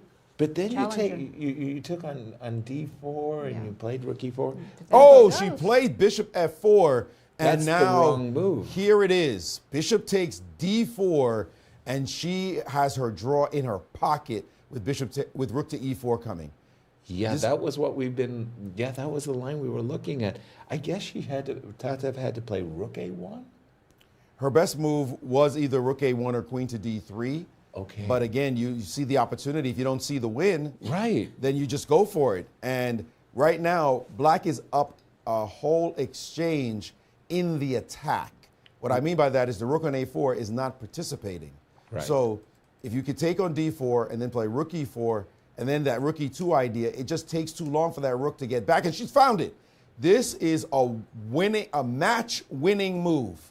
There it is, Rook to E4. Kudos to her for finding those moves against the defense. And she is in the driver's seat now as Rook E2 follows on the next move. Queen F6 played, desperation. Rook E2 being played like a boss.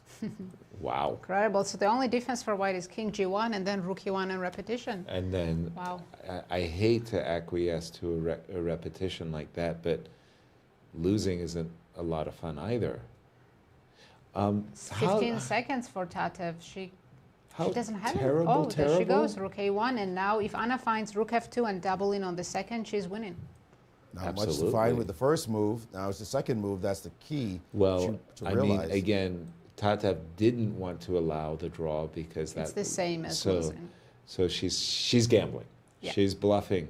Rook on E8 to E2 is And it has 1 minute and winning. 25 seconds to, oh, she's touched the other wrong rook. And now she's losing. Look at the Rival bar. Unbelievable. It was a bluff that worked. That was great. So Rook comes to F1 and participates in the defense of the king. White is winning by a mile. Wow. What a turnaround. We're heading to Blitz. I didn't She say could have doubled. Yeah. I did not say Armageddon. I said Blitz. Incredible. Rook F1. What a She was one move away from winning the game and the match. But Rook on E8 to E2 is so suggestive because you always want to double your rooks on the 7th or 2nd rank. And now it's a very easy win for Tatev too. She has nothing to worry about on the king side. And look at her queen on F6, F5 opening up. Brilliant. It's just wow. Rook takes F3. F7 is under attack, just as you said. And now And the under a king is minute safe. as well for Anna. Under a minute. She can't believe it. And now she's trying to trade off a pair of rooks with Rook to E1 and hoping for the best here. Okay, all Just take. No, just put the bishop on the long diagonal, right? Bishop to d2 to c3. That's it. She's done it. Bishop to done it. d2. I mean, whenever you've played the move g6, quick question, who's got the dark square bishop? I mean, that's all you have to ask. And we are headed for Blitz because that, what did you call that? A match-winning move? Yes, well, indeed. this is a match losing. I don't know how to put it efficiently, but that move, rook from f to e2, yes, just threw away the win, and she's currently down. Whoa. I don't know. Rook what E. does She's this losing do? all her pieces now after bishop So, c3. rook takes f3 or bishop c3?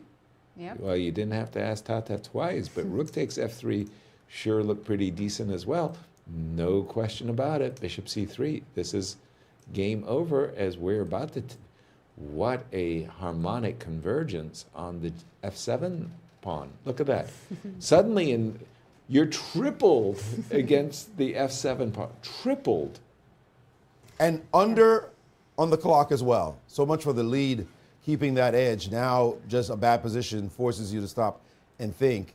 That is just a nightmare. What happened? Now she's resigned. One move. Congratulations to Tatev for winning on demand, equalizing the match, and going off to Blitz playoff. Wow.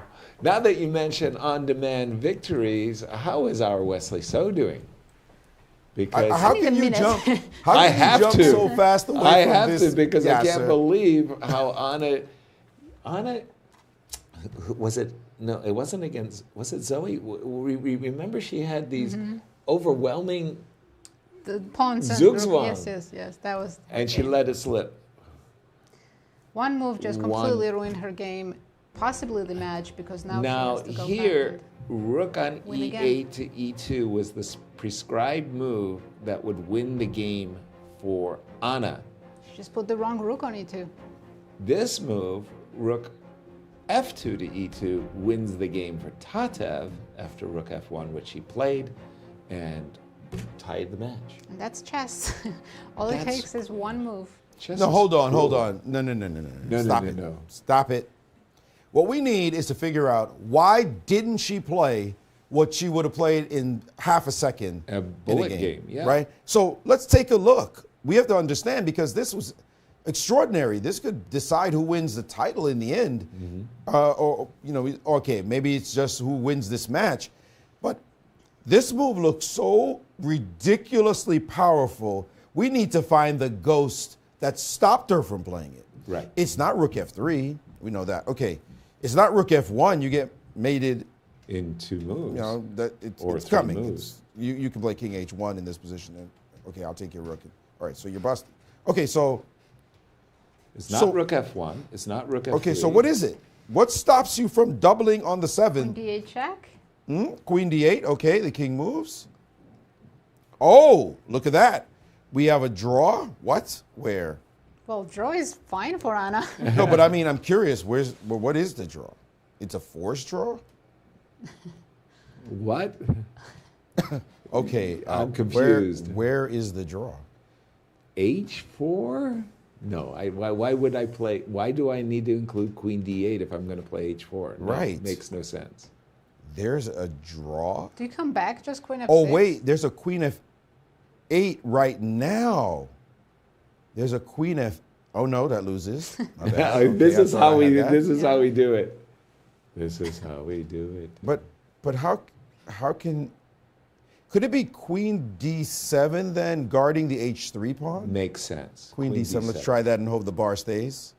And that's it. There it is. You defend h3 and hit f7. Right. Okay, that means that on this check, you have to go king. You have to play king g7, which is counterintuitive. That's slightly, only slightly, but it says, I have to stay on this diagonal, which could be a dangerous diagonal. But I'm back to my rook g2 check threat. And what is your next check? Yeah. There's nothing. And now the game is legitimately over. So she could have been afraid of giving up the back rank to her opponent. It's one check, you move your king. For this kind of monster move, rook down to e2, where you just, you're lining up a beautiful attack.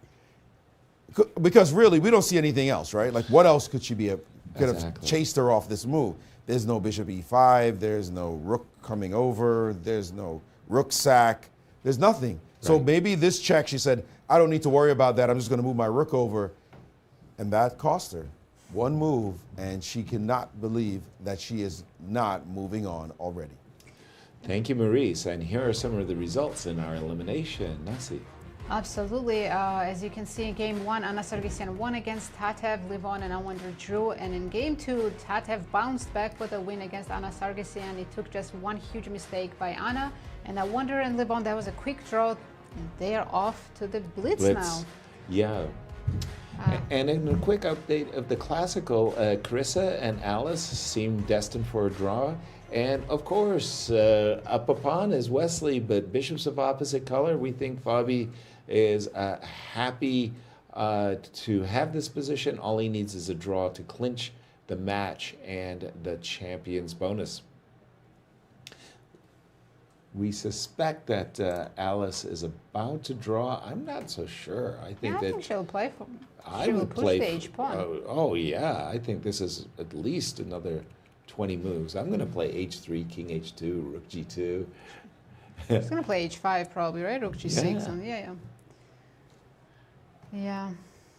She has 18 minutes. I'm going to update the current position because when Alice advanced her H pawn, she's now is facing F4, right? F4. So, okay, we're going to go H5, F4, Rook G6 check. I think it's a good time for a break. I think they'll play this for a while, yeah. I think so too. So as we go on break, do we have anything special? Irene might be with Tatev? Maybe. You have to stay and find out. Irene will be joined by Tatev, actually, so we'll be right back. Talia, sorry. I meant to say Talia. Oh, Talia, okay. Talia. I apologize. We'll be back Talia. shortly.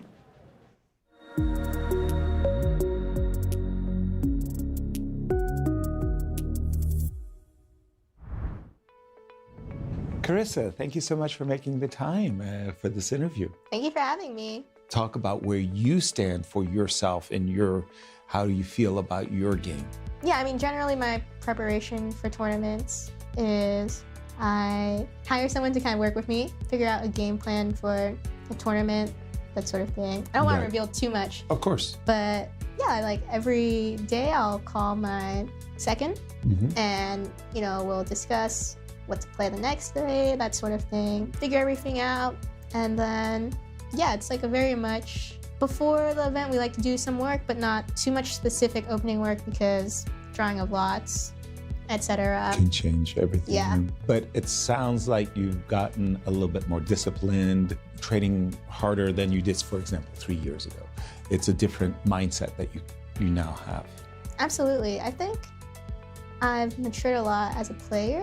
You can probably see it in the way I play chess these days. I think I've also matured a bit in terms of my sort of smaller things like decision making on the board, also off the board. I have kind of a better sense of what you need to do in order to, get ready for success at your next event. When I was younger, I used to play events and I would just not prep for them at all. Like my first couple years of college, I was kind of just, for lack of a better phrase, kind of just running around, I finish up my finals and I'm flying into a tournament. I haven't opened chess base in months, a year, that sort of thing. But yeah, now I think discipline is a good word for it. A lot more disciplined. 2026, you have some very, very concrete goals. You've already made 2 Grandmaster norms. Your rating is getting to that threshold where you need 2,500 and above, obviously, to make your Grandmaster title.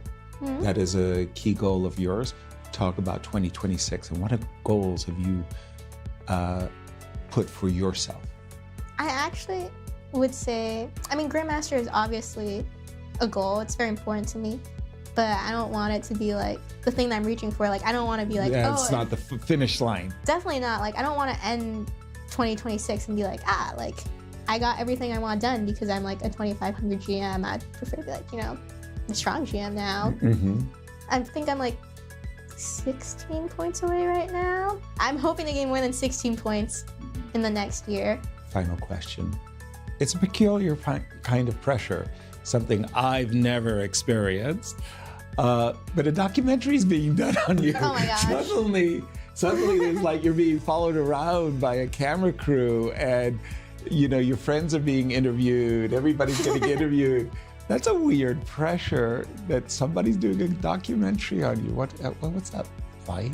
Yeah, so actually they've been following me since 2022 Olympiad. Yeah, so it's been like 4 years now. I think they're gonna try to finish it up by 2026 Olympiad. But yeah, the crew kind of shows up to all of my big tournaments. They were here, they're in Wake, they're at Cairns, Grand Swiss, all of these, World Cup. Wow, they've been everywhere actually. Wow. Now that I think about it. Right. Yeah, but And they're bird dogging you. yeah, in some ways it's a little bit pressure because obviously I think I don't really want them to be around when I'm doing horribly. Of course. No, I'm just kidding. But they're great. I really like the team. Yeah, I think I kind of have a weird relationship with pressure because I don't normally feel so much of it, even if I know it exists. Sometimes it can like manifest in kind of weird ways, in my chest sometimes, that sort of thing. Even if I'm not fully aware of that or conscious of it. Carissa, thank you so much for your time. Good luck in the tournament. We'll be bird dogging you as well and watching your each and every move. Alrighty, I look forward to it. Thanks, Yasser.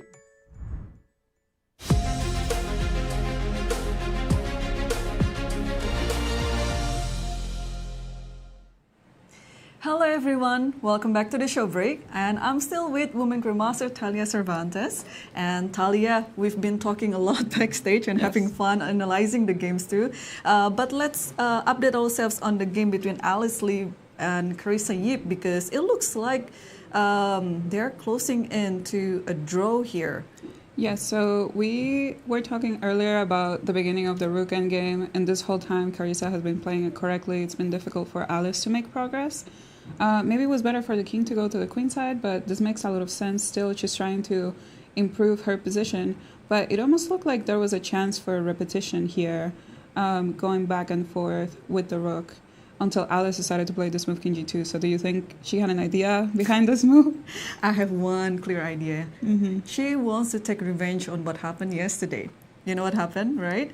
Because, yes. Yeah, Carissa has been repeating the moves, but at some point she played rook c7 and then everything was kind of reset again. And then I think Alice is going to do exactly the same thing, making us all in the production team work harder for this game because, well, it's still a draw objectively, no matter what you do.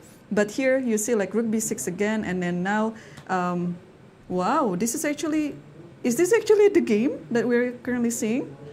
This is very interesting then, because if rook takes, then king h3, and there could be some troubles. But I was also wondering before even what if she could have any tricks in this position, because I was thinking maybe king h3 was an idea, then f4 rook b3, and at least you're pushing for something here with some pawn endgames. Of course, if rook takes a2, then you just push here, and then keep pushing, and then I think you just move. This is a better try, much better try. Much better try. Probably the biggest chance that Alice has gotten this game in the Rook Endgame. But we have some interesting developments, and I think clearly Alice wants to make the most of what she has in the position. But it's been an equal endgame this whole time, and Carissa should definitely be able to hold. Right. Wow. Rook b6. I mean, Alice is really going for it. Like, even if the game might end up with a draw, I think she wants to really keep pushing until the very end, and then task her opponent. So I think this one should be is the move. And after king h3, then here you just kind of pause and then think of what you want to do next. Here you can do anything. You can play rook a4. I think this is okay. And after rook f6, I think you can just protect everything. Most likely this is what she wanted to do. Of course, if the rook came to defend from the other side, from like f2, for example, then, well, there's not even g4, actually. There's not even g4, which is what I was going to say. So, yeah, it looks like Carissa has this one in the bag, and it's exciting because now we can go into tiebreaks. f4 is actually what happened on the board, and then better. This already happened. So, okay, they're going to clarify the position very, very fast now, and probably will end up with king versus king. What do you think? Most likely, yes. They have fun. They have fun at the board, and I think they're just going to play until the very end. But, yeah, tie breaks now. Tie Blitz. breaks. I mean, we will already see two tie breaks, two guaranteed tie breaks, because in the elimination bracket, Awonder had a quick draw against Levon, and just now we saw a very crazy game between Tatev Abrahamyan. She won in demand against Anna Sargsyan, and then soon at 4 p.m. they will start their Blitz playoff. But let's also take a look at the game between Wesley So versus Fabiano Caruana, because we also were having fun analyzing this position. It is an opposite colored bishop, and it's very different to what people usually know about the opposite colored bishop being very drawn. But in this position, it's actually very, very tricky, especially now. Fabiano Caruana is a pawn down, so he had to be really careful not to lose another pawn.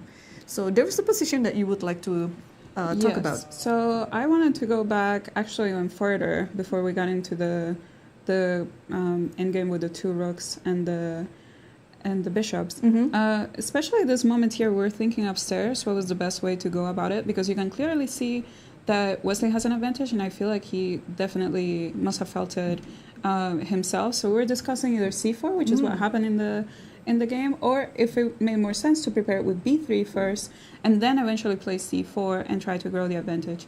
We ended up concluding that if Wesley decided to play with c4, it was because he definitely saw something in this position.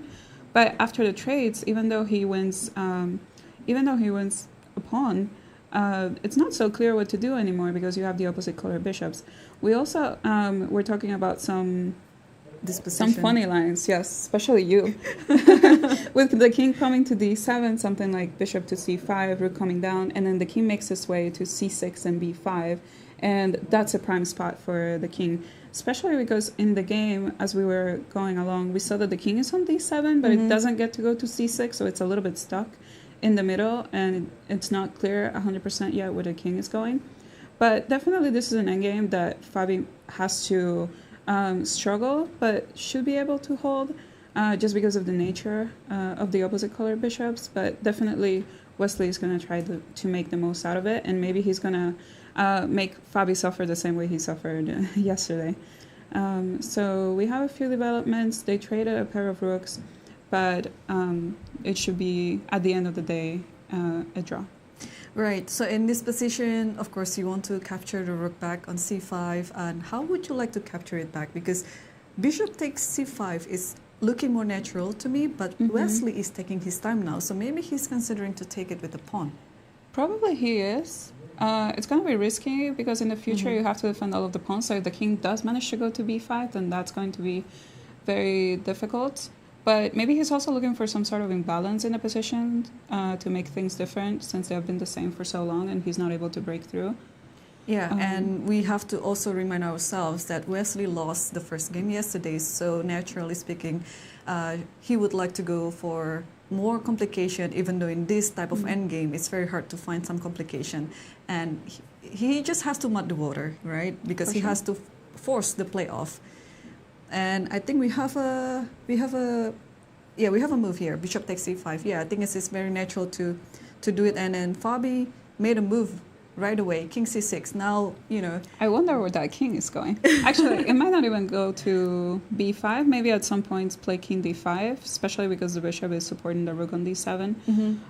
But basically just go after the weak pawn. Centralize the king makes a lot of sense, and should be able to hold. It can always be tricky. We're approaching time trouble. We don't know what's going to happen.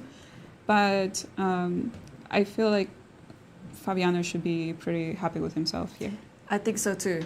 Both of the players still have to be very careful. But one interesting fact, Talia, after yesterday's win, Fabiano is now on 27.99 on the live rating. Really? So if he manages to win this round, he will cross the 2800 again. But if he drew, if he drew, I haven't made my calculation yet. Maybe he will drop a point or half a point, but for sure he needs to win to be able to cross the 2800 mark again.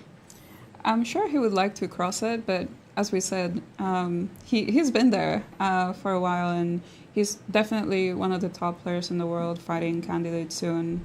27.99 and 2800, I don't think it's a huge difference for him anymore, but maybe just for aesthetics. But for sure he's always gonna try his best. Right. Well, thank you, Talia, for joining me in the show breaks today. Thank you. Thank you. And well, let's go back to the games and see you on the next break.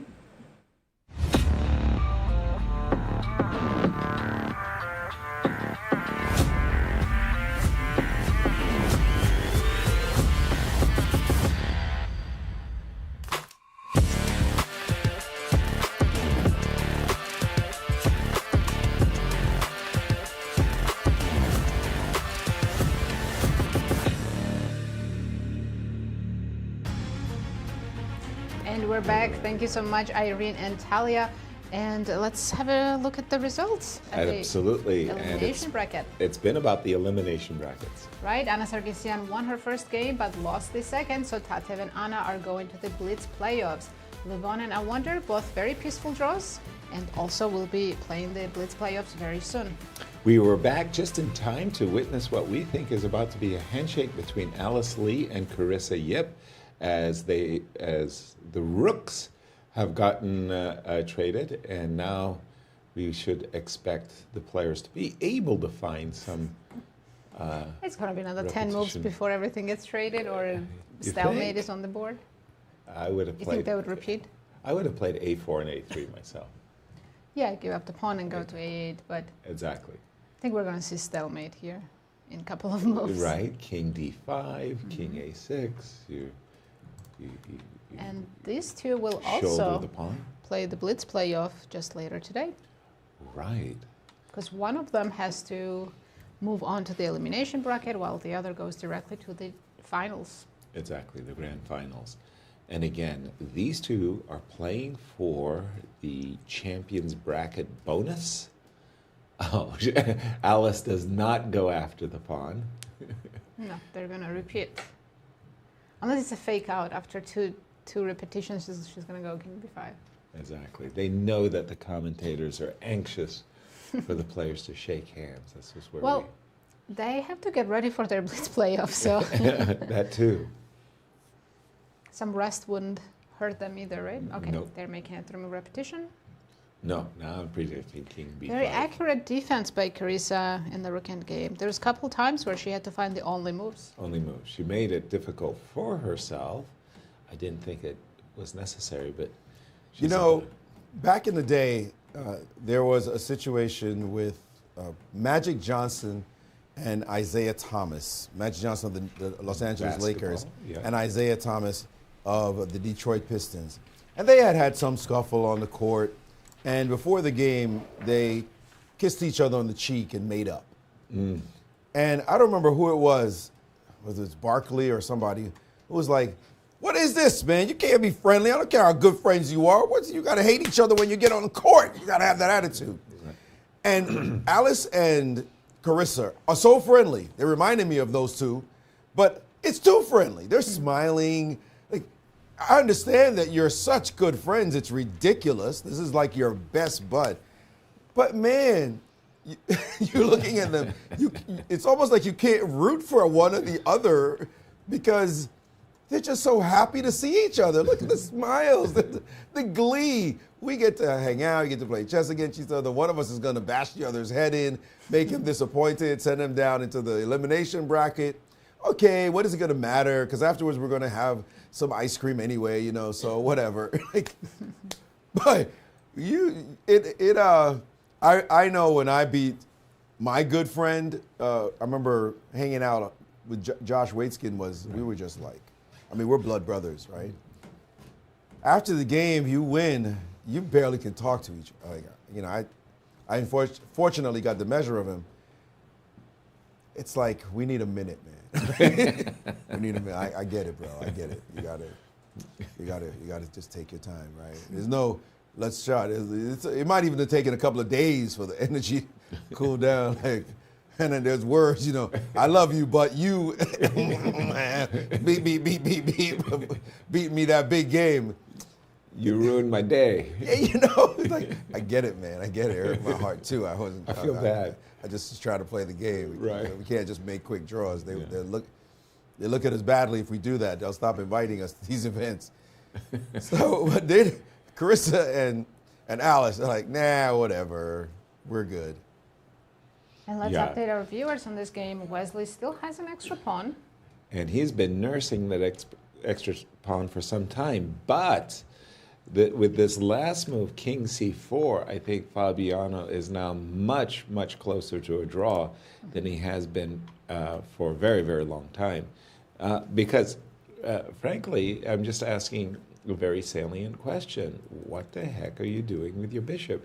Your bishop would like to be on C5, but after bishop C5, where it's nicely anchored, I'm coming back and I'm tickling this pawn on E5. If you go back, we're back to the current situation. Now, if you stay on the diagonal because you're, because you're worried about king takes B4, where do you stay on the diagonal? If you get to B2, Just going to harass my and then king, ooh. bishop C1. Maybe your king is kind of cut off. Oh, you think I should just hang around King on B5 B5? is fine, yes. Okay, that's nice. Eventually, the whole point is that these pawns have become liabilities as opposed to strengths. Bishop to B3. Both players now under 5 minutes, but the position looks very drawn now. Very, very, very drawn as we are on playoff watch. And let's get to it as Levon starts it with the looks white like pieces. Levon with the white pieces, yes. We've got the English opening. Your bread and butter, Yasser. Exactly. No knight F3, that's C4. And as Awonder is playing now, his ambitious self. Because, with the black pieces? Yeah, it's 3 versus 2. Down to 3 minutes and 2 seconds, pardon me. 3 and 2. And this is actually my bread and butter for D6. This, of course, is the first game of the Blitz. They will be playing a pair of Blitz game, and all you need, of course, is 1.5 to win the match. Knight F6. Now, that move, I'm not a big fan of. I'm much more familiar. Yes, of course, it's still theory.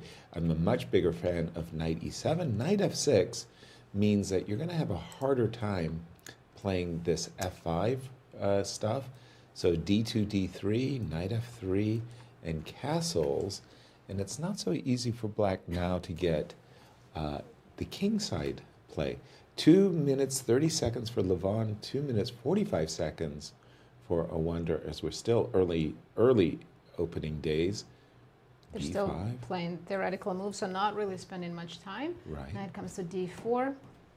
Normally speaking, I'm kicking the knight away with E3, followed by Knight E2, which Levon has done. Knight E6 quickly responded. Knight E2 comes out. And again, Awonder has been very, very good at staying ahead on the clock and even getting some padding of time. You get an extra 40 seconds, an extra minute on the clock. In Blitz, that's huge. You feel the pressure. H2, H3, so the idea is to be able to sidestep the move H4 with the move G4. And keeping the king side temporarily closed. Rook B8, more or less a prelude to playing B6 and bishop B7. Levon could switch and play rook to A7, pardon me, rook to A1 to A7. Maybe he plans to D7. open up on the king side with F4 and just go all in.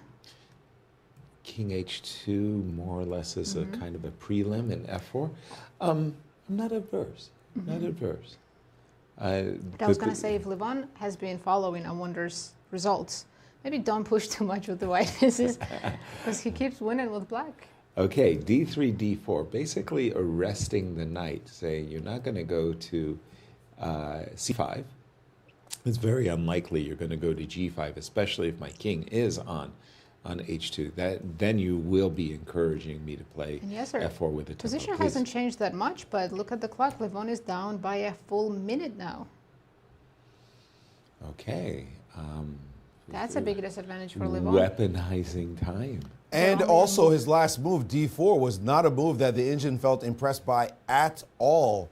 Felt like he's going in the wrong direction. Your F4 recipe was much better, Nazi, in this position. And now he is exchange on e5, and black is perfectly fine in this position. Of course, there's a lot more play to go, but as you said, ahead on the clock by 1 minute is Awonder Liang. Yeah, I didn't really like d3 to d4 takes e5. Awonder's last move is an ambush. What a tricky, trappy player. He's eyeing that h3 He pawn. sure is, and maybe knight g5. But now knight e7 is a threat. Bishop a3 is the last move. Okay, what about knight g5? You want to sacrifice the exchange? Easily. If I could get bishop takes h3, you go knight e7, I go rook e7, and bishop takes That h3. looked very good, yes, sir, but I wonder when king h8 and Levon is down to 52 seconds. Knight takes f6, bishop takes f6. Oh, he's not afraid Still of this hasn't knight moved the knight g5. yet. He is not afraid of knight g5, Probably in this case h4. h4, right. Right. So knight d5, there's no bishop, but just to be annoying, right?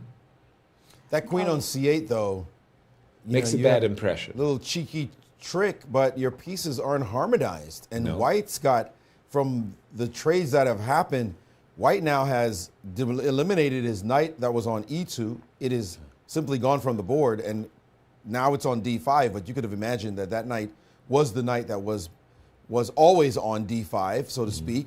And now you got a great bishop on the long diagonal. You've got all very harmonious pieces for White. Black has to figure something out here because he could easily land in a world of trouble. Yeah, I'm thinking e4. And he's done it. I wouldn't have taken so long because I would really like, as black, bishop takes e4, knight g5. I would love to trade off this e-pawn, which is blocking the bishop, for this h-pawn. But he has played bishop to b2, a very nice positional idea, even though the engine was pointing out h4 was even better. But a very nice positional idea, bishop to b2. And now he has taken the pawn on e4.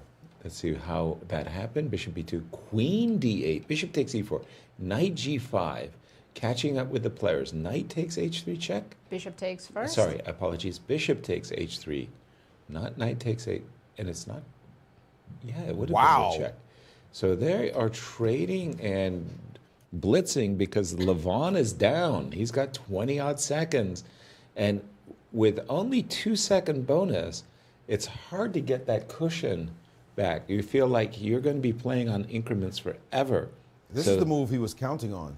King h6? No, king h6. No, I think king h6 f6. F6 is your You'd move. rather go f6? I'd rather go f6. Ooh, and having said that, of course he goes king h6, makes me look bad. Queen f4? Pawn on c7's hanging. It's a big pawn, but rook e4, right? Taking c4 pawn in exchange, and he's found it the best Big move. time move. Because if you trade on c7, as you just said, c4 will be hanging, and they're going for the queen trade. And we're playing b6, I guess. No, sorry. No, we're playing can you move fast enough? That is the game we are playing. And Yes. didn't Rachel Lee make Irene Crush look slow when absolutely it was blitz, and I mean hyper blitz speed was required. Now Levon is going to have to play very, very fast. 17 seconds to opponent now with double the time, and f3 trying to figure out how to consolidate quickly. He's going to have to figure out some moves. His knight is currently sort of trapped. Kind of, maybe a little bit, but c7 means it'll be protected. 5 I'm seconds. expecting e4. And b6 played, but that pawn could become weak. G5 and Awonder looking for his own I think Levon wants outpost. to play knight d5, trade knights, and make it draw that way. Yeah, Oh no, I was wrong. e5, e6, E6. trade in pawns. He's taking the pawn, though. There it is. And he has won the pawn. That was on b6. And with only 4 seconds left, Levon just played that one with 3 seconds on his clock. Wow. And he's currently down a pawn. So once again, Awonder Liang has figured out a way to use his time advantage. But it looks like he is actually equalizing this position. But there it is, a little bit of play. Watch out for mating ideas. Maybe there's Little a check. trickies. This king e1 where it's okay.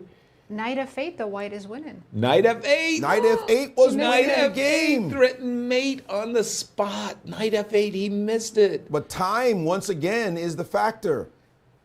Okay, it's going to be rook and knight versus rook after knight takes g5. Would you play knight takes g5? Not yet. Not yet.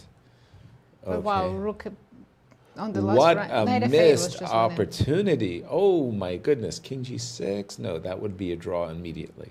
And now he has to. tricky. Ooh. Oh, that's a Sneaky trick that saves the game. Nice. You on don't the even spot. have to suffer any rook and knight, rook versus knight Is issues. one of them going to give up the knight or?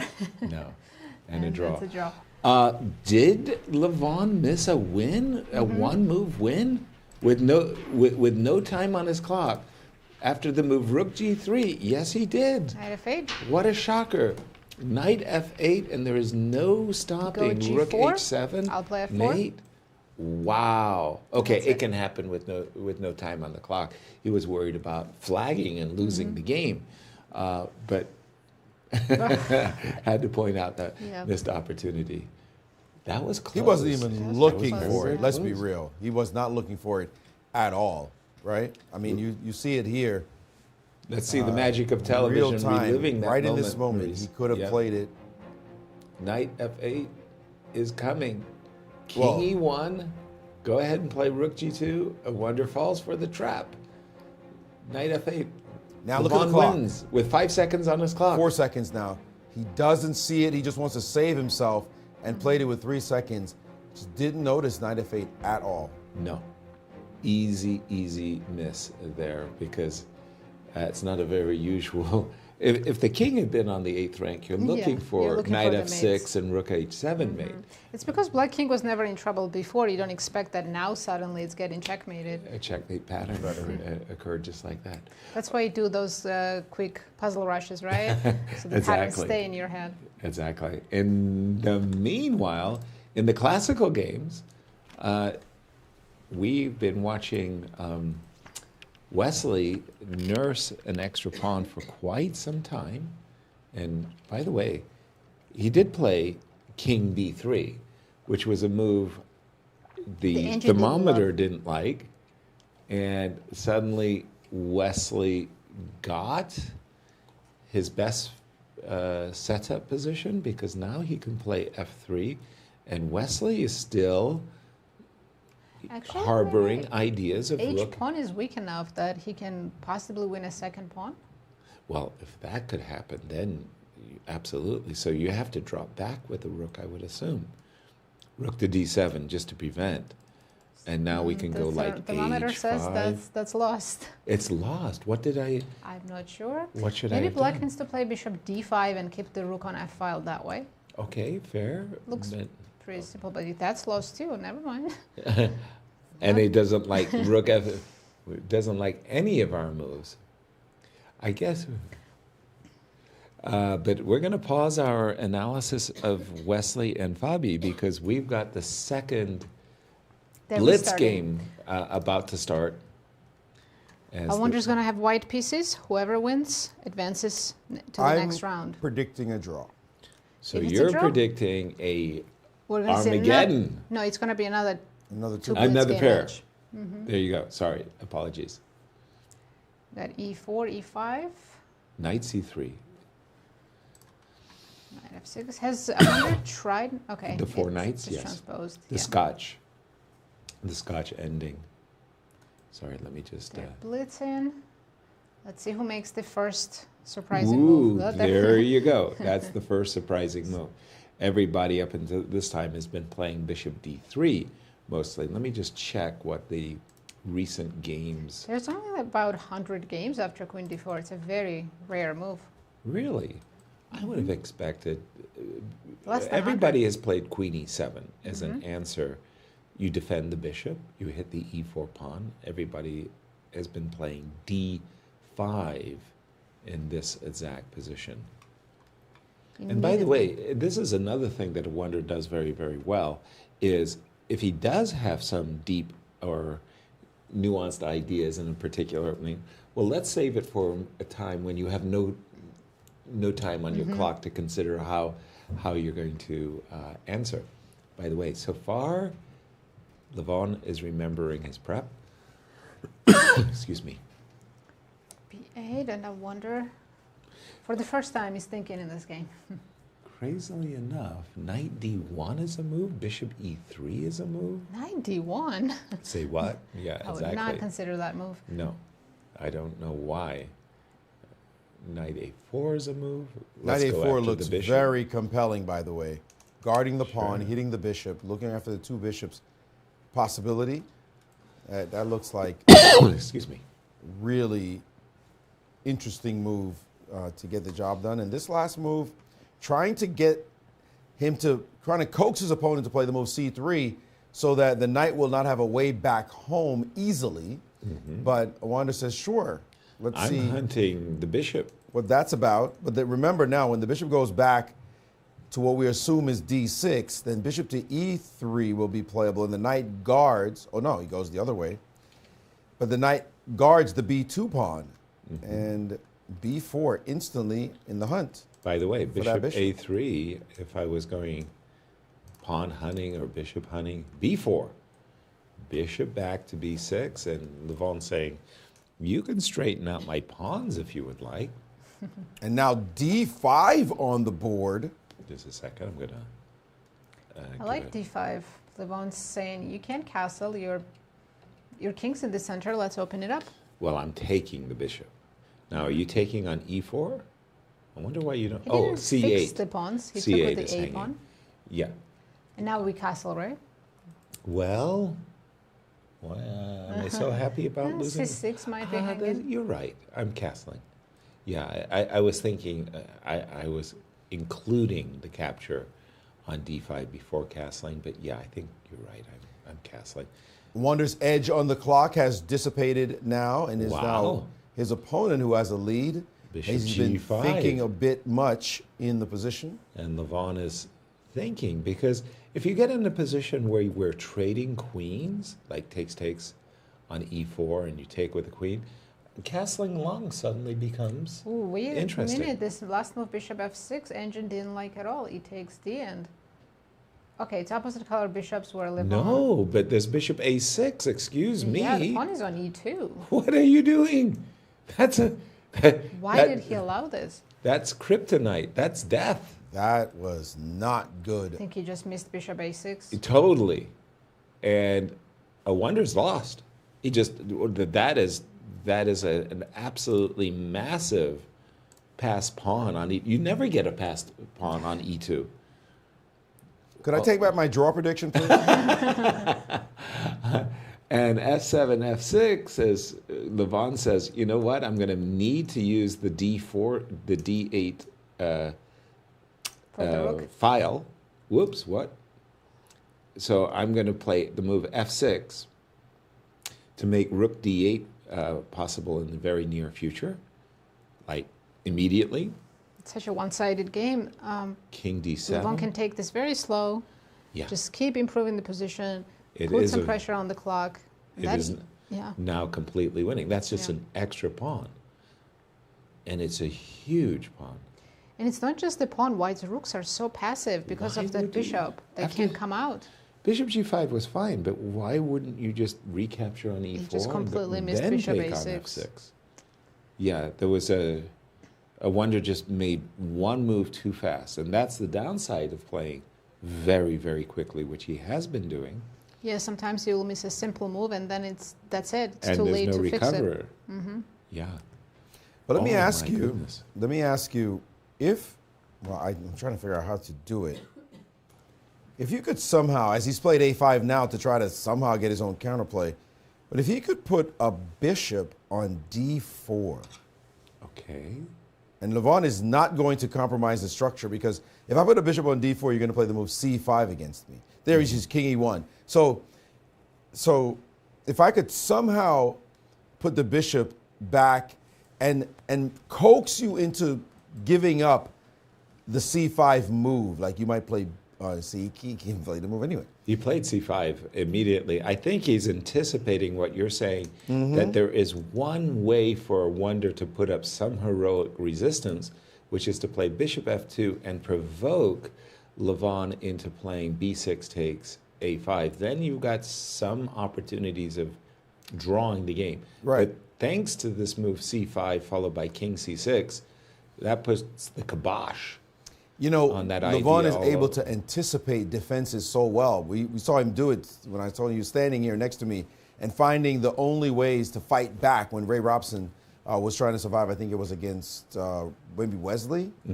And he just kept guessing all the defensive ideas in advance, even though he knew they were losing. So here I am trying to play bishop f2 and bishop d4. And he's like, yeah, Maurice, I heard you all the way from upstairs. I'm going to stop that nonsense from happening. They said that about a lot of players, Lasker was one of them, that they would see the idea that you were thinking of before you did. Petrosian was another. And putting the bishop on d4 was a key. No way he let it get done, and now you're just suffering. Yeah. To that point, what you were just saying, I remember Robert Byrne, Grandmaster Robert Byrne, famous columnist for the New York Times, telling me that guy Tigran Petrosian was so strong, he was playing a defensive combination before you realized you had an attack. Bishop G1, guess what? 10 seconds for Levon. He put his bishop on this diagonal just as you prescribed it, Maurice. It took a funny, crooked path to get there, but it got there. The diagonal is not what I want. It's a square d4 yes. I want. And now he's gone full passive with this last move. And look at Levon. He is not letting that c5 pawn go. He's actually overprotecting the pawn, Yaz. To the importance of keeping that pawn strong. 1 second for Awonder. He made it. He made his move with a single second on his clock. Twice in a row. Both sides now. Now it's just, okay. I mean, of course Levon is winning, but it's about the clock times. What's that? Awonder improved slightly, but now rook d8, rook d1 probably ends the game. Yeah. And because there's a bishop b3 check sighting. Rook d1. Rook d1. And now at a certain moment, the move bishop takes a6. That did not help. That did not help. Oh, no. But is this 100% winning? Not at all. Not at all. Bishops of opposite color always offers something. There's well, that if the pawns are separated by 2 files, however, it is winning. So he needs to put his bishop on c4 and then go, but he can't play b5, b4. So he needs another way. Wait a minute, but what about those pawns on the king side? I think it was bishop h2 there was necessary, wasn't it? Ooh, bishop to... I'm not sure. Styling. Oh. Levon understood. Look at that. What a move. G4. Wow. He knew that trick. That was a beautiful... one of my favorites is the pawn breakthrough. Congratulations to Levon. Actually, if Awonder played g4, it's a draw now. He was this close to forcing another blitz playoff. Wow. Wow. Incredible win. And look at them yucking it up. By the way, that's it. Right? That's it. That's it. I mean, suddenly... Levon moves on to the next round in the elimination bracket. Congratulations. Okay, we still have another elimination match to do, and that will be Tatev and Anna in a little while. They'll be starting in about 10 minutes. Meanwhile, we still have Wesley So and Fabiano Caruana's classical game. I mean, in the classical game, yes. They're in time trouble too. 37 seconds for Wesley, 1 minute for Fabi, but it looks even more drawish now than it did before. More pawns have come off. Okay. When we left it, we kind of thought that Wesley did not play the move f2, f3. We thought that he had more chances, but that became mute as he traded off his e5 pawn for the c7 pawn. I mean, Wesley has been playing with 30-second increment for a while, so it's hard to find good ideas. Okay, so what that there is a potential of trapping this rook and snaring the rook somehow. How can we? How? Yeah, like you 19 seconds for Fabi. Okay, I'm anticipating Wesley playing a move like rook to c8. Bishop Oh, hold on. d5. I've got the wrong. I'm not updated. I apologize. I don't see any ideas for white to make progress. Do you want to play rook g5 at some point? No, right? Not especially, no. Then if you can't kick my rook out, h5 pawn stays alive. Okay. So e6 pawn is alive. bishop to d6. Okay, let me just stay with the board. I'm going to just update the board for me.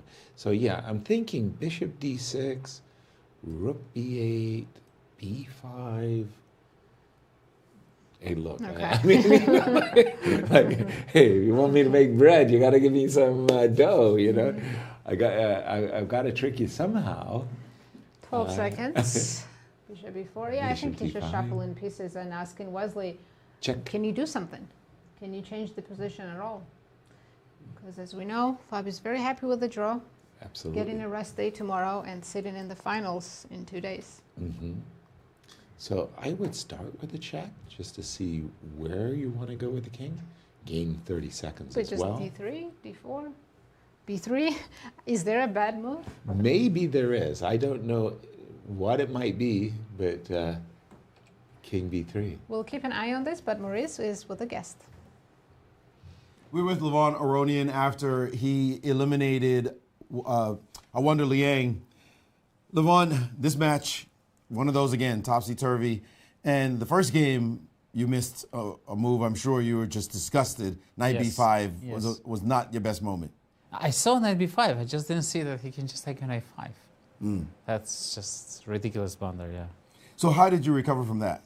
Because we see you recover. Your resilience is extraordinary. Well, I'm used to be blundering because I told you before. So, you know, I just tell to myself, okay, next time I won't blunder. There seems to be an unusual strategy for him. He doesn't seem to be as aggressive with the white pieces, and your concern is that he's not pushing as hard when he has the serve. Did you notice that? Yeah, but it worked for him in the first match. But yeah, it's, you know, this strategy sometimes works in the knockouts. I mean, a lot of people do that. But I mean, it makes me happy because it means people respect me. Yeah. Well, he should respect you walking in the door. Then there was some craziness in the other games. For example, that third game, if I could pull that up, actually, I will. Yeah, he blundered such an easy thing at some point, yeah? Ah, no, this one. Oh, yeah. This was... The madness of this one, if I can just yeah, get the moves. Not There was too- a moment you missed mate. Did you What? find out about that? Yeah, you missed What? mate. It was this moment here. Check, and right here, you missed knight f8. Oh, my. Yeah. You know, I was You had already... very little time on the clock. Yeah, I was already focused like on a drawing. Wow, this would have been a shocker. Quite a shocker. It's fun to play knight Well, f8. considering the fact recently I missed mate in 1 against Sindarov in Weissenhaus, I'm not surprised anymore. And then that last game, we saw the last game, the one we just saw, he, if I may go back to the event, we saw that he allowed you this pawn on e2. It was he blundered. Yeah, just a he blunder, blundered yeah? in the opening. Yeah, it was... And that pawn stayed on e2. It never left. Yeah, this is one of these things, you know, you try to play fast in the opening phase and at some point you just blink. And yeah, there is no way to recover from that. There you go. Well, you're alive. You're still here. Yes, I went to cinema with friends and saw Frankenstein, so I'm alive. I'm alive. Indeed. Well, we'll see you in your next match, and keep being the monster that you are. And also, sorry, let me just do this. You get a gift for being the first person who won today. Won officially the match. Amazing. This is from Q Boutique. Oh, So thank you get to take it out and show us what you won. Oh, what a mug. And my favorite bird.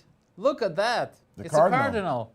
I love cardinals so much. Just seeing them, makes me happy.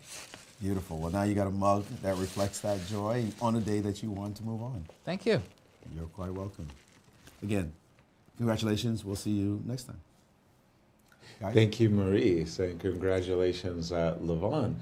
As we have results from the playoffs, let's have a look. Have a look. So far, we've had one playoff of the Blitz. It was open section, and Levon won his first game against. Sorry, that was the second game. My bad. Right. They drew first, and Levon won the match against Awonder. Awonder goes home. Levon moves on to the next round. Exactly. As we were about to see Tatev and Anna determine who moves They have to on. start their 2 Blitz game match. Exactly. Any minute now. And through it all, through the ups and downs, Wesley So and Fabiano have been plodding forwards in their match. Yes, there. I thought that was Carissa sitting, and I was like, I don't Sure think looked like Carissa. Carissa. Oh wait, Carissa also has a playoff. They will have a playoff soon as well. Yeah, she has to play Alice in Blitz as well. Yeah. Guess they're gonna start at the same time. Right. And meanwhile, Wesley and Fabi still, nothing has changed. There are no real updates. And our photographer, Leonard Otis, from Holland, sporting some very attractive looking shoes. I sincerely do check out his website. Again, that's Leonard Otis. He has been on tour for a decade and longer, going to every one of the major events from candidates, world championships, grand chess tours, United States Championship, and you name it. And he has captured tens of thousands of players. I'm sorry, we have to go to Fabiano's game. I think right. his last move is a big mistake, and he's losing now if Wesley takes with the pawn. Of course Wesley's going to take with the pawn. Are you kidding me? That's an opportunity beyond belief. This is incredible. Wesley has a chance to What? win and equalize the match, forcing the playoffs. I am in What just utter happened? shock. Clearly something, because your from king is Wesley, not coming back. Wesley is just looking at king d4, king, and making a beeline towards, oh my goodness. Fabiano must have forgotten something. I don't. So it There's goes. a pawn check. King takes a5. That's unnecessary. Actually, just go C7. king e4, king e5, and that's it. You got F and C pawns. Game over. Wow, king e4, king e5. Simple as that. C6, by the way, is a draw. So Wesley's No. considering it. And I he mean- only has 40 seconds to figure out that C6 is a bad move and it will be a draw. He needs to go King king e4 to 1, and he's D4? going for it. Wow. Wow, and he has played it. And obviously, Fabi calculated something along these lines, right? And thought he's drawing? Well, looking at Fabi, after he played rook c5, he looked shocked himself, like he just messed up. And we've got the blitz and everything, and Where should we go? Oh my goodness! I I'm think we still should stay with I'm still Fabi. stunned by Fabi. I'm going to stay with Fabi, even recognizing that 30 seconds bonus for just a moment, because something there's an enormous. He's about to lose in just a logic few glitch. moves. After bishop Oh my d7, Wesley can gosh. just move the bishop to f8, king d6 next move, and that's it. So we're looking at bishop to d7. Just bishop f8. Getting the bishop out of the way so that we can go king d6 and push the pawn to glory. Whoa. Who would have predicted that the match between these two in classical would end in 2 decisive results? I would have predicted 1-1, but you know how you get there is Yes. by 2 draws. The king by the way, bishop c6 is on the board. Bishop c4, pardon me, apologies. Bishop c4 is on the board. Do we make a beeline to the h pawn now? No, that doesn't make sense, does it? Well, you Maybe don't it does. Hmm. Maybe it does. Or, I could push the pawn, c6, king b6, c7. You know, Yasser, king f6 is a draw after king b5. Wow. This is crazy. So I have to play Move the bishop bishop. f8. Mhm. That's the only winning move. Bishop e7 or f8. Yeah, just to get the king to d6. Wesley sensing opportunity, but he doesn't have much time to calculate 37 it. seconds to figure out that he needs to move the bishop first and put That he's done And it. there he is. Oh, Wesley, what a move. Bishop e7, getting his king to d6 so that he can escort the pawn up the board. And that's winning. Now this is very easy because black Wow. bishop and king don't make it back in time to stop the c pawn. Exactly. That's exactly it. Because there's f5 tactic, right? Oh my, wow. Wow. Sorry, you wanted to say that if you try to play bishop d5, Right. the f5 tactic means you get to play f5. Just promote the other pawn. Exactly, because the bishop needs protection. So d5 is essentially a mine square. You can't put your bishop Incredible. on I mean, d5. Fabi defended so well for 59 moves. And Wesley is as disbelieving as he can be. You can see him. He's actually shocked that he got this opportunity. He was kind of going through the motions, Down expecting. to 7 seconds now, Fabi. And Wesley said, "Look, I don't care about my 30. I'm going to play." Instantly. I pre-moved King D6. He did pre-move it. Wow. Wow, and that's winning. And And he's going to tie the match, And they have to play Blitz playoffs as well. just like Carissa and Alice are playing right now. We're 2 moves a away, playoff. right? Bishop d5, f5, and handshake. What can you do? It looks like a handshake 5 to seconds for Fabi. me. He's going A5, to try maybe. C6. Look, Wesley's not even writing down the move. He's Look, blitzing Bishop, immediately. and this is the moment of truth. F5, just as you said. Oh, hold on. C7 Both and are F5. winning. Here, both are absolutely winning. Because c7, bishop drops back, king goes forward. That's it. Gotcha. Both absolutely winning. Wow. And This is Wesley has stunning. minute and 40 seconds. Stunning turnaround. But it shows what pressure does, what persistence does, and we were talking about this being a test for Fabi for the candidates. True Having that. to draw with the black pieces in a very important game, potentially a world champion, a trip to the world championship game. Right. These are the kind of things you want to be able to do well. And right now, Wesley has said, yeah, I'm the kind of player you'll be facing at the candidates, and this is what you're going to be in for. So whatever the lessons he's going to draw from this, at least it's sort of only the American Cup, so to speak. It's Right. still going to sting that he lost this No game. question. And also the suffering. You know, you play a long game, 65 moves, you were okay. You try to make it, and then you end up dying anyway. Mm-hmm. You're like, oh, geez, why couldn't I just lost in 25 moves?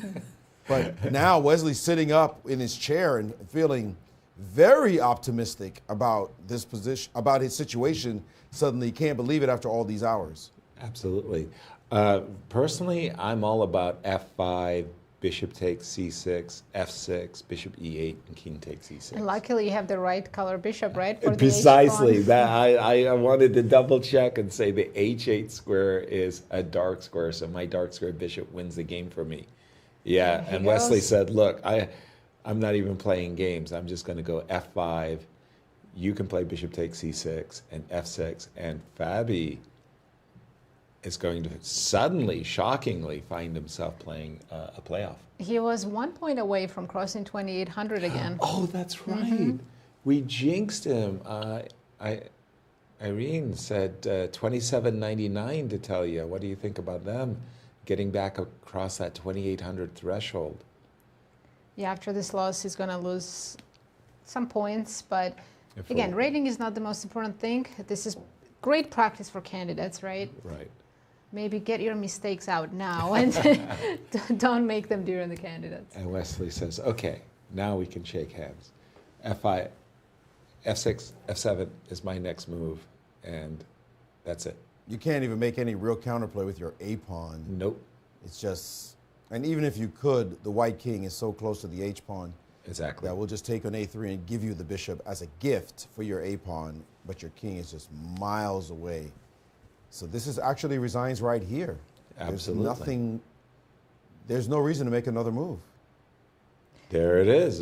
Good call. We sadly are going to jump right to the games that are going on now. Where would you like to Let's guide go us? to Alice Liang and Carissa Yip's game. Absolutely, because that, but they are playing, they're not playing Blitz, right? Or are Yes, they they playing are. Blitz? They are playing Blitz. Apologies. Yeah, And I look at think that, Fabian Carissa's down to 14 Wesley are going to start the seconds. Blitz any minute now. Maybe they'll give some break, 15-minute break, because they just finished. But Ooh. I'm liking Carissa, Alice's 10 position. seconds. Just a E4, second. looking good. I'm liking Alice's position. She's got a protected pass A-pawn, pawn. right? Yeah, on the, whoa. And she has 3 times as much time on the clock. Knight d4, nice Knight move. d4. You take Probably with the, recapture with a c pawn and I maybe like play that rook open c2. Mm-hmm. She's done that. Yep. So she's missing a g pawn. By the way, but if her I king may, is safe. if I may, please. Both boards feature in the women's section feature queen and 2 rooks against queen and 2 rooks. Both boards, and as a matter of fact, like I'm following it on my board. It's incredible because right now Tatev is winning completely in her game.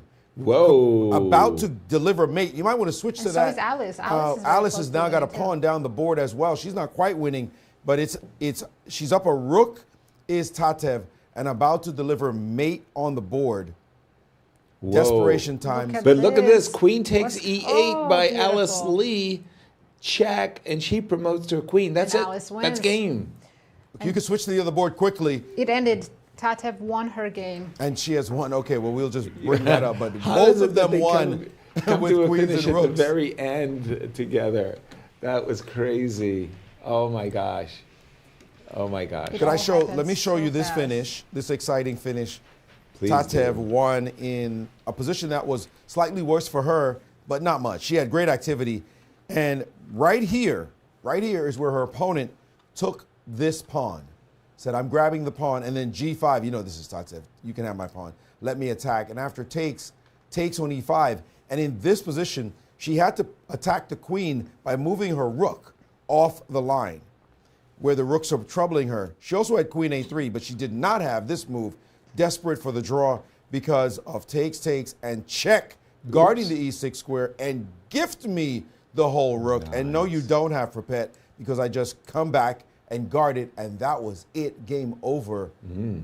Wow. It was interesting watching the congruence happen. At the same time, you saw those queen and 2 rooks against queen and 2 rooks, and both sides were able to deliver the goods. Alice now up, Tatev now up in hers as well. But that match between Anna and Tatev has been a shock for Anna, because if you think about the positions that she's been having, and she really was wrapping up the match with rook on e8 to e2, now finding herself in a must-win desperado situation. She must win as white to avoid elimination. But it's the point, right? That last one, whatever she went out and did to try to clear her head when she no doubt knows she should have played the other rook to e2. Yep. I would have had the match. The match was in my pocket. Survived that now. Now she comes in and then boom, gets hit again. Yeah. Man, she's going to have to show incredible fortitude if she's going to come back and win this game. Wow. Tough. And Let's see the end. Through the magic of television, let's take a look at the very end of this. This is where rook on f8 to e8 was a necessity for Anna. She came up with queen e2, and that was not the move. She blundered her I rook. see the hesitation there on her part. Just checking. Queen a3 actually supposed to also save herself, connecting the queen to the rook on f8. But this was not it. This was just a straight blunder. And Tatev, you know how quick she is. Tactically. There's no perpetual, says Tatev. I'm taking the rook. There's no perpet. Nope. You can try a couple of checks, but it's not going to last. And her opponent now realizing I'm just down a rook with seconds ticking, and just made a quick move because she had no time on the clock. And then the rook came back to f2 with a little bit of a pause, and boom. That's it. Wow, what a turnaround in this match. Extraordinary as they get ready. What are they laughing and I smiling don't about now? Well, I'm with Charles Barkley on this one. There's no love and respect and appreciation before the game. After the game, yeah, but not before. But also we have Alice and Carissa. But Yeah. also we are going to have Fabi and Wesley. And I think Fabi and Wesley get a pause because 15-minute they've just break, finished. I think. They finished their game, and Wesley is sort of like, "My gosh, I'm so happy I won." I mean, first of all, I kept, pace, But Here's the elimination results. Tatev won her first game against Anna, and she's gonna play now again with the black pieces. And in the open section, Levon eliminated Awonder Liang. Exactly. Champions bracket, big surprise. We're watching a very long draw. And then suddenly Wesley pulls off a win, and now it's equal. And can Fabi recover in time to play the Blitz? By the way, that's stress. Is there another coincidence? Two champions, the reigning U.S. champions, Fabiano Caruana and Carissa Yip, lose their very first game of this entire competition in the exact same hour? Minutes, even. The How same else minute the two to put champions it? go down. It's crazy. It is crazy. Wow. Now, Carissa Yip and Anna Sargsyan both have to win, and they both have white pieces. Which game are we starting with? We're watching Carissa's game. Gotta watch Carissa's game. Against Alice. Wow. We have the Sveshnikov, I believe, or... And I think this Yeah, I think it's this is a Sveshnikov. matchup between your pick and Maurice's pick. Maurice's. So you got big bragging Yeah, rights so on this neither game. of them leave the tournament. They just move to the elimination bracket. That's right. And they can come back from there.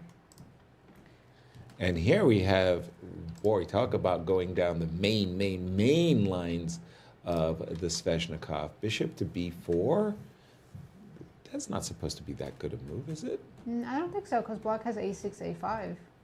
Well, okay, so knight takes d6 is not a gimme because there's queen b6. And now the piece has kind of got pushed back.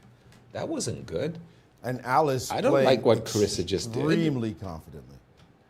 No, that was not what white is supposed to do. And Carissa, pardon me, Alice has got a kind of a dream Sveshnikov. She's going to put her knight on c5. Carissa looks nervous. Put her pawn on b6, put her bishop on f6, go e4, and say, I'm much better. Because you have nothing on the queen Carissa side. realizes that she messed up in the opening. She didn't messed get an up. advantage. She's even slightly worse, maybe. Yeah, for and sure. she needs a win. Draw is not good enough. This knight is cemented now. There's no b2, there's no c3, b4 ideas. And everything has just come up wonderful for Alice. Oh my goodness. Looks Dream that way. position. White played f4, trying to create some kind of imbalance in the center. She's trying to provoke e4. I think Alice's and reaction was correct, taking on f4. Now she can play bishop g5, g6, those typical Sveshnikov moves. I was so in love with Alice's position, I was even considering knight e4 and letting you take because of bishop c5 checks and stuff. But this all day is black. I like Alice's position very, very much. Rook f1, and Carissa, as we've been saying, needs a win. Otherwise, she falls into the elimination bracket. I like this bishop a6 move Very, as well. very much. Beautiful move. Forces some trades. You actually want to take that knight because this bishop, once you look at the bishop on c4 and see that it's not really doing anything, you kind of go, whoa, I'll take that. Bishop takes c4. I was going to say bishop takes c4, bishop takes c4, and bishop f6. Get rid of that dark square bishop. Oh, that's very good. And leave yourself with a very good knight. Exactly. Bishop c4. I think Alice is going for that. She's a very good positional player. And bishop f6, and you're just super happy. Look at there that. You go. Look at She that. finds all the correct moves instantly. I think at this exact moment, Alice is something like a 90% favorite to go through. Her plays, her position is excellent, and her clock management is excellent too. Absolutely. Queen f6. She still has more than 2 minutes and a very safe position. Extreme. By the way, crazy things happening in the other game. Uh-oh. I'm keeping my eye on it. Anna Sargsyan is looking much better. I'm keeping my eye on it as well as you guys do the commentary here. And yes, she has a tremendous attacking position, and Tatev in deep trouble in that one. Again, Alice is doing everything like a machine. She's just playing all of these just absolutely boss moves. She's about to play rook to e4, which comes with a tempo. She's going to play g6 and rook e8, absolutely cement her control. Just take over the e-file completely, centralize. Whoa! Well, even she's saying my position is so good. I'm going to play g4 and f4. And, you know, I'm going to use my majority. Thank you for asking. Look at her go. I'm a little surprised she's weakening the king when she doesn't have to. Kind of, but the black king, let's face it, it's not really super safe. Rook f4. Okay, I would not have given up the e-file personally. She wants to harass the queen. Rook e4, like, where do you hide? Yeah. Again, draw is great for her. Do you hide? Blackmailing her with a draw? You have to go to d2, because for Carissa, draw is the same as loss. Right. Queen d2, and then maybe just push f4. Oh. I was a little surprised she just didn't continue with her gleeful plan of g4. Oh, look at this. Rook h4. Knight e4 and queen e5, anticipating knight g3. It's a beautiful setup. As an attacking setup. g3. Wow. Okay, that's creating some serious weaknesses in the camp now. Well, I think she had to play it. Did she? Four. Knight e4. To cover the diagonal, right? So now when you go queen e5, you're not threatening mates. Okay, Well, bishop wait a minute. d3, This maybe isn't- Carissa's getting back in the game. Yeah, this isn't exactly the boss position that Alice had a moment ago. Now after bishop d3, the timing, what? If I may jump in just quickly, Please. Tatev is being destroyed with a mating attack. 20 moves in, she's done. She's Oh, my completely goodness. done. Her king has been ripped apart, and now it's just a question of queen g8. Give me the bishop on g7, and look at that king fully exposed. And here we go. This is just, and no time on the clock either. Anna just needs to wrap this up because she has made a comeback. What a Speak comeback. everything up. Indeed. And she's just rip, snarl, tear. She is, you're absolutely right. She's just destroying king is on Tatev. Time to Fine. resign even. The- Look the- at this. the- She's up a The she's king up a is, gaggle of pawns right. with a king exposed to boot. Exactly. What a Tatev said, crush. well done. Equalizes the score. They're going to play another match, but let's jump back to Alice's game. She's winning again. Oh, look at that. Queen f4. Game over. Carissa resigns. Oh my goodness. Alice is in the finals. Grand finals. And she is the champions bracket bonus winner. Absolutely. Wow. That was incredible. 2-0 Yeah. against Carissa. And that opening was an absolute disaster for Carissa because it was a Sveshnikov and Alice played it to perfection. She's the winner of the champions bracket. She gets the bonus already, $9,000, Alice Lee. And she might still face Carissa Yip in the finals. We will see that, but she's already champions bracket winner. Alice, ice cream's on you. A lot of ice cream. A lot of ice cream is on you. Wow. They didn't Impressive look that play. friendly after that, That though. was not friendly. That 2-0 smash, there wasn't any gleeful smiles in that one. Carissa just got eliminated. And you said she played like a machine to a point where, to me, she was playing like Yasser Seirawan. No, you were I guessing didn't play that moves. good. That was accurate. You though. were guessing moves, and she was playing every single move, Every and move. especially a bishop f6, trade off the bishops, just put the rook on e4. Every move you said, she played. Beautifully. And then when you wanted to just be solid and play g6 and double, she said, that's all right. Then you went Stay G5. down, stay down before you hurt yourself. I'm playing g5 and went for a big attack. Impressive. Boss But chess. then I didn't see how Tatev, where did Tatev, it was a disaster. All she needed was a draw. Yes. And she goes through. Yeah, she played a little bit of a dubious opening. If I show this position quickly, Right. she played this opening line, and her king with the g5 idea, and her king was stuck in the center of the board. This decision was not the best, but was good enough, keeping the king in the middle and saying, now figure out what to do. King f8 was supposed to be best here. Instead, she tried to develop her rook, and that was the move. Queen h5, taking advantage. for the moment of the rook leaving the h-file. She gave up the pawn, and once that happened, she was in big trouble, finally mobilizing her pieces, and this was the moment. Either knight, by the way, could do this, but boom, knight takes on d5. She could have played knight f5 as well, but she played it this way and took, and that was it. Then it was over. So now we take a look as this game ends, and we're just getting a little bit of a replay. This was the final of Carissa. This finish between Carissa. Once Alice played queen takes f4, and Carissa was... It's not looking so jovial at the moment, but you can well understand her disappointment at being knocked out of this round. But she will be back. We will see her try to make a comeback. But right now, it's down to this match. Yes. Which is just enthralling us, up and down and up. And they go at it again, one player, the picture of concentration, the other trying to stay relaxed. It has just been a roller coaster. Well, we are now with Alice Lee, who has not only booked her ticket to the grand final, but is also the winner of the Champions Bracket. Congratulations. Thank you. It was a sort of basic match in terms of the classical. But then you just control the Blitz. That was incredible. Did you expect that? No, because she's a very good Blitz player. Like I think she recently won the Tata Steel Women's Blitz tournament. So, of course, I just feel like with nerves in play for like a match like this, it's like very 50-50.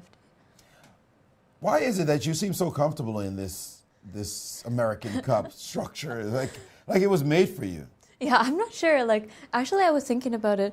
My final against Carissa, this is the 10th American Cup final that I played. So I've just been able to do so well in this. And I think it's because in a match format, maybe I'm just able to control my nerves pretty well. But yeah, I'm not sure. It does seem to boil down to luck, which I seem to have a lot of for this tournament. Luck? You were playing moves Yasser Seirawan was suggesting, and you were doing them effortlessly. And then at some point you said, Yasser, I don't care about you. G5, let's go for it. That was not luck. That was really good play. What you feel like you've settled into your strength now, and tell us some secrets. What have you been doing to get this strong? I mean, for the playoff, I think I just thought like I just need to move fast, and I'll get my chances later. So I was always a bit up on the clock, and I think the first game I got a very shaky position out of the opening, but like after I was able to. Like we got later, then I was just so much ahead on time that she started making mistakes. Well, congratulations. We got to get to the next match. We'll see you in the finals. Yeah, thank you. Alice Lee, guys. Wow, Alice Lee is boss. Enjoy your rest day tomorrow, Alice. Here you see the Champions Bracket playoffs. Alice Lee eliminated Carissa Yip 2-0. Carissa moves to the elimination bracket, but in the Open, Wesley So and Fabiano are going to start their first Blitz match. Did not see that coming either. And they will be playing elimination as well. Elimination bracket, we have Tatev, Abrahamyan, and Sargsyan still playing second Blitz playoff. We're about to watch that. And Levon won his match against Awonder. And they are off. Sargsyan, has played the same early E5 and in the first game, there was F6. The second game, there was G5. And now, for this, the third game, a different approach by Tatev. Tatev said, look, if you're going to advance your pawn to E5, I will use the F5 square because the F5 square is no longer defended. And now comes C3. And I was about to say, do not play D4. D4 would be a tragically bad move. But why do you need C3? She's worried about a knight trade, whatever it is. Castle's on the board, knight A3. And now usually I'm used to seeing rook B8 and B5. I don't like this kind of positions for Bishop white. D7. You know, it doesn't feel like we got anything yet. No. We didn't even fight for it. Not yet. But well, one of the things that you have to say is, at the very least, G4 is on the board. You've got a pawn on E5, which kind of takes away the knight's defense. But look at this. Anna goes aggressive. Big time. I love it. It looks great. Now she's planning G5 and trapping the bishop with queen G4. G5, trapping But she the did bishop, it so bishop- quickly. Yeah, like she just knew the thing, and it wasn't any guesswork. She played it like she had prepared it. I think you want to avoid g5 getting your bishop offside, caught offside. So bishop has to drop back to e7. By the way, again, reminding everybody it's 3 minutes at the start, and you only get 2 seconds. Tatev's already down a minute. She's Full used minute. 33% of her time on this one She move. played f6 to stop g5. It's a challenging move. That pawn ought to be taken if you want to have an advantage at all, but it's not. Looks like she's now out of her preparation because she's giving pause here. The only reason I give pause is because D4, d4, right? with the intention of recapturing d4 takes e5, as opposed to the conventional f4 takes e5. So d4, but yeah, I guess I'm taking on f6 here. I would go d4. Let's skip the pawns, but okay. He Bishop takes takes f6, and now Bishop bishop e3. e3. She's played the top engine moves, by the way. Give me the pawn. Nice. d4 by Tatev. Okay, so I will play c takes d4 and probably drop back with my bishop to d2, hoping that I'll exploit the e4 square in the near future. So bishop to d2. Oh, sorry. The bishop other to way? f2. I think she should put it on g3. Yes. The other way. But I'm Important definitely point. seeing bishop e4 in the near future. Right, an important point is that d4 did concede the entire long diagonal to white. And so now she's pulling all the forces over, massing them on the king side, looking for some sort of breakthrough on that side. Yeah, I'm just thinking the knight on c2 is a miss. That's the only piece that you have to worry I about. mean, I would love for the knight to be on the e4 square. To get there, I have to do some fancy footwork. Bring my knight from c2 to a3 to b1 to d. She said, nah, I don't need She the left knight. the knight hanging on c2. Are there any tactics? Yes, apparently 95 right now. That would be a big find, which I don't Tatev think- did not see. Instead, she played the move e5 to protect her pawn, but she had a nice shot. I'm not sure I 95 like this seems one. invisible, right? I'm not sure I like this one. Oh. Knight takes d. Oh, knight takes g4. Pardon me. What am I thinking? Sorry, the bishop on d7. There's some crazy tactics, though. She did Knight not play takes for them. d4. Queen d5 check, hitting the knight with the rook on e1 was a move a second ago, but now knight g4, and it's Tatev who has turned the game around. 96? It's hard to figure out what's going on. What is going on here? I would have thought white was winning thanks to knight e6, unless, oh, it's knight f2. That's Only a- move. Mhm. Knight f2. In between move. And that throws a monkey wrench. Well, she has to take on f2, and then Queen the capture will happen on b6? e6. Wow, okay. Knight, you're right. She has to take on f2. Okay, bishop takes e6, queen takes e6, king h8. It's equal, but black is slightly better, maybe, right? 'Cause Oh, I dark much squares- prefer black. Bishops of opposite color, and whenever there's a bishops of opposite color, I always ask myself, whose king is more vulnerable?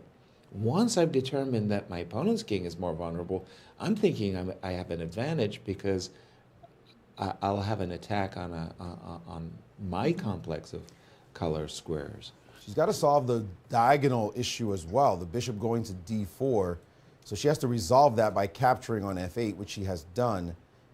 And now she's brought her queen all the way backwards to e2 instead of adding the move b3 in there, which would have solved the pawn threat that the bishop had on the diagonal. Yeah, I But like she also b3. liked to control the c2 square.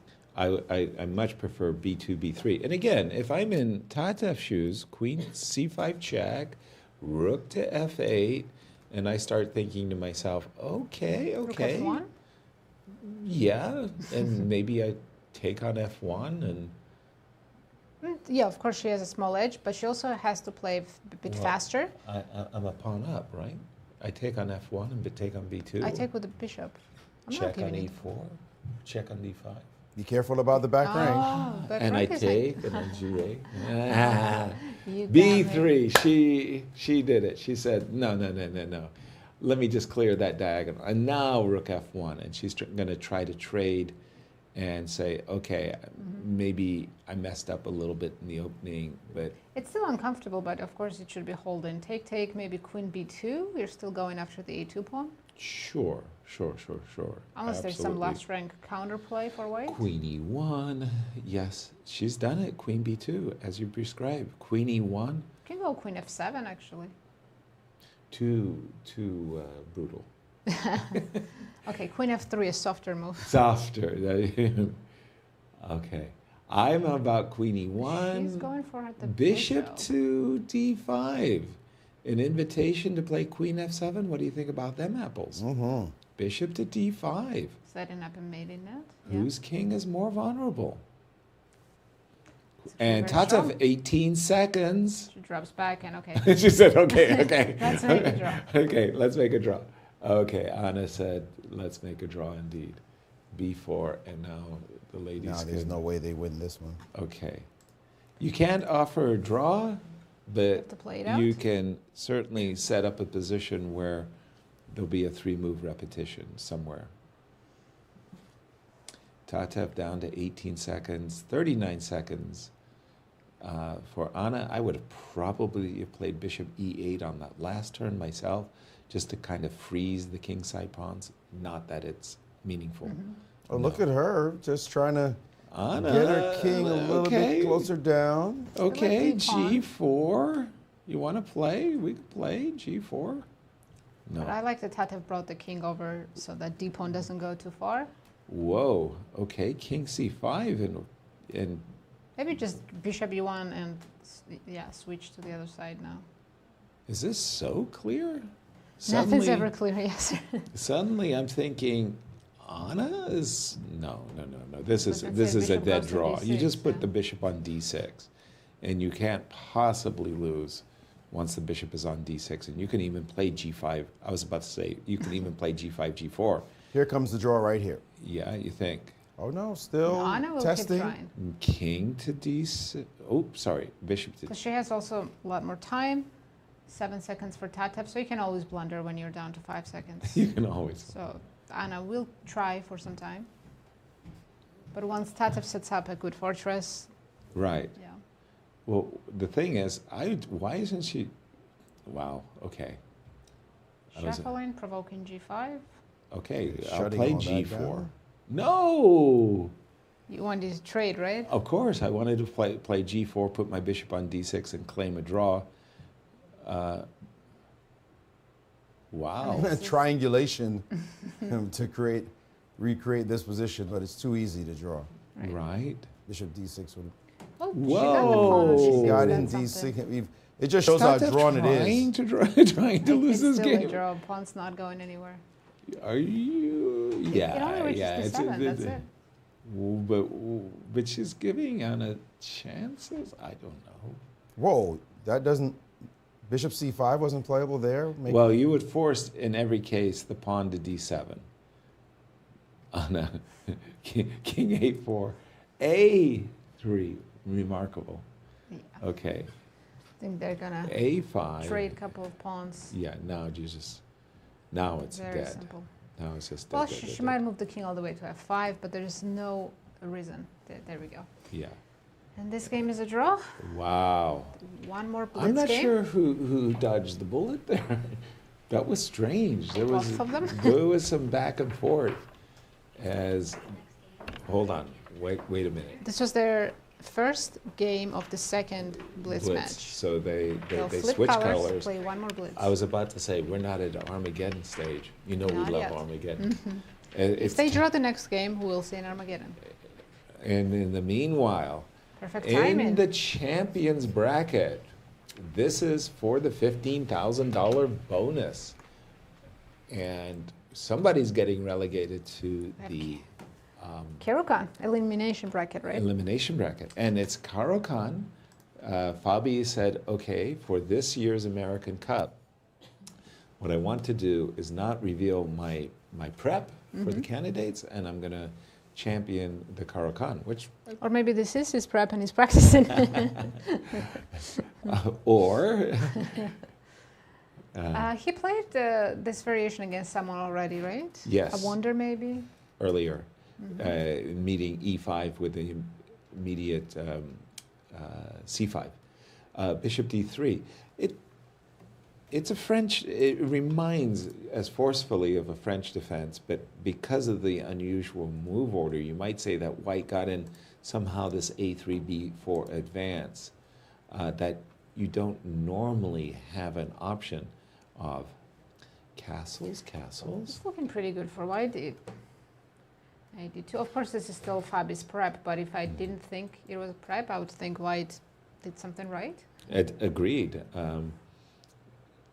I also like these positions in my career as Gained white. 11 seconds on the clock, by the way. Yeah. Well, basically what you want to do is keep this bishop as cramped as possible. And I always like putting my pawn on a4, my queen on e2, my knight on f3. Here we see that Fabi is actually very, very aware of that setup, and he's trying to disrupt it before you even get it on the board. Knight on f3 is going to be met by bishop to h5. But Fabi's playing very fast, which is what you need to do in Blitz. He has 45-second advantage. Queen c2 and rook e1 on maybe Wesley's agenda. It is an easy play for white. I was going to say maybe Fabi's more comfortable in this position since it's his prep, but white moves are not that hard to make. No, easy, happy moves. Bishop to g6. I would take that long-term advantage with that pawn structure. Absolutely. That was more than surprising. I've always thought that structure is vulnerable. Wow. Nothing wrong with queen e2. I would have been tempted by queen c2, a4, and rook a3, and rook to g3. Nice. A4, rook a3, rook g3. A rover, get your rook to g3, get your queen on c2. Queen e2 on the board, and I'm not convinced that Fabi has actually come out of the opening unscathed here.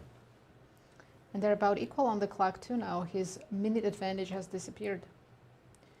The 1 minute advantage that Wesley had, yeah? Fabi. That Fabi had, apologies. I like his a4 move though. It By the way, your idea. I'm really more in tune with a4 for white and rook a3. But okay, rook on a1 to d1, and we're still pressing, right? Knight f3, knight h4, gift me the pawn. Let's go. Oh, and Fabi says, excuse me, pay attention. Maybe bishop back to b2. It's surprising to see how quickly Fabi played bishop g6 to get rid of that bishop. Shocking. And it turned out to be not a good idea to weaken your position so substantially. But now knight f3 saying, you can take my pawn if you like, Yasser Seirawan. I take the pawn. And you'd be correct to do so. But it's costing him seconds to decide, why is Wesley giving me this pawn at the moment? Well, not only am I taking the pawn, by luck, I would say that the rook is perfectly placed in case of queen takes a3 to support the runaway passer. So queen takes a3. If there's no checkmate on the other side, and maybe knight h4 is what is concerning Fabi. Fabi's looking at that knight h4 and seeing, there's going to be rook d3. So he decided, no, I'm not taking the pawn, but whoa, there's a knight c3. So if I take on d5, you take on d5, rook takes, is a nice fork. I walk into a fork because of the pin. Oh, that's nicely spotted. But tactically, it's working for another reason too, because you want to put as much pressure on the f2 I think pawn. Wesley has to drop back bishop d4. I don't like that f2 pressure. Yeah, he's traded first, which is kind of okay. And I'm with you. Now drop back bishop to d4, but you do give bishop c7. Oh, queen a2, leaving the sector. Well, he defended the a2 pawn and attacked d5. But now he can't play bishop d4 and knight takes because of knight c3-4. He also opens himself up to an exchange sack on f3, where his king starts to look a little funny. Yeah. Now that one, that's hurtful right there. And rook takes d5 is walking into queen e6. Queen a2 was just a bad move. Wesley says, I got to undo what I just did. Queen e2 was wrong, just flat out wrong. Now he's going to try to play bishop d4 and get back to hoping to equalize again. But this knight on e4 really stepped up into the position. I'm always about rook takes f3. I It's so fear, tempting. yeah, these types of moves.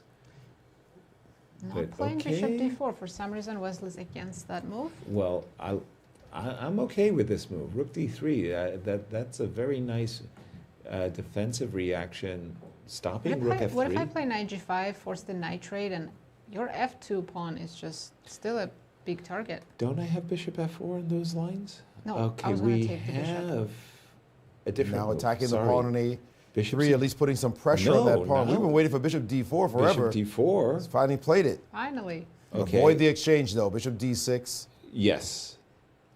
And Bishop to d6. while white is building on the d pawn, and now he's gone back again, black has been building on the king side, and the queen. We see this queen a2 move. Be a good idea to move the king off of this diagonal, but he's moved the bishop instead. He had a little trick if he could look for it, but he's defending, overprotecting this pawn. But look at Wesley. But wait a minute, there's a queen d6 opportunity. Yeah, I'm looking at queen d6 and maybe even king f1. Whoa, that could allow queen d6. He's just He took checking. it back. He's just checking to make sure that he's not blundering in the future. By the So way, queen d6, and he's was queen d6 a good retort? I think it was. And he said, Wesley said, okay, I'm going to play bishop e3. Oops, excuse me. I got the position wrong. I'm going to play bishop e3, and I'm going to open up an 14 attack. seconds Whoa, against 18. whoa. Fabi's saying, I don't know what you're doing. I'm taking on f3.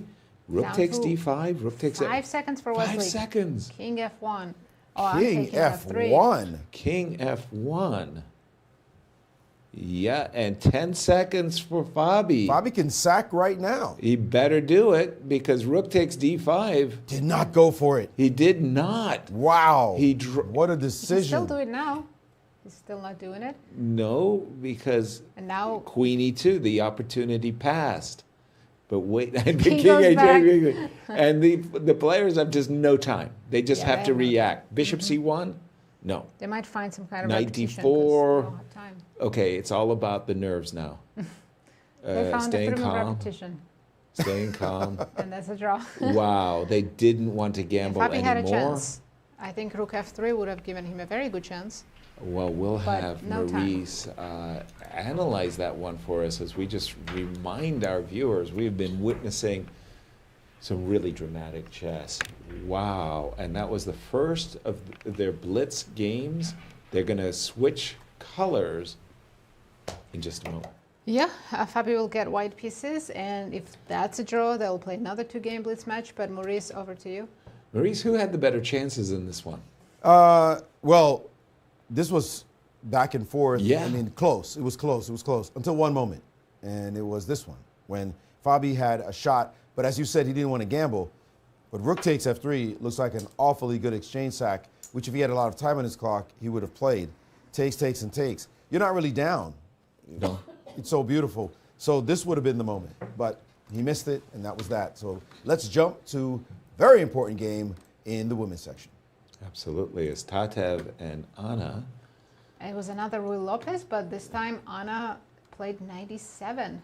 No bishop c5. No like we bishop saw c5. She earlier did today. very well with bishop c5. And Right, this is their last Blitz game. Everything is even, and if either of them win, they move on to the next round of the elimination bracket. Whoever loses goes was home. eliminated. Yeah. If it's a draw, then we're going to an Armageddon game. This is it. Wow. And again, whoever wins this game will be facing Carissa. Carissa in the elimination next bracket, for, I don't want to say the championship of the elimination bracket, but essentially, yeah, that is what's going on. And I like Tatev's position here. She's got the two bishops, but more importantly, this bishop on b3 is nicely aligned up. There's not a knight on f6. The knight is not, which makes you always vulnerable, if the knight's not on f6, to knight g5 followed by queen h5. And how many times Did I win those games in Scholastics Championships? Boy, I tell you, I was Hot Wheels for those types of attacks. Queen H5 by Anna. H3 I think that was a stopping very bishop good. G4, yeah. That was a very good decision by Anna to stop, to threaten bishop G4. H3. Did you like that move? It was not. It was not the I'm strongest move. It was not a move that maintained everything, and I didn't think she would easily find the correct plan, which was to trade queens. Knight G5. Knight G5 would have been the right attitude, and say, I got the two bishops, the center, the great diagonal. As you mentioned, she would have been doing wonderfully with the move Knight to G5. Agreed. Now she's played H3, and Knight A5 was the move, the prescribed move there to try to get one of the bishops off the board. Right. Knight to A5 would have been very strong, but she's given her opponent now a full tempo to make a move by Bishop just bringing her A3 bishop still off the back rank. Really good for Tatev, doesn't it? Well, bishop A3, rook E8. Oh, then you want to play Knight E5? Or start with bishop F7 and then Knight E5, isn't that winning? Oh, I see. Okay, just a second. We've got a tactic. She went the wrong way. We had a tactic. It's easy to say the wrong way, though, because we know that it's so aggressive and powerful looking, but she was concerned, and you could feel the pressure of the moment of Knight F4. I'm just put the knight on F4. Nah, I'm not going to let that happen. Let me put my bishop on E3 so knight never gets to F4, because with the knight on F4, bishop H3 is a sack, etc. So that's why she did it, but now it is taking her foot off the gas, and at least somewhat, and black has gotten a knight to C4. Right. I thought that I loved that knight A5 because I thought I was pursuing this plan of getting rid of the two bishops with bishop F5. Nope. Anna said, I'm happy with my knight on C4. I'm going after this bishop and maybe bringing this now rook. Knight G5. Now knight. It feels like this has been mistimed. This is mistimed by Tatev. Right, trade queens, and F7 pawn is still something to be aware of, because white bishop can go back to B3. I'm probably kicking the knight away. I'm so aware of the... Why is Anna taking time here? Can you do anything but take the queen? You're going to play queen H4? Nope, I'm not. I would be, I'm with you. I would be trading and doing it. She spent about 20 seconds, which, in this time control is a lot of time. With alacrity, yeah. Definitely, I'm kicking this knight away. No question about it. I'm playing H6. You're probably coming back to E4? She developed the rook. Hard to guess. Hard to guess the moves. I like bishop B3 back. Oh, I guess Anna can play just B5 and keep the knight on C4. Yeah, I love protected knights. Protect your pieces. H6. At all times. Protect all your pieces at all times. Especially but in now we have a knight E4 siding. Yeah. But you can't play bishop F5. This is the key. Bishop F5 runs into knight F6 check. Nice tactic. Yep. So the knight is now thinking about going to C5 even, and do a little tickling on that side of the board. That's right. And the position, it's fine for black, but a little bit better for white with the two bishops, the center, there's a bit of space, and a little initiative with knight C5 as a possible, we call it threat, but it's something. Yeah. I kind of hear everything. I'm not dismissing, but I'm seeing bishop C6 and knight H4 aggressing the pawn on G2. But with the knight on C5, she can play D5 now if you put your bishop on C6. Let's say knight C5, the desirable bishop C6 is running into D5. But you could go bishop C8 temporarily, right? There And then you B6. go. I was waiting for you to warm up and come to my rescue. Now see? And they've done this. Step one. And now B6 and bishop G2, let's aggress. Just pushing more back. There's a lot of toing and froing going on over here, Maurice. Has anybody made any progress other than on the clock? White's looking good, frankly, and there's an F3 move to shut down any diagonal pressure you do get in the end. So white, there she is. She played it. F3 on the board, and now she's saying, show me. Now I got some little energy, and you're defending my pin. the rook on f8 is not very happy where it is. No. This pin is very uncomfortable for black, and I think Tatev's in a great position right now. G4. Wow. She is. I think Anna has to play f5. You have to counter. There we go, f5. But what a perfect time to counter and to throw your opponent off, because now you're looking at f5 takes, and you say, why did you put your king on the big time F difference, file? by the way. 14 seconds for Tatev, 44 seconds for Anna. Anna's coming back here. Hold on, guys. She's better now. This is really suddenly, shockingly. Rook g5 is an idea. I don't know if it does anything, but it looks pretty. Rook f8. Rook f8. There's rook d3, I suppose. But Pawn on d6 also hangs. well, I wanted to take this pawn on f3 and whoop, whoop. She's trying to figure out what to do quickly here. 28 seconds according to b5. What a great move, guarding the c4 square, not letting white's pawns go anywhere. I like that move. I like that move a lot. d5. Oh my. That just Oh created a my. new target. Now Oh, that was her idea, rook d4. Oh my goodness. I thought the knight was going to jump to It's the gonna jump f4 square. G6, right? I think Tatev's playing this passively. Oh, but she just got a rook into e6. That's some counterplay at least. Knight has to drop back to f5. Rook to f8. Nope. 5 seconds for Tatev. It's about the clock. Wow. And there's rook to c8. Rook to c8, rook c7, that kind of business. Taking too long, though. Rook, something. Move the king over. They both are not sure what to do right here. Attacking a pawn. She needs to get her pace up. Tatev is now taking over on the clock. And on the position, maybe. Yes, she has an extra pawn. But rook takes f3. Oh. Rook takes b5. Oh. Bishop b2, she wins the piece. Oh, this is incredible. over. The clock has taken over, but she's not winning the piece just yet. Yes, she is. Oh, now she did win the piece. Yeah, now it's resigned. Now it's just, it's over. This one back and forth so what much. What a game. It was about the nerves. Yep. The position was fine. The position for Anna was just fine. More than fine. Black was better, but yeah. Whoa, she went in and took a pawn. Your king's not getting mated in there somewhere?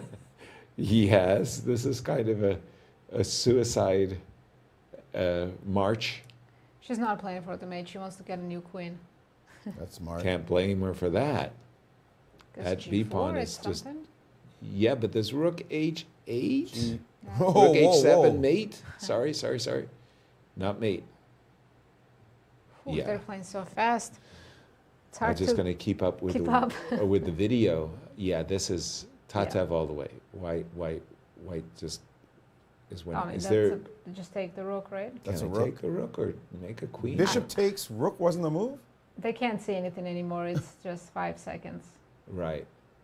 And Tatev wins, eliminates Wow. Anna Sargsyan from the tournament, and moves on to the next round, where Wow. she will face Carissa Yip. Tatev is just, it's jangled nerves, and for Anna, it's like, wow. And another game here. We have the second game of this Blitz match. First one ended in a draw. Fabi against Wesley. Do we get a chance to catch our breath? No, these players are just back-to-back action nonstop. This is crazy what's going on in this year's American Cup. What a day today. And we have a reverse open Sicilian dragon, if you will, with an extra tempo or so for white. I kind of like white's position. I thought it was just English opening. It is in English, but... I didn't realize it was also reverse dragon. A reverse dragon. And normally, I've seen knight b6 and then knight a4. Knight e7 is a good way to, because at the moment, somehow white would like this bishop to be open, or would like this bishop to be open so he could play b4. So the trading of knights is actually favorable for white, which is why Wesley dropped back with knight d5 to e7. And now we're just going to settle in, because this is just, like... It's a positional play for now. Exactly. So if either of them wins this, immediately moves on to the That's it. finals, and This the is other it. player gets eliminated into elimination bracket. And They also get a Champions Bracket bonus, whoever wins Ice cream this. is on the winner. And if it's a draw, we'll see another 2-game Blitz match. Exactly. Bishop c5. Okay, so Fabi is basically saying, I'm willing to part with the bishop. The immediate b6 would have walked into an ambush on this long diagonal, which is why Wesley first stopped to play rook b8. He's got b6 on his agenda. If I'm trying to preserve the bishop as white, I'm playing a4 and putting my bishop back. He's played knight d2. Maybe So we'll come in after knight d4. b6, bishop takes e7. He's Oh, willing to it's give just up his straight in. bishop. Mhm. Okay, that is what Maurice would say is the grandmaster trade. Let's go c5 c6, or c6, yeah. c6, Nope, maybe c5. c5. Because I was thinking there's a bishop d7. Mhm. Wesley said, not interested. I So he think has I'm the doing- pair of bishops. Does he have an advantage? Knight looking at d6 now. I was about to say. Positionally speaking, black is slightly better, no? The pair of knights, did you say? Knight. No, if you look at the structure. Well, black usually has, when you have the e5 versus the e2 pawn, you tend to think of black as having a nicer structure. What you want to do is engineer a trade where Oh, look at. there's Sorry, a look trade. at that. Fabi Great went move. knight a7. I didn't see that move. Wow. Nice. So Great, that great he's looking at knight c6. It's a very good trade. Well Now- spotted. Yep. Well spotted. Now it's only white who can be a little bit better. Exactly. And be careful, because bishop f5 would mean that, pardon me, bishop h3 would mean white's a lot better. Be careful So you gotta move if you're the rook. Wesley So. Ooh, he left it. Wait, a4. a4. You can't take because of b5, but it's such an That's a unexpected bad move.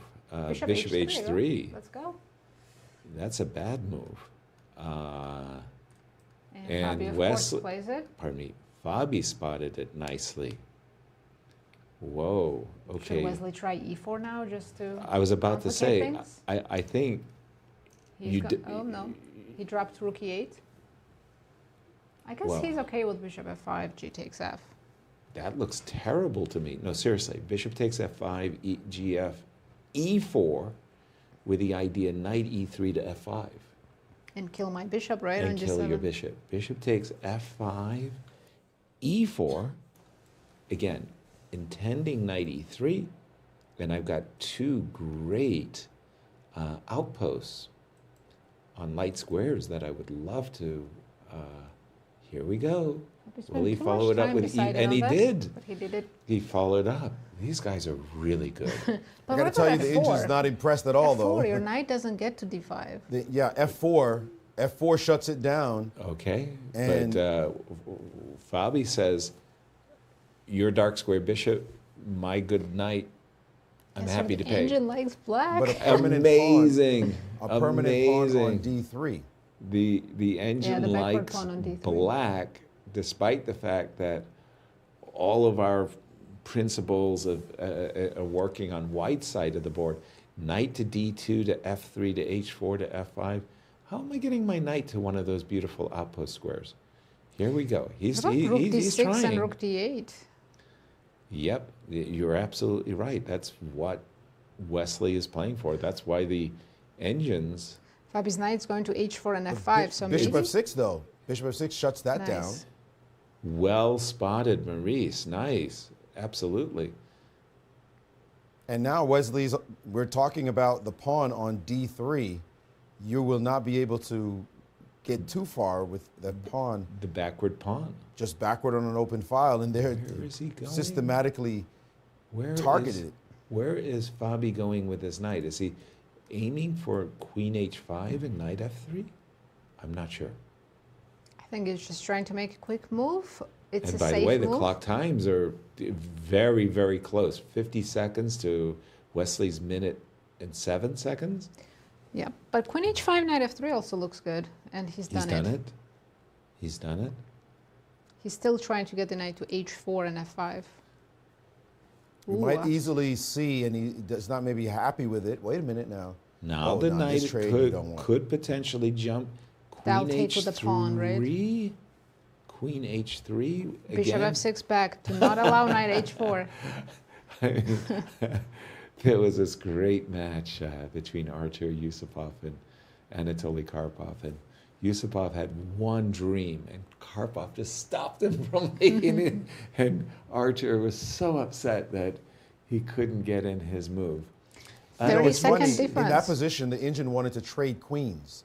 None of us would trade queens there. Never. It's completely ridiculous. Never. But it turns out that was the best way to play, and now black's supposed to be better. Look. Queen G6. Oh, pardon me. There's an 8-pawn hanging, so that's why Wesley had to play rook to D4. Apologies. Forgot about the 8-pawn. Isn't there C4 now? E4 pawn is hanging. You know, it's funny. I was going to trade. He missed it. He missed it. I He was went for the trading. I was trading the queens with Queen G4. I couldn't stop myself. C4 was much better. Was it? F3 By the way, immediately. F3 check. Oh, that Fabi definitely missed. And Whoa. then there's rook takes D3. Look at Wesley. Fabi in trouble. Is Wesley What a doing? combo. What a nice 8 combination seconds of also moves. for Fabi That to was figure out. brilliant. And 8 seconds as you. Wow, rook D4 or rook D2. He played rook D4. Sorry. But now the pawns are intimidating. And the queen on H3 is checkmated. Fabi played that with 2 seconds on his clock. And C4 and Wesley D3. just adjusted 5 pieces. D3 is just winning the game. D3 just wins because in case of E5, you take it. Trade queens and D2. Trade queens and play that's D2. it. Bishop takes E5 right Bishop here, right now. oh, Decided to he's trade done queens it. first. He's done it. Bishop and now takes take the E5. pawn and I'll- resigns. Wow. And Wesley, did you see him catch his breath? Wesley wow. wins his match against Fabiano Caruana and is now in the Champions Bracket final. Meanwhile, Fabi moves on to the elimination bracket. Incredible results for Wesley. I'm just thinking what the odds are that Wesley was going to come back and win this match. That was a miracle. Before today. But wow, what a fight Wesley put up, and it Lotus worked. believed it could happen. Very well done, Wesley. Wow, congratulations, We're going to get to Wesley. talk to him soon. That was an incredible Mind-blowing. match today. And Wesley is the winner of the Champions Bracket bonus prize, extra $15,000. Congratulations, Wesley. absolutely. And to He earned win- it. He earned it. Did he ever? Winning on demand. But Maurice is with Tatev. We are with Tatev Abrahamyan. And Tatev, you were one move away from being eliminated. She just plays rook down to E2 like you would have played in half a second. And suddenly the game turns around and you're back alive. I mean, what were your emotions at that moment? Yeah, I mean, I saw Rookie too. I just thought, okay, it's over, what to do. But then, she gives me a chance, and then I think immediately maybe I was winning. But I mean, at that point, you're just playing on second, so there's not a lot of time to feel things. You're just playing. How do you feel about this format that seems to just have craziness after craziness? I consider this just a roller coaster, up and down, up and down. It's not like you can have any control over it. No, I like this format a lot, actually. I like the faster time controls. I think the format is backwards. You lose, you go to rapid. That's like your punishment. But the punishment should be classical. So we should start with rapid, you lose, and then you have to go play a long classical game. But otherwise, yeah, I like this. I like this format a lot. And how do your nerves hold up? Or do you enjoy the nerves that you have to go through as well? Because it's intense. Well, now that I won, yes. But otherwise, no, it's very nervy.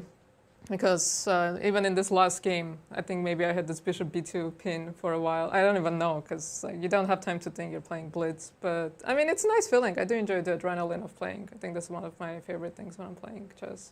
Now you move on to play against Carissa. Your thoughts on that? Yeah, I mean, she's been a very tough opponent for me. And, yeah, our games were pretty shaky here. I mean, she's a strong player, but the first game that we played, I don't think I was ever better in any of the games, but even when she had a good position, I don't think it was smooth sailing for her. It was pretty shaky. So with faster time controls, I think something similar will happen. All right, well, keep your nerves together and good luck. That's right. Thank you. Guys. Our congratulations, Tatev. Let's take a look at those elimination brackets because Yes, everything happened so hard to fast. believe what we just witnessed. Let's check the results in the elimination brackets. Well, in the women's, it's 2 players now in the elimination bracket. That's Carissa Yip and Tatev Abrahamyan. That's it. 2 That's players it. left. Yeah, absolutely. And in the opens elimination bracket, we very unexpectedly We see Fabiano Caruana and Levon Aronian. Fabiano will start with the white pieces tomorrow, but we did not expect to see Fabiano no, we did not. in this bracket. And tell us what we're going to expect for tomorrow's schedule.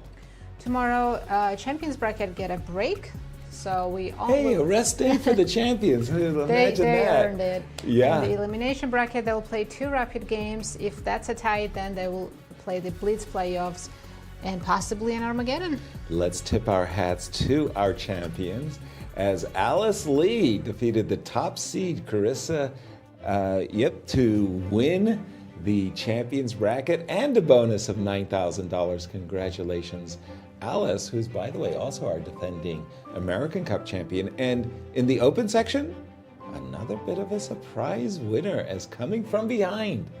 It's Wesley So who just defeated Fabiano Caruana in his match and takes home an extra bonus of $15,000 and earns a rest day tomorrow. Wow, our congratulations to both of our champions. They are not done. They're just in the grand finals. I mean, they will face the winners of the elimination bracket, which you will see tomorrow. And maybe we'll even get a word in with Wesley as he has sure to we explain will. his victory. He's actually with Maurice. Let's go over to them. And on to the grand finals is Wesley So. Wesley, you had to win on demand. With Yeah. the white pieces. I mean, when you lost your first game in this match, were you thinking, Yeah, this is over? I almost didn't want to show up. I was like you, man. I wanted to quit chess. What? I was like thinking, I didn't sleep well last night. I was like thinking, oh man, I suck at chess. No, and all that. I don't have those thoughts. I only stopped playing chess because I had a second child. But Yeah, I only, it's very hard to show up when you lose a game like that. And, you know, like, you want your career to improve. But it seems like you're regressing. So I was very depressed. But it's a nice comeback. how did you do it? How did you wake up and clear your head and say, well, I'm I not don't going to know. quit chess? Well, I thought of you guys, you know. I thought of you guys, and then I was like, you know what? Those guys go to work every day, you know. And I'm glad you're making comparisons with us. You guys, yeah. I mean, I know a lot of people in the chess world, and so I have to keep going. And I said to myself, it's going to be a long year. I have 14 over-the-board tournaments this year. 14? Yeah, 14. I counted it. Wow. Olympiad, Hong Kong, World Rapid Blitz, and also Grand Chess Tour is 4 or 5 already. So, yeah, Norway chess, total chess. So you can't even worry about when 14. you lose. You might as well just go, no, you're going to go to the next one, right? Yeah, that's why I said to myself, it's going to be a long year. I'm probably going to be playing 100 over-the-board games. So it's just the beginning of the season. But as usual, big shout out to the Lord for granting me victory today. And the cherry on the cake is that also winning the Blitz. I mean, if I lost the Blitz, then all I got was rating. But it's still pretty good. But I must say also that I'm really confused why Fabiano played the Rubinstein French today, because he probably has 20 other different openings against e4 that don't get a worse position. They were saying maybe that he didn't want to show his prep for the candidates, so he's just being a bit restrained. Yeah, that also makes a lot of sense.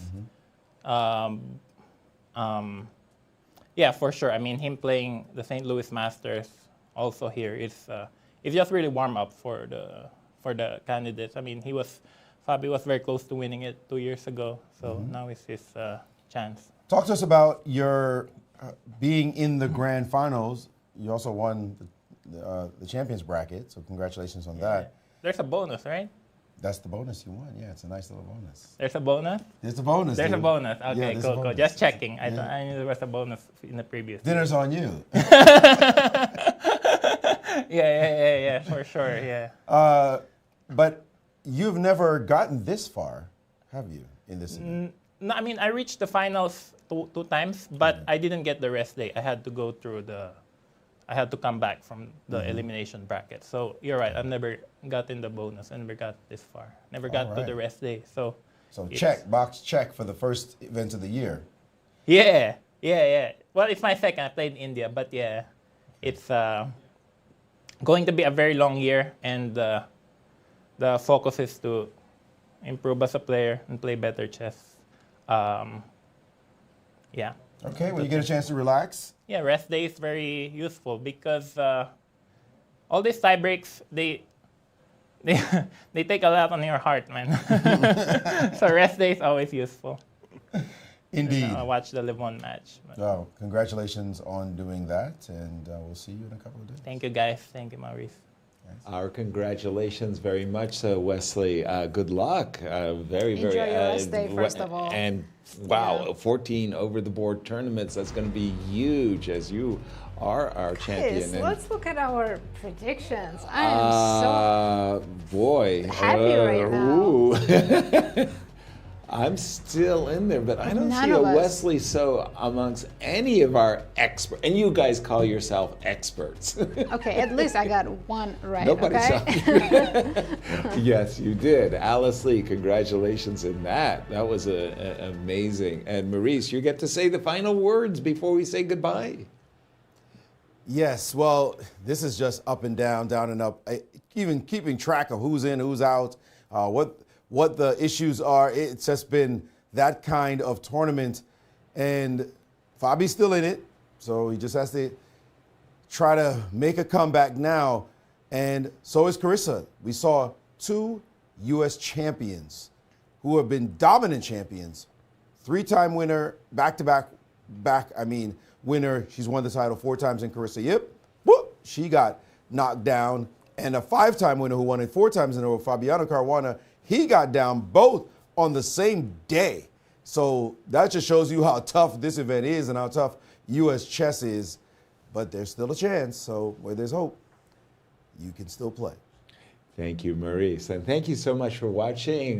Best of good nights from St. Louis. Tell your friends where you're hanging out. We'll see you all tomorrow. Join us tomorrow for some racket matches. It's going to be a lot of fun. Good night from St. Louis.